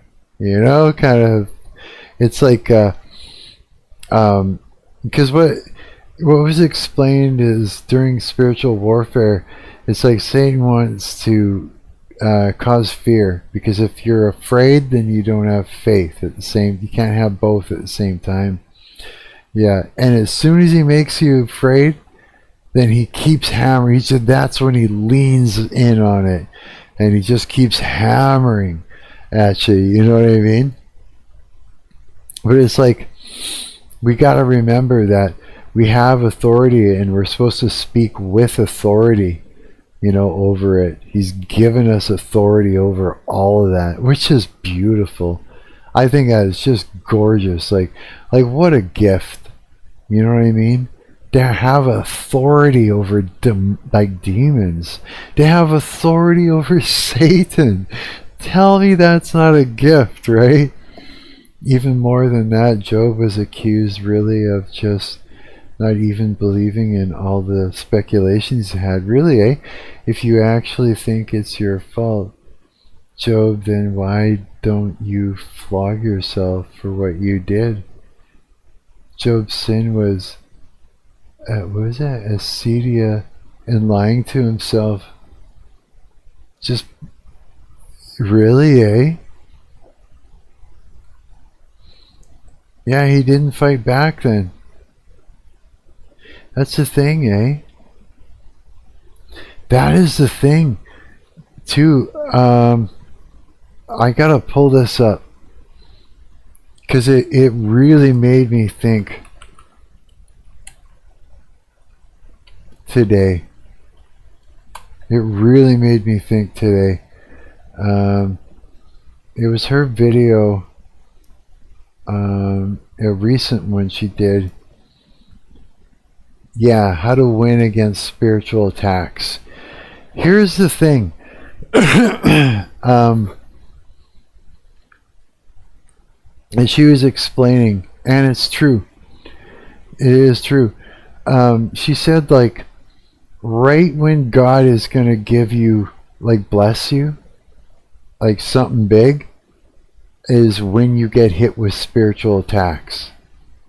Yeah, right when God is about to do something really big in your life, or to give you a blessing of some sort. The bigger the blessing, the bigger the attacks. And she explained, was that, I'm being real, Mark, you know me. Oh, I know you. Yeah, I know you, buddy. Fuck, I just love you guys. It's so great. It's so great to know you guys. It's just awesome. I think this lady bullshit. Oh no, she's good. She's dead on the money. Yeah, this chick is great, man. Yeah, absolutely. She knows her shit, man. Yeah, you'll love it. You would absolutely. I appreciate her. I do. I appreciate what she's done for me and for other people. And you would too. You would too. You would be like, you would come back, you'd be like, I love this chick. None of my business if you like her, but people like this I don't consider worth taking serious. Oh no. Yeah, it's good. You would, it's all in the fruit, you know what I mean? See, here's the thing, is she used to be heavily, like, that was, her business was witchcraft. Like, she made a living doing it. She knew her shit. And she, God came and stole her away from Satan and for his own. You know what I mean? Because she had a gift to begin with. Very, very big gift. And so he uses her. And the thing is that, right to judgment by the fruits, exactly. And the cool thing about this, the very most important thing about this, is that because this was her job, being a witch for so many years, she knows about things that Christians don't. She knows about that other side of things that you would not find out from anyone else that doesn't, no one that didn't, unless you have the experience and know it deeply, the other side, you wouldn't have that to bring to the table as a Christian, which she is now. So she's able to bring all that knowledge to the table and say, hey, this kind of stuff goes on in the spirit realm. things that you would not, there's no pastor is going to know about. So she's able to explain what the enemy's doing. And she explained that, we're under, like, you would not know that you're under attack, so much witchcraft that's going on every day against you. Every day you're under attack. And she explains what it looks like, why it happens, and exactly how to fight against it in spiritual warfare. Very specific things. And I've used it. And boy, oh boy, what a difference, dude. Like, I learned how to do warfare prayer just through her. Yeah. And then I used what I learned from her, and then I took it up like 50 notches on my own, through my faith and everything. And it's made a world of difference in my life, a huge world of difference. And the one thing I learned from watching this video that she put up, it would have been today, 19 hours ago, was that what spiritual attacks look like in your life. And one of the big ones is, she says, you'll find all of a sudden, out of nowhere, the people around you start twisting up your character. Like, twisting up your character. And this happened to me, to the point where it was like everyone around me, all of a sudden, it's like they didn't know me. Yeah, it was like the smear campaigns hit hard. All of a sudden, out of fucking nowhere, with my band, with everybody in my friend groups, like everyone, they all just started attacking me out of nowhere. Yeah, and it was a good thing too, because they weren't good for me. And it was like this. It was like a new chapter was about to occur in my life. God has some blessings for me, and they weren't to be a part of it, because that's not the direction they were going. You know what I mean? And was that, like I said, I don't have a problem with you liking this lady. I just don't believe in all the anti-narc spiritual warfare stuff like that, like you do. No way. Maybe that's because I'm a narcissist. But in my tradition, the understanding is that anything bad that happens to us is well deserved. Not at all. Not true. Not true. Yeah, it's not true. It just means like anytime anytime that all of a sudden it starts hitting the fan for no reason, is because God's about to give you a blessing. Yeah, and Satan wants to stop it. And the worst thing that you can do, the thing that makes demons run for the hills, is while that attack is happening, you start worshiping God. Even if you're not feeling it, because it'll attack you so that you have a problem, like praying. All of a sudden you can't pray, or you don't feel like praying. You know what I mean? Or people start attacking you from all over the place, right? The best thing you can do is put on worship music, or even just start singing, Amazing Grace and stuff like that, because it's like nails on a chalkboard for demons. And it confuses Satan, because he doesn't understand while you're, even though he's attacking you, you're still praising God. And it makes him run. Yeah, it does. What I would encourage is just to read and interpret scripture for yourself, knowing you're going to screw up and read it wrong. Both. You got to understand, taking as much information as you can. See, here's the thing. Any person that is twisting up scripture to shame you and make you feel that you're too dirty for God is possessed by the Pharisees' demon. So A Christian, a real Christian, is not going to tell you that you're too dirty for God. A real Christian isn't going to be wagging their finger at you and judging you and stuff like that. A real Christian knows that you're not allowed to judge anyone. But a Christian that is harboring the Pharisees demon will twist up Scripture to make you think that you've got no chance with God, and to shut down like a lot of things, you know, and that happens. So you'll see that in the churches these days.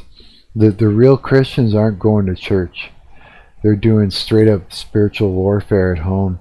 And a real Christian will know that you're not allowed to judge anyone. No one at all. And, you know, the people that are the most, you know, twisted up and perverted and everything else like that, they're just being tricked into walking off the edge of the cliff. And God wants to bring them back to Him.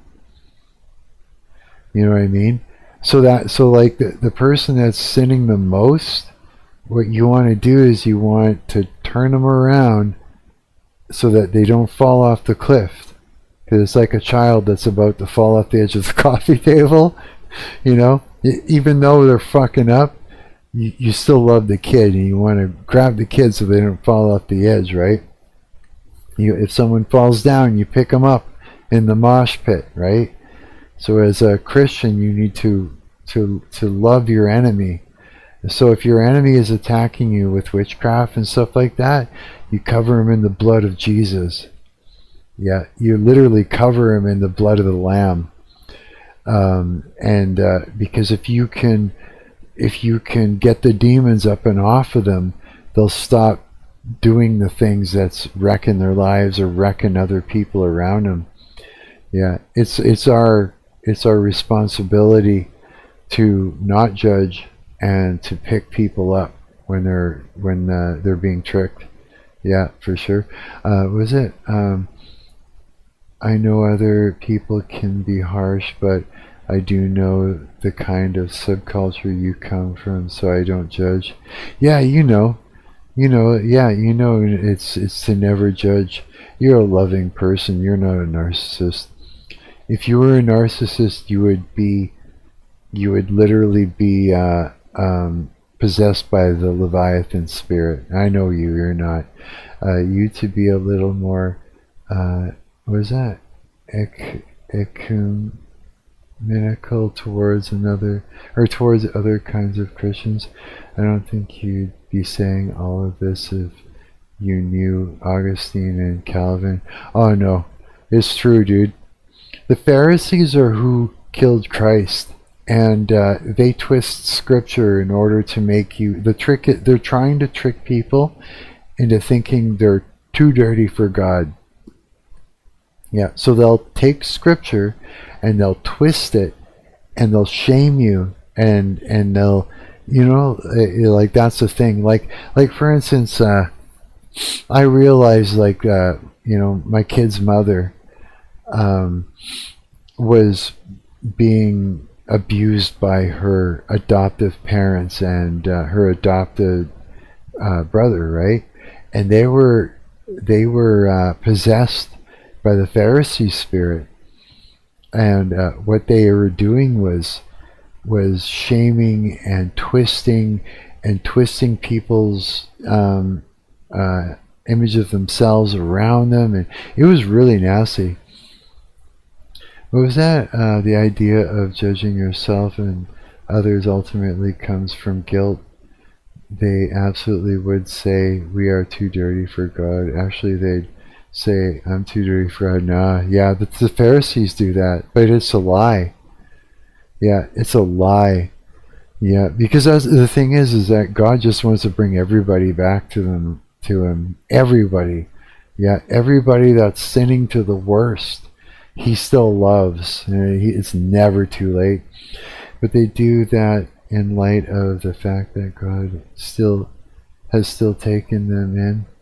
They believe God's love is unconditional. It is, which personally I find beautiful. Oh, it is. It is. He loves us, man. He loves us so much. Well, here's the thing: is He created us to replace all the fallen angels in heaven. He did. And it's like the people that are, here's the thing, and so He's made us in His image, like just like Him, which is why we're able to like have dominion over Satan and the demons and that. Every single one of them except for the Leviathan, that's for his battle, right? And the thing is that Satan has been trying to remake us in his image, right? So he'll take everything that is what we are and make it backwards. Yeah. So he's making everything backwards from what God has created, because he hates us. So what he wants to do is walk us off the cliff and then torture us to death in hell, like forever. That's his plan. Yeah. And God's like, nah, turn them around, get them off the cliff, bring them back to me. You know, all of them, you know, like for sure.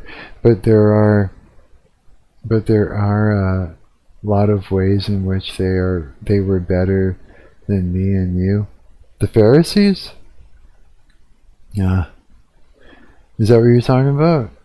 The Pharisees. The Pharisees. Any demon isn't very good, I'd say.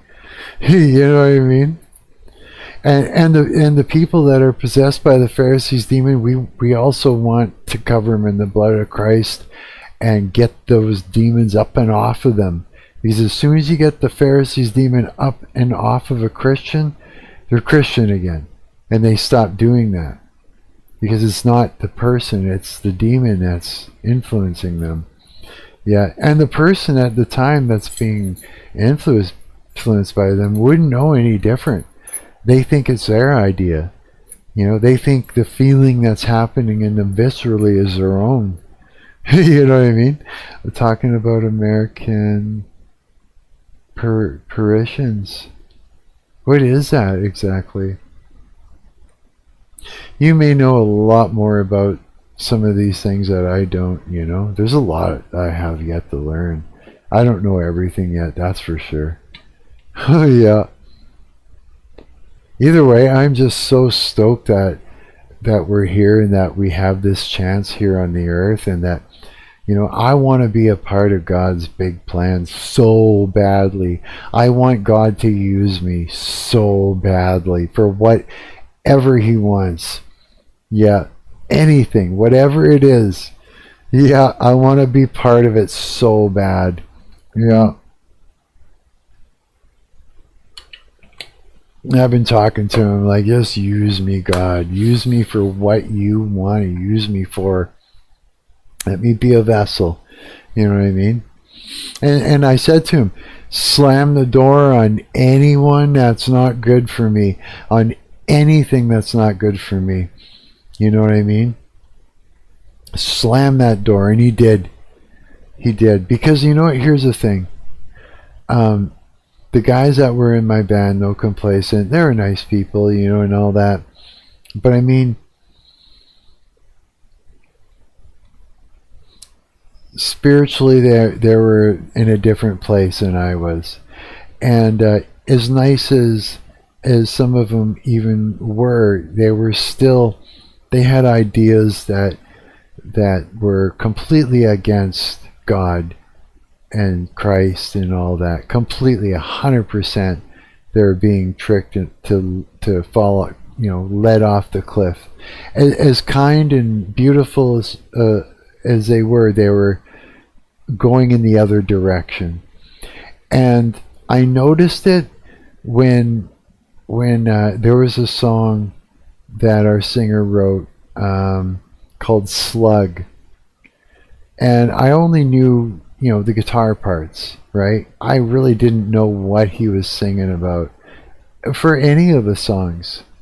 But a lot of the music that he was writing was, you know, out of frustration for different things that were happening in the world and different people he's experienced. And so I guarantee there's going to be 2 or 3 songs that he writes about me. You know, like kind of thing. It's just the way he expresses himself, right? A lot of musicians are like that. But this one song called Slug, I didn't realize it, but anytime we went to play it, there was a gentle voice that would come into my mind that said, choose. Yeah, it'd just be like, choose. And I'd be like, I thought to myself, is that God? And so as I'm playing, I'd be like, I choose Christ every time, 100%, all the way. You know, if that's what that is, if that's God, I'm saying, I choose Christ. I will never not choose Christ. I know better, you know. It's like, and I was watching the performance we did at the Tap House, and I was watching our singer sing that song, and the look in his face, and I caught some of the lyrics, and I was like, that's about Charlie Kirk.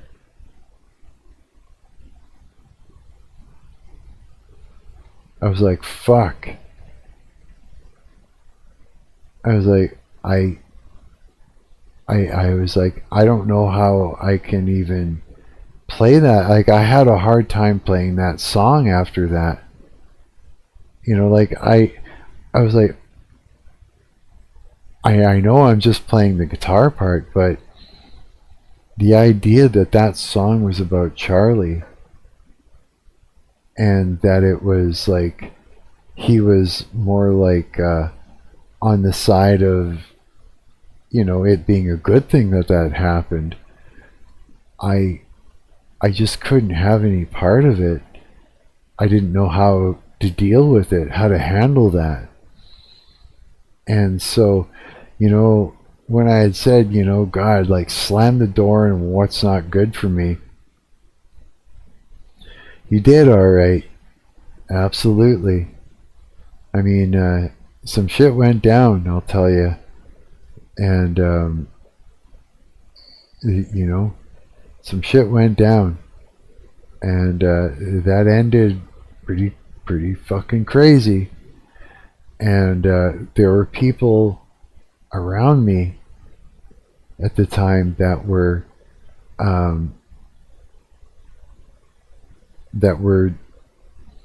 using a reactive abuse with me to get me to react out of sorts, and were actually draining me of who I was. You know what I mean? This is also why I wasn't live streaming much around that time, because I was under attack, right? I was just like getting hoovered down horribly, and they were working on my nervous system, you know, daily for over 2 years, working hard at trying to get me to go off, trying to get me to spiral out or something. They were trying to get me to act in a way that they could point to my singer and say to my singer, look, see, he's spiraling out of control. He's crazy. He's a narcissist. He's abusing me. Look, I'm doing all this nice stuff for him. He's abusing me. Like, they were trying to twist up who I was to the singer so that the singer would get rid of me, right? Gaslight the people around me, and break their reality test at their expense in order to remove me from the situation, because I was a threat. I was a threat because I understand narcissistic abuse. I was a threat because I'm a Christian, and there were people around me that were possessed by the Leviathan spirit, right? And so they were trying their damnedest to get rid of me for 2 years, because I knew my shit, and I would talk about, you know, I know, like I was saying, Coward, I did 15 years of following Professor Sam Vaknin, who is he is the narcissistic guy, right? Being a narcissist and a Christian is hard. You're not a narcissist. You're not. You're not. We get insane levels of pride very quickly. Pride really sucks. It does. You know what I do? Anytime I start to even have an idea that pops into my head that could lead to pride, I stop myself and I say, God, I am not interested in pride at all. Take that shit away from me, right now. Get it out of here. I rebuke it in the mighty name of Jesus Christ of Nazareth. And then I go, yeah. As I just ask God, anytime that you're experiencing pride and you're feeling uncomfortable, because it is an uncomfortable thing, it really is. Just say, God, take it away from me. I don't want it. And he'll get rid of it for you. Yeah, for sure. Would rather physically gouge out my eyes and confess to being wrong. I know. Because you know why? Because the opposite, when pride is locked in, and to get rid of it, the idea is that the opposite would be shame, but it's not. It's relief. For a narcissist, pride is very, very comfortable. It is. It locks in there, but it's not going to be shame when you get rid of it. It's going to be relief. The lie is that it's shame. So you know what I mean? Yeah. And so the Leviathan will lie to you and say that if you say you're wrong, you're going to feel shame. And shame is an internal attack on you, right? But it's not true. It's not true. He's fucking lying to you. Yeah. All you have to do is say, God, I do not want to feel pride. I am not interested in this shit. Get it out of here. And he'll get rid of it. And then you'll feel comfort. Yeah. Way more comfort than when the only reason that pride is feeling comfortable is because it's the opposite of the idea of shame. And so it feels better than what shame would feel like. Yeah. But I mean, it's the Leviathan doesn't want to feel shame. That's all it is. Yeah. Yeah. So rest assured you'll be okay. Yeah. You will, yeah. You'll be okay. I love you, buddy. You're going to be just fine, kiddo. Yeah. The Leviathan tells you to recycle to save the trees. Yeah. In my tradition, we don't think it's a spiritual thing at all, but instead a very real thing. Yeah. It tells you all kinds of shit, bro. It does. It fucks with you. It can. I've had it fuck with me. Of course I did. I never, it's like, I never have it. It hasn't locked in with me because it's just I got lucky. God's making sure that it doesn't. You know what I mean? But I've experienced it. Leviathan tells you to die for your country. He does, eh? He's an asshole, man. He just wants to twist you up. He wants to twist up reality. He wants to make you think you're no good or that you're too dirty for God. He just fucking lies. He's a prick, man. Yeah, really is. Nah, you're no narcissist at all, bro. No. You may think you are, but it's like you can shake that fucker. Yeah. You ask God to do it because it's his fight and he'll fuck it off. Sorry for swearing so much. I'm just trying to make you realize that I'm rough around the edge is what I'm displaying. And that I'm not too dirty for God. Sorry, God, even though I curse around and, like I swear and stuff like that, I'm still one of God's children and he loves me. And I'm still going to be part of his plan because I'm submitting that. I submit to him. Fully, and I say it all the time, and he's like, I got you.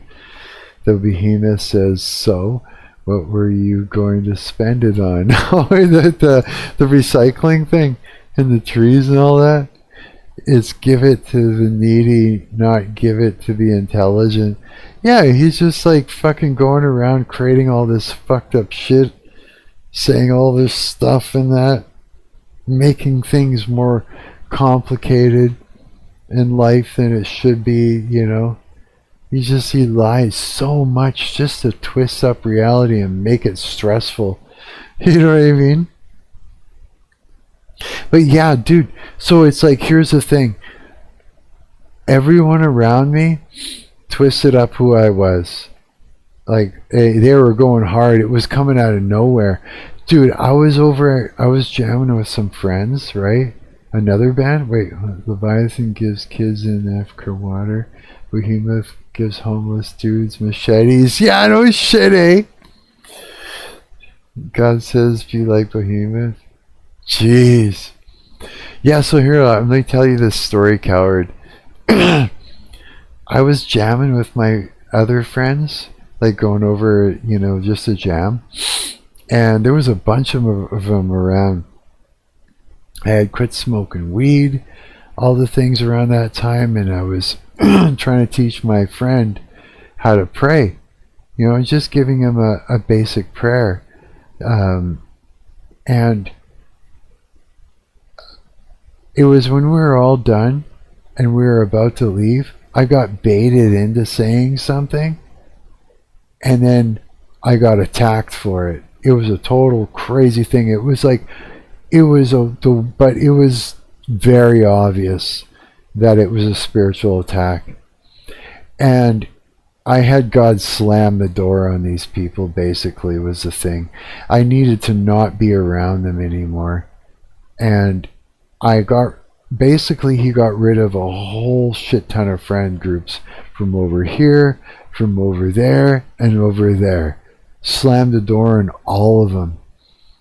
And so it's like I'm alone here sort of with my live streams and now with my friends too, again online and that. And it's for a reason. And I'm waiting to find out how God uses me. I am. And I'm like sort of setting up these live streams so that I could hang out with you guys and talk about Christ and talk about spiritual warfare, hoping that maybe I'm opening a door for him to use me in some sort of a way online, maybe, if that's what he wants, you know.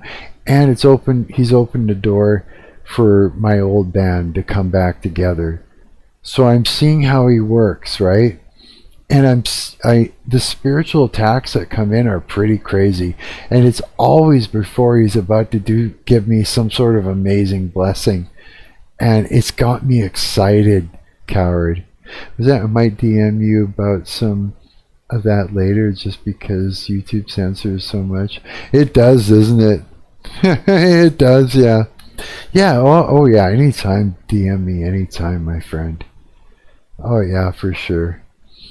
I'm so glad that you guys come on here and talk to me and hang out again. Like, yeah, it's nice. I'm always excited to see you guys come in.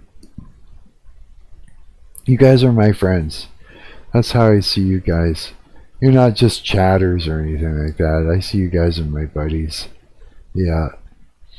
Because you are. Yeah, you are, man.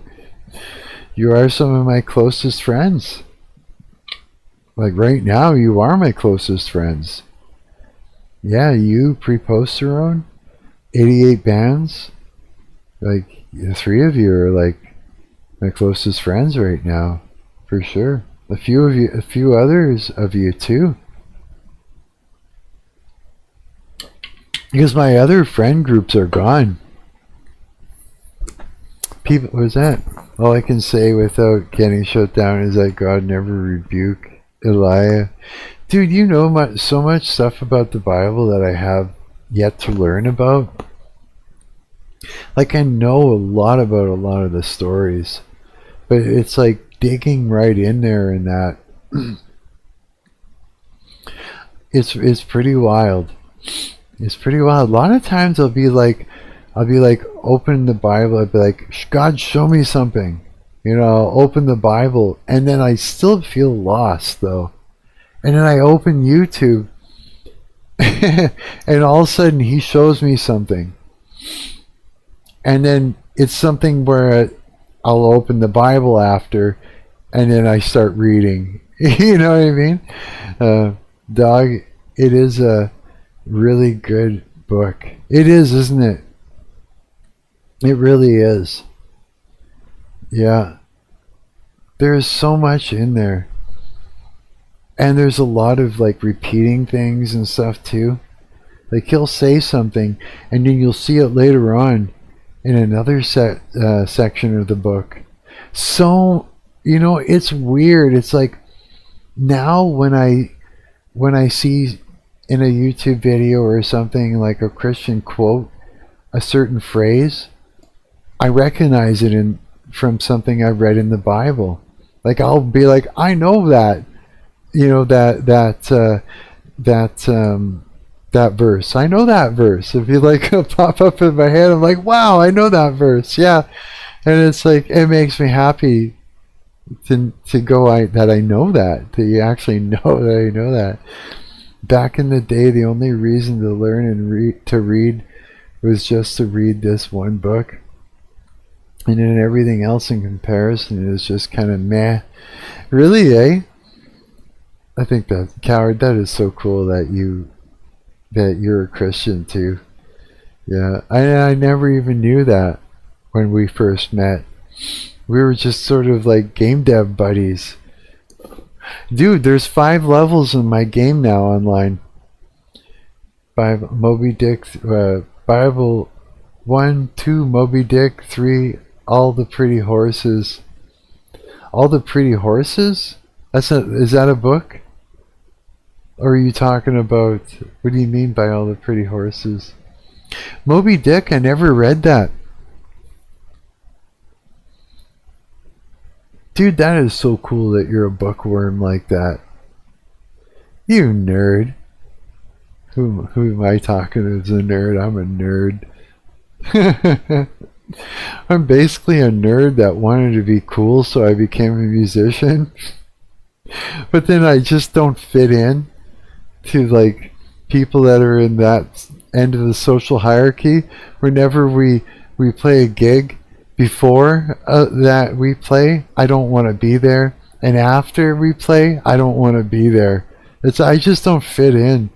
Is it just the 3 best books in my opinion? LOL. All the Pretty Horses.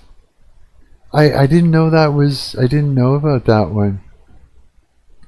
I'm gonna get Moby Dick, and I'm actually gonna find All the Pretty Horses as well too. I'm gonna find both of those books, because if you've read those, then there must be something to it, something worth looking at. You know what I mean? Oh, buddy, 8 o'clock is almost here. I'm excited. You're gonna get those Doritos. Yeah. Oh man. Read Moby Dick to understand the American working class. Really? Really, eh? Well, I know about the whale swallowing, you know, well, I know the whole thing about, you know, swallowing the whale, or the whale swallowing the dude from, mostly from Pinocchio. Like that was my first. Isn't that the same thing, Moby Dick? The whale swallowing the guy? That's partly in the Bible, isn't it, too? Or am I completely wrong about that? I barely know anything about it. I just have a memory about the whale swallowing the dude for a while, and then I can't remember how he even got out. Am I like totally way off? Probably. I don't know what I'm talking about when it comes to that. But yeah, was it in the Bible? It was just a big ass fish. Was it? What section of the Bible is that from? What's with the big ass fish swallowing the dude?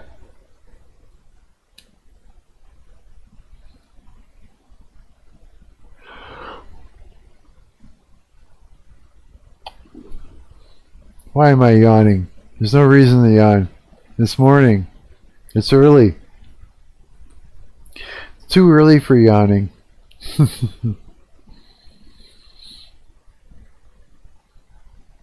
God, I can't. Jonah boy. Jonah and the whale. Jonah boy. Also Matthew, I think. Or Matthew. Okay, I'm gonna read that later on today. I'm gonna go and look at all that. Yeah, if there's anything that you think was really interesting that you'd be like, Mark, you gotta read this part of the Bible, because of whatever, yeah, like, recommend it. I'll sit and read it. For sure. Jonah and Matthew are the two books that mention the fish. Okay, I'm gonna check those two out then. And they're absolutely... Oh, my finger and the arthritis. Hey! How's it going, buddy? You showed up. Hey, so let you know, we're having a contest. Okay? And they have to be in by... You have to have it in by... When did I pick? I can't remember. Glad I can make it this time. Yeah, me too, man. The contest is... You gotta make an AI Marc. Use Grok or something like that. And make some funny ass AI Marc videos. And then slide them into my DMs on Instagram. And when everybody's got their videos in... I'll do a we'll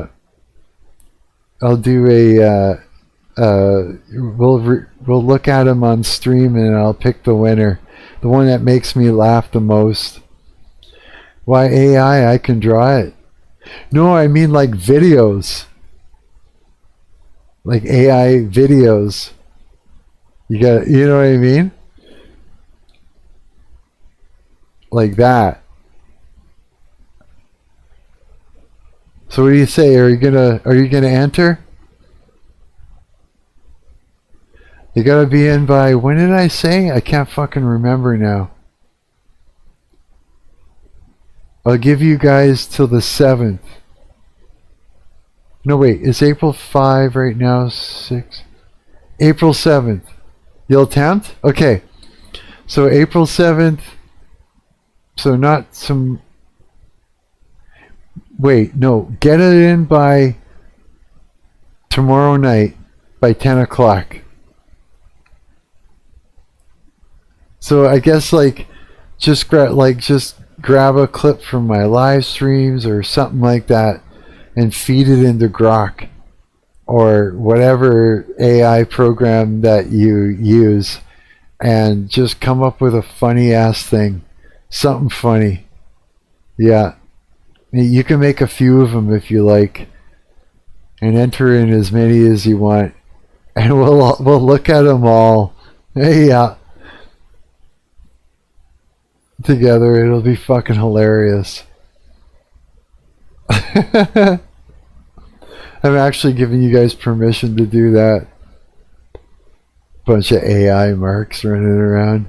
God, I'm gonna get myself into trouble. I know it. I'm gonna regret this. No. I think it'll be fucking hilarious. I still haven't decided what time. So yeah, tomorrow, get them in by maybe tomorrow night or something. So then you got all of today and all of tomorrow. So then it'd be like April 6th at 10 o'clock p.m. Get them in by. That sound good? Fuck, my finger's just killing me. Yeah, you made it, and I'm like cutting the stream at 8 o'clock so I can go get Doritos and fucking eat Doritos and then pass out until tomorrow night. Yeah, you came in sort of right at the end.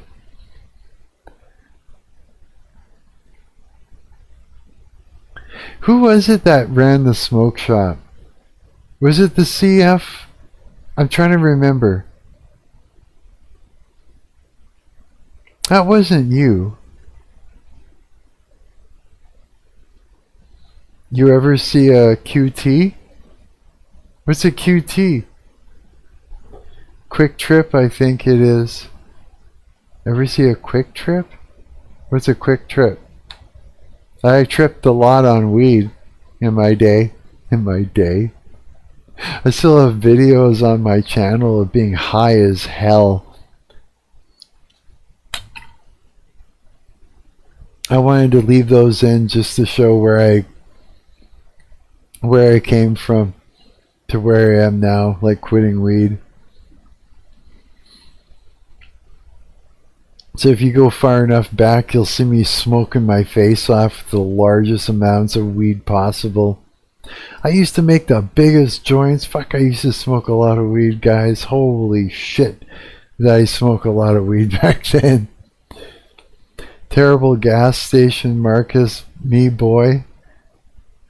Terrible gas station.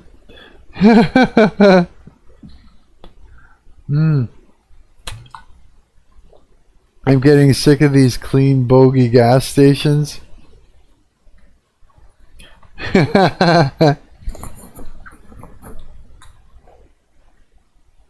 Just me, a gas station attendant. Just hanging out. Oh boy, 10 more minutes. 10 more minutes. I'm cutting the stream at 8 o'clock. Just so I can go get Doritos.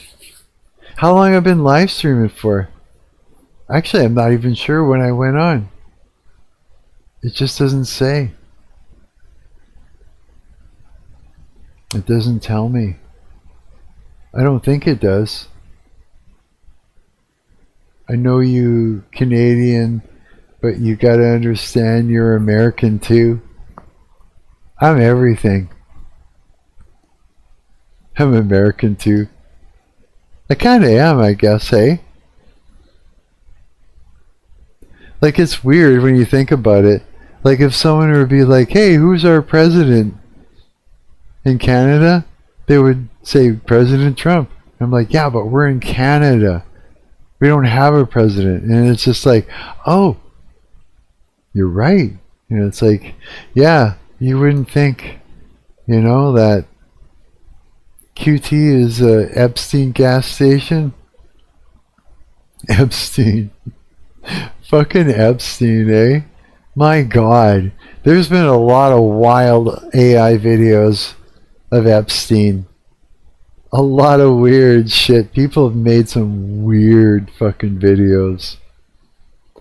There was one I saw where he's standing there, he does a backflip, and he goes into this weird fucking crab pose and starts pumping the air going, thank you, thank you, thank you, thank you. It's just like, I'm like, what is this? Yeah. You ever see those AI videos on Instagram where it's like some dude that's just taking a shit over and over again, like enormous amounts of shit, and every time he pushes it out, he goes, thank you. Like over and over again, thank you, thank you, thank you. There's so many of these shitting videos out there. I've seen shitting videos where it's some dude eating shit out of porta potties and shit. Like the weirdest stuff people are making with AI. The weirdest things, man.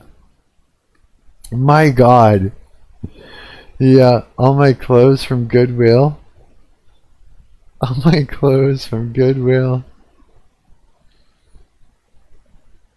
I bought real clothes the other day. Got this t-shirt for 25 bucks, brand new. Bought shoes for 45 bucks. All from Walmart, of course. Got a bunch of Gitch. Some fucking socks. I'm styling now. Boy, I'm just kicking ass. Yeah.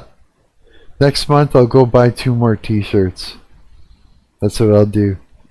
And I'll do that for a couple months, and then maybe I'll have like some shirts. Because right now, most of my t-shirts are like holes in them and they're falling off and shit like that. A bunch of my shirts I got just from like thrift stores. But I'm happy. Some of them I got are pretty funny. I got that Star Wars one and shit like that. You gotta start wearing sweater maxing. It's sweater maxing. Like that sweater I got that from a thrift store. That Nirvana looking one. I just got me a gingerbread man Christmas sweater. Did you? No way. A gingerbread man one. Christmas sweaters. Oh my god. Those are great. Fucking Christmas sweaters. Can you imagine? I just go out and get like 10 of them. Just wear Christmas sweaters for the next 12 live streams. Nothing but Christmas sweaters. Got that drippy on me. Trust now is the time to get a little festive with it. Why are they keep holding like normal chats for a review? I literally had to click on that one, like just to let it come up in chat. I don't even know why. Doesn't make sense. You didn't even say anything bad in there. Lots of chats come up like that. I actually have to click to let it go by, like I'm moderating or something like that. Yeah, I don't know why. It just is, I guess.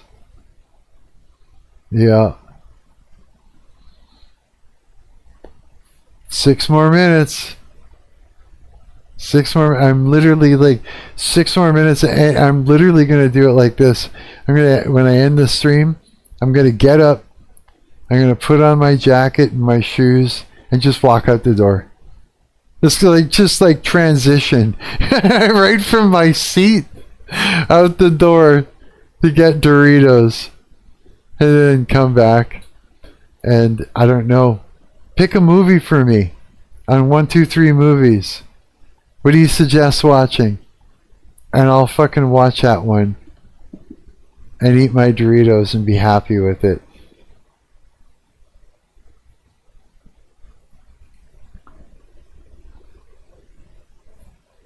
Dude, give me, I think there's a setting for that when you start up the stream. I don't know. Be Kind, Rewind. Is that a movie? Okay, hang on a sec.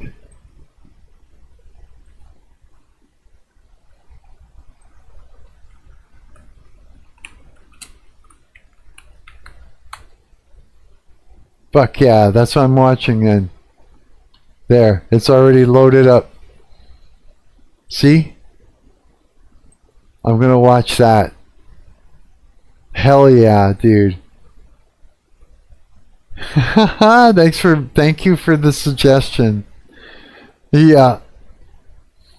That's what I'm gonna watch when I get back. Fuck, I love this. I love doing these live streams so much. This has like made my day and my night and everything. That movie made me racist, did it really? No way. In a good way? No. That's fucking funny. This guy's got he's wearing tinfoil and duct tape. Okay, I gotta read what the description is. The movie is about 2 bumbling store clerks accidentally erasing the footage from all of the tapes in their video rental store. So as to keep business running, they reshoot every film in the store with their own camera with a budget of $0. No way. Dude, that's gonna be so crazy. Who's in it? It's a 2008 movie, eh? Is that Jack Black in there? They don't show their faces. is cut off at the top, right at the eyes. Oh yeah, that's gonna be a good one. I'm gonna watch that for sure.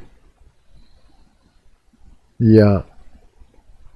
I'm gonna stream every night from now on. That's it.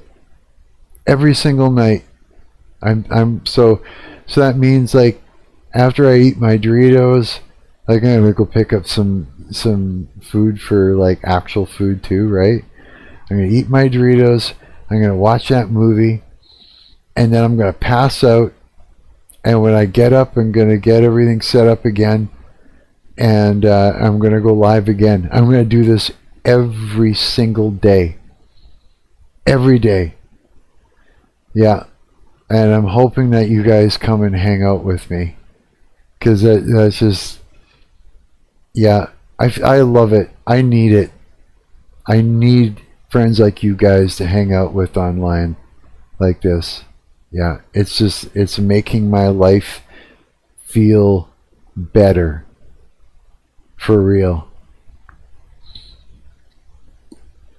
You guys are literally making my life better by being online with me. Take that to heart. I fucking mean that. Yep. So yeah, please come hang out with me tomorrow night too. Or tonight too. Yeah. Please do. I know I'm kind of random when I go on, but I don't know when it is I usually go on. But I find that I'm usually ready closer towards around midnight-ish. And sometimes a couple hours before that, sometimes a couple hours after. I don't know. It just seems to work out that way. Sometimes I run into technical difficulties around here and that.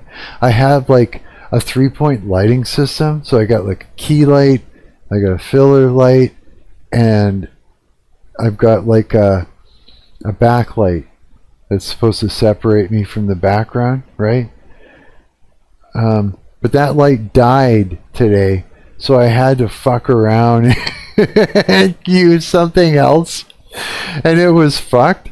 So I ended up, but what I ended up doing was creating like a softbox kind of thing for my lights with, you know what I used? Fucking paper towel and tape to soften the light up with some shitty dollar store ring lights. Yeah, that's what I should do. Go for a walk down to the dollar store and get a new ring light for behind me. Yeah, because that one died on me today, and it fucked me up. Yeah, because I was using it to create like a blue light behind me to separate me from the background. And right now I've got some LED thing that I used to use like right beside my bed. That thing is behind me, like shining this way with a paper towel wrapped around it to kind of dampen it a little bit, just to separate me from the background. Yeah, because without it, well, actually there's light coming in the window now, but without it, if I turn it off, see, it doesn't actually create separations. All these lights are like meant to like light things correctly, if that makes sense. You know what I mean? Actually, where is it? You can see the fucking light that I got behind me. Yeah, with that camera view. It's just, and the paper towel hanging from it. Yeah. So actually it looks kind of nice. It's not too bad. But I'll go for a walk to the dollar store and I'll get a few more. I'll pick up some ring lights or some shit like that. Yeah, I'll do that before I sit down and eat all my Doritos up and watch that movie. That's what I'll do. Nice, eh? Fucking dollar store. There it is, 8:02. Fuck yeah, now I can go get my Doritos. Hell yeah. Okay, so you guys are gonna come back? Come back tonight? You guys promise? Love, love, love, love, hearts. Throw you guys 1,000,000 hearts if you do. Aw. Fuck yeah, guys. Okay. I got this cool music for an outro. And, oh! The other thing is the AI's been bugging me. I've been using that AI in YouTube Studio to help me. Aw. Fuck, I love you guys. I've been using the Gemini AI in YouTube Studio to try and help me figure out how to use YouTube better, right? And it's saying you gotta tell your friends to like comment in the comments section too, and to like the. I know you guys usually like the videos or whatever, right? Like to do a like on there, but it's saying tell them to comment in the comment section. So say whatever you want in there, but go and just say something in the comment section part of the video afterwards. It's just so it's just so the AI will be like, good job, Mark. Yeah. So yeah, please go and do that for me. I guess it matters, like for the algorithm.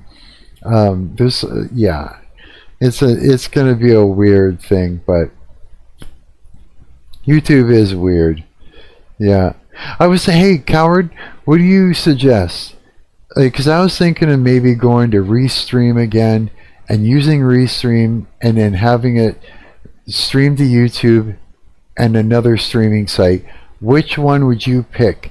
Kick or Twitch?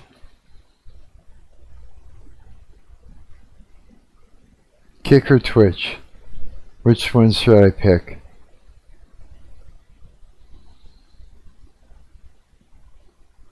What would be your favorite one?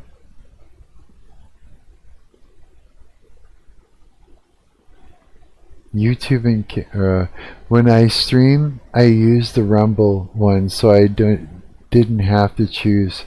Use the Rumble, really? So you streamed the Rumble, or oh wait, Rumble is like. Doesn't Rumble have? Fuck, I can't remember. I made a Rumble account too a long time ago.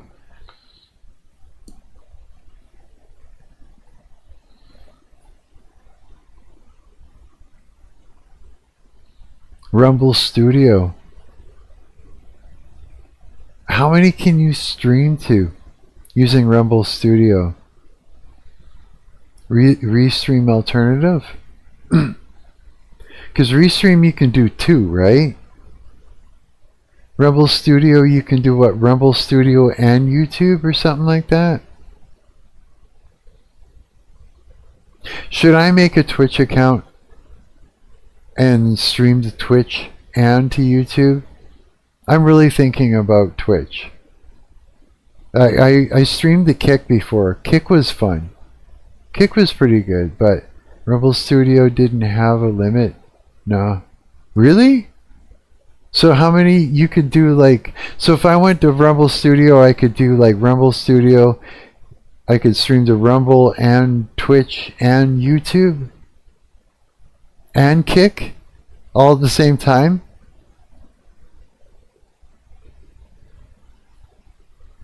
Because I was thinking that would be really cool, just to fucking do it all up at once. Just fucking do all of them.